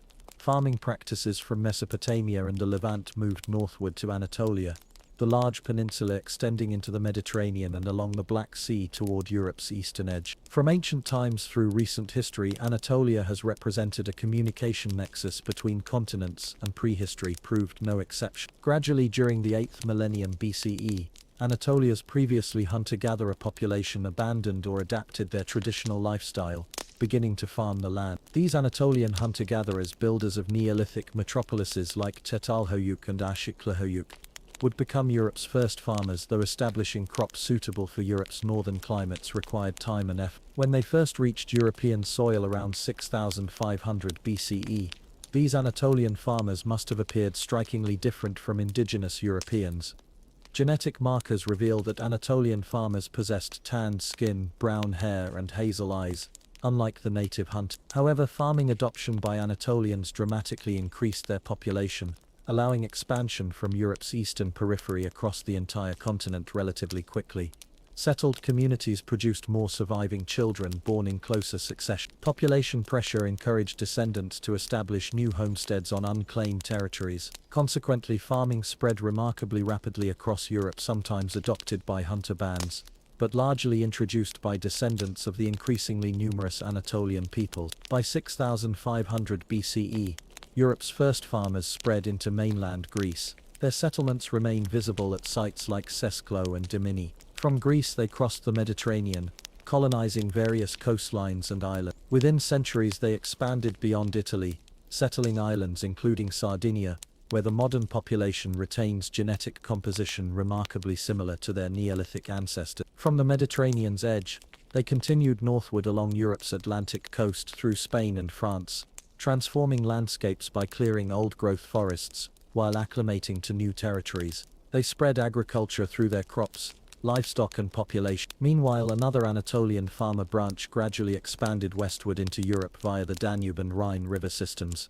Around 5000 BCE, these two population groups converged in northern France, where their related cultures merged after more than a millennium of separate expansion. The coastline from Brittany to the Rhine was now populated by Neolithic people sharing common ancestry. Some had intermixed with the far less numerous blue-eyed hunters during their European expansion. However, for unknown reasons, their movement into Britain and Ireland halted for another millennium. Perhaps Near Eastern crops weren't yet well adapted to the Atlantic's damp climate, or other factors intervened. Finally, around 4000 BCE, Neolithic populations rapidly expanded into the Atlantic islands.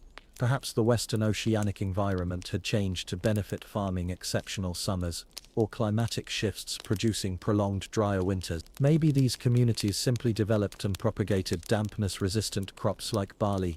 Whatever combination of factors triggered this expansion, farming communities occupying coastlines facing Britain finally crossed the narrow sea. Newfound seafaring confidence spread rapidly through these Neolithic communities. By 4000 BCE, settlements appeared throughout southeast England. Within 2 centuries, farmers reached southern Wales, the Isle of Man, and western Scotland. Current radiocarbon dating lacks precision, but Irish discoveries confirm well-established Neolithic farming communities by approximately 3800 BCE. Suggesting simultaneous expansion from Brittany into the Irish Sea region. Following ocean currents, maritime settlers probably sailed in hide vessels or large outrigger canoes propelled by oars. At Gormanston Beach in Meath, a Neolithic dugout canoe was discovered, confirming outrigger vessels exceeding 20. Perhaps these outriggers supported large raft-like platforms for transporting families, seed grain and livestock. The first agriculturalists likely traveled in small flotillas toward visible lands on the horizon. As farmers, they instinctively understood seasonal weather patterns,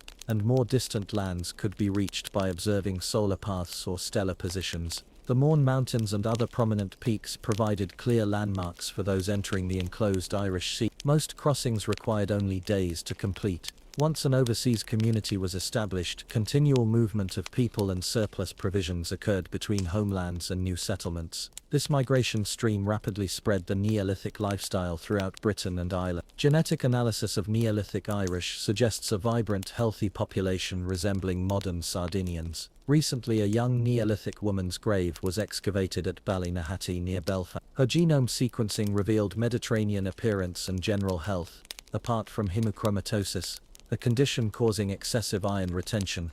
Ireland's hunter-gatherers differed from Britain's Mesolithic peoples in behavior and population density. Ireland's largest prey animal was the forest wild boar. This relative scarcity of large animals may have limited hunter numbers and kept them away from territories claimed by farmer colonists. The first Neolithic Irish arrivals possibly avoided estuaries, where Mesolithic hunters maintained fishing grounds. Chemical analysis of Neolithic skeletons shows absence of river or lake fish in their diet, though this might indicate dietary taboos rather than territorial avoidance. Instead of occupying estuaries, Neolithic settlers apparently exploited upland regions with superior field drainage and livestock suitability. Unlike Britain, Ireland's grasslands contained no red deer competing with grazing animals. However, due to wetter conditions, settlers may have planted dampness-resistant barley instead of other wheat varieties. Although we know nothing of their initial encounters, eventually the two populations converged. Skilled wilderness hunters may have exchanged foodstuffs with Neolithic settlers. Genetic evidence suggests male hunters likely accepted Neolithic women, either joining farming communities or leaving offspring within settlements. As agriculture expanded, farmers rapidly outnumbered and replaced Mesolithic inhabitants. With population doubling each generation, Just 100 initial settlers' descendants would outnumber the diminishing hunter population within 6 generations. The small dispersed western hunter-gatherer population, while ecologically balanced, was easily overwhelmed as newcomers transformed the landscape. After countless generations maintaining similar lifestyles, the transition from Middle Stone Age to Neolithic agricultural era proved relentless and rapid, spanning merely 6 generations. Within 2 centuries, the Neolithic Revolution introduced a new population with entirely different lifestyle, culture, material objects and belief system, rapidly expanding along migration corridors comprising related groups. Northern France, Britain and Ireland eventually formed a unified cultural zone sharing common ancestry. Like their Near Eastern ancestors, these settlers fashioned objects from clay, creating the first Irish ceramics alongside stone tools suited for woodland clearance and agriculture. The environment gradually transformed imperceptibly at first, but eventually beyond recognition. Hunting continued, supplementing farmers' diets and increasingly symbolizing status, though game remained scarce in Ireland, especially after forest clearance. Neolithic Irish employed different flint knapping traditions than their Mesolithic predecessors, producing distinctive arrowheads and javelin points while introducing new hide processing tools for their livestock, primarily non-native breeds, transported from the Fertile Crescent over 3,000 years alongside their human keepers. Ireland's ancient pine and birch forests were soon cleared, creating open pastures for livestock or field systems for wheat and barley cultivation. Like modern farmers worldwide, Neolithic Irish likely practiced slash-and-burn agriculture, felling trees, burning dried foliage, and creating nutrient-rich soil. As remains true today, exposed land quickly became nutrient-depleted, transforming into barren terrain, eventually becoming deforested expanses like Dartmoor and Connemara's marshland. The early colonists' landscape impact appears in field plot traces, uncovered in County Mayo on Ireland's west coast, demonstrating the country's previous agricultural appearance. Dating from approximately 3500 BCE, the sade fields comprise parallel dry stone walls demarcating Neolithic farmland, creating substantial food supplies for growing population. This deforestation produced an unintended consequence, forming the sodden boglands persisting today, eventually preserving Neolithic remains beneath them. Throughout Europe, Neolithic farmers utilized polished stone axes more extensively than their predecessors. These implements were flaked into shape and ground smooth using abrasives like sandstone. Undoubtedly prestigious decorative items, they evidence contact, kinship, and exchange across Neolithic Europe. Their geological origin can be matched to specific Atlantic regions, revealing that rather than impeding movement, the Irish Sea facilitated exchange. Ireland's primary export material was porcelainite, a dense, dark stone quarried in northeastern Antrim. Over 7,000 porcelainite axes have been discovered in Ireland, with others recovered at Neolithic sites from Scotland to southern England. Another axe production site in northwestern Britain, demonstrating long-distance Neolithic trade networks, is Great Langdale, in the Lake District. This impressive workshop supplied Ireland with distinctive green-hued stone. Over 100 of these grey-green axe heads have been recovered from various Irish Neolithic sites, possibly indicating migration routes, social alliance strengthening, or quest for esoteric religious knowledge. Whatever motivated this exchange, Neolithic settlers continuously traveled between the island. Unsurprisingly, given the profound transformations occurring across 4th millennium BCE, Ireland, seasonal Mesolithic campsites disappeared, replaced by larger permanent homesteads, constructed from solid timbers. Neolithic dwellings in Britain and Ireland were long rectangular buildings, measuring 18 to 36 feet, housing multi-generational clans in close proximity to each other and their livestock. As in modern developing societies,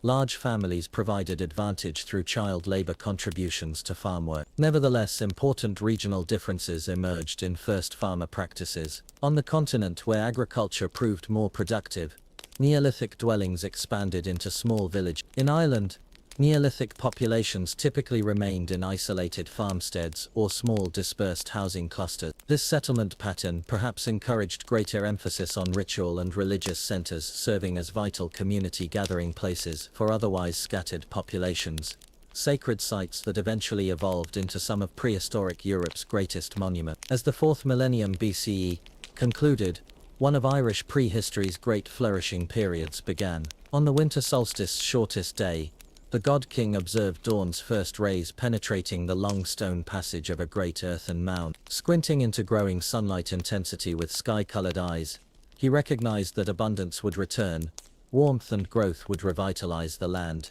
Emerging from the quartz chamber to assembled priests' approval, he faced a wind-swept hillside crowded with family groups observing the ceremony. Many possessed dark skin with chestnut hair and earth-crop-colored brown-green eyes, characteristic of Anatolian-descended Neolithic farmers. However, the god king and many priests appeared different, their eyes shining with distinctive blue from earlier population. The god king had re-emerged from the sacred mound, ensuring the cycle would begin anew. Barren earth would regenerate, trees and bushes would bear fruit again, field and forest creatures would reproduce, darkness and cold would once more retreat. This scene repeated annually, century after century, at ceremonial sites throughout the land. As the 4th millennium BCE progressed, Neolithic expansion throughout the Irish Sea territories produced large communal structures, including ceremonial enclosures and distinctive burial sites. Hundreds of megalithic tombs and monuments have been identified and examined throughout Britain and Ireland. Causewayed camps were expansive enclosures,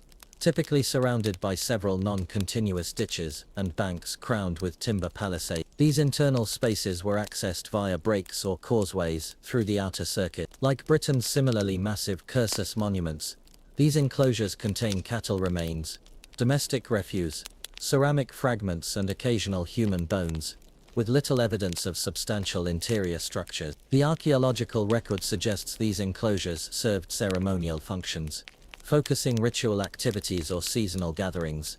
This pattern appears in many early societies worldwide, from Ohio's Hopewell ceremonial earthworks to ancient Near Eastern sites. Possibly causewayed enclosures began as defensive corrals in wooded landscapes, places safeguarding livestock during Mesolithic hunter seasonal movements. Over centuries their purpose evolved, with ancestral gathering places becoming exchange centers for scattered homesteads, communal feasting grounds or funeral sites involving excarnation. This practice exposed corpses to elements and scavenging birds, while protecting them from larger predators, returning them to nature's cycle. Bone fragments would subsequently be collected and deposited in other ritual contexts, perhaps even within homestead. Many causewayed enclosures served multiple generations, with sites modified, ditches recut or banks expanded across centuries. Over 70 such sites have been identified in southern Britain, dating from approximately 3800 BCE onward, with others found throughout Ireland. The causewayed enclosure at Dungo Hill, Antrim, dates to this same period, while Magaraboy in Sligo potentially dates to 4000 BCE. If accurate, this northwestern Irish site was constructed at the very beginning of Neolithic expansion into the Atlantic Isle. Another innovation introduced by Neolithic settlers, and still prominent on untamed moorlands and hills, was the megalithic tomb. Over 1,000 such structures survive or have been documented across Ireland. These monuments feature massive capstones atop upright stone slabs, creating chambers buried within earthen mounds. Distinctive remains of elite individuals were deposited within stone chambers, while the mound itself served as a center for religious ceremony. Often all that remains is a dolmen, exposed stonework resembling a giant table with flat capstone resting on supports. A few survive in greater dimensions, shadows of their original grandeur, yet still venerated through subsequent generations to the present. For antiquarians and archaeologists studying these ancient tombs over 2 centuries,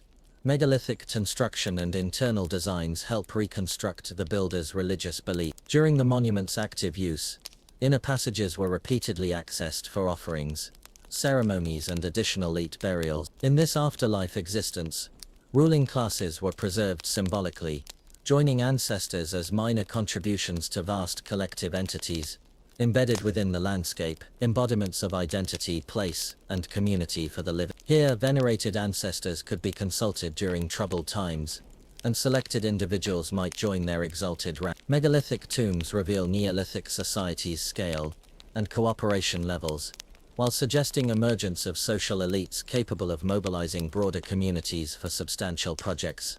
Likely Ireland's first kings and queens at civilization's dawn. The largest and most famous Neolithic construction is undoubtedly Newgrange, in the Boyne Valley, This impressive structure, inappropriately restored during the 1970s, consists of a passage grave within a mound 40 feet high, covering an acre. Inside, a 60-foot stone-lined corridor leads to a cruciform chamber, with corbelled roof and 3 alcoves, where illustrious dead were interred. Like many megalithic tombs and later stone circles, the corridor was aligned so winter solstice sunrise rays penetrate the darkness, flooding the chamber with light, a phenomenon still captivating modern visitors, and undoubtedly astonishing Neolithic observers. The original site would have appeared substantially different from today's reconstruction.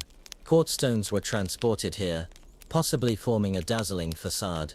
Most remarkably, Newgrange predates both Stonehenge and Egypt's Great Pyramid. Carbon dated to approximately 3200 BCE, it testifies to the productivity and creativity of Boyne Valley populations, where over 30 smaller mounds also exist. Far more than merely a burial site, with only token elite remains deposited within Newgrange functioned as both temple and ceremonial center. Some of Europe's greatest surviving Neolithic art adorns large curbstones fronting the mound, displaying spiral symbols synonymous with megalithic expression. At neighboring Noth, another impressive complex featuring multiple tomb mounds constructed across millennia, similar artistic patterns appear. The equally magnificent Passage Tomb at Douth completes the Boyne Valley's main monuments, revealing Neolithic Ireland's societal scale and commitment to shared religious and mythological beliefs. Megalithic tombs weren't the only monumental structures. This era also produced stone circle builders. One significant Neolithic Irish site survives near Belfast, the Giant's Ring, a ceremonial henge, consisting of a massive circular embankment, 12 feet high surrounding a central dolmen, that formed a small passage tomb's core. The compound entrance faces west, allowing processions to enter from the sunset direction. Nearby stands Bale Nahati, another ceremonial site featuring tall upright posts, arranged in a wooden pillar circuit. This wooden henge, similar to others throughout Britain, might have served as an open-air temple where corpses were exposed to natural elements on platforms for scavenging birds, though this represents merely one interpretation. Recent DNA sequencing advances suggest that ancient Ireland practiced selective breeding to create, either deliberately or inadvertently, a ruling class with distinctive blue eyes and black hair. Genetic analysis of bone fragments from prominent Neolithic mounds reveals that individuals selected for deposition in elite contexts displayed precisely these characteristics. The Neolithic remains from major passage tombs may therefore evidence a separate ruling lineage of kings, queens, or priests. Like many ancient Egyptian rulers and certain other ancient societies, these individuals exhibited extreme inbreeding. Remains recovered from Newgrange belong to a man likely born from a brother-sister union,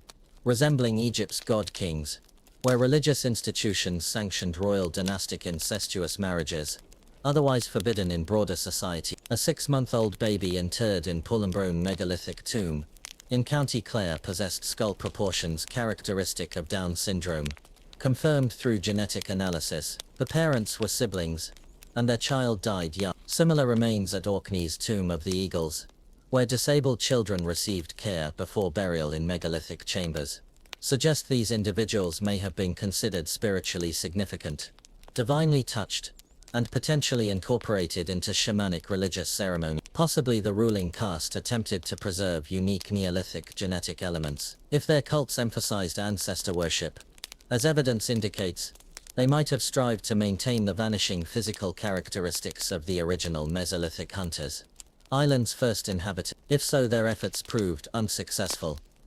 By the mid-3rd millennium BCE, their way of life began declining as additional newcomers reached the island, bringing fresh genes and technologies to supplement foundations established by tomb builders and their hunter predecessors. Soon the Age of Metal would commence. Traveler clans would migrate along Atlantic coastlines to the Emerald Isle, permanently transforming Irish culture and genetics, establishing foundations for the emerging Bronze Age. When Ireland emerged from its Ice Age imprisonment, it received a fragile reprieve from northern glacial emptiness. For 10,000 years, it nurtured diverse populations, from Mesolithic hunters exploring wilderness, to invasive Neolithic farmers raising monumental earth and stone structures. These pioneers provided Ireland with animals, plants and trees that have sustained its ecosystem ever since. 4.5 millennia ago, Bronze Age settlers would arrive, repopulating northern Europe and providing Ireland with ancestral foundation. These indigenous peoples assimilated and adapted subsequent cultural influences, developing distinct Bronze Age traditions, and eventually forming specific Celtic identity, potentially strengthened by additional warrior bands from distant shores. Throughout these epochs, the Irish preserved their insular heritage and ethnic character, yet no culture endures forever, and no homeland withstands future uncertainty. Perhaps returning glaciers will eventually advance southward, scouring the island's surface during another ice age, obliterating all traces of Irish civilization beneath frozen rubble. Alternatively, driven by profit-seeking and rising global temperatures, agricultural exhaustion might render soils incapable of nourishing weakened crops. Starvation and industrial pollution from chemical waste could potentially render vast regions uninhabitable. Eventually, everything ancient indigenous Irish have struggled to create might vanish, like footprints on sandy shores, washed away by rising tides.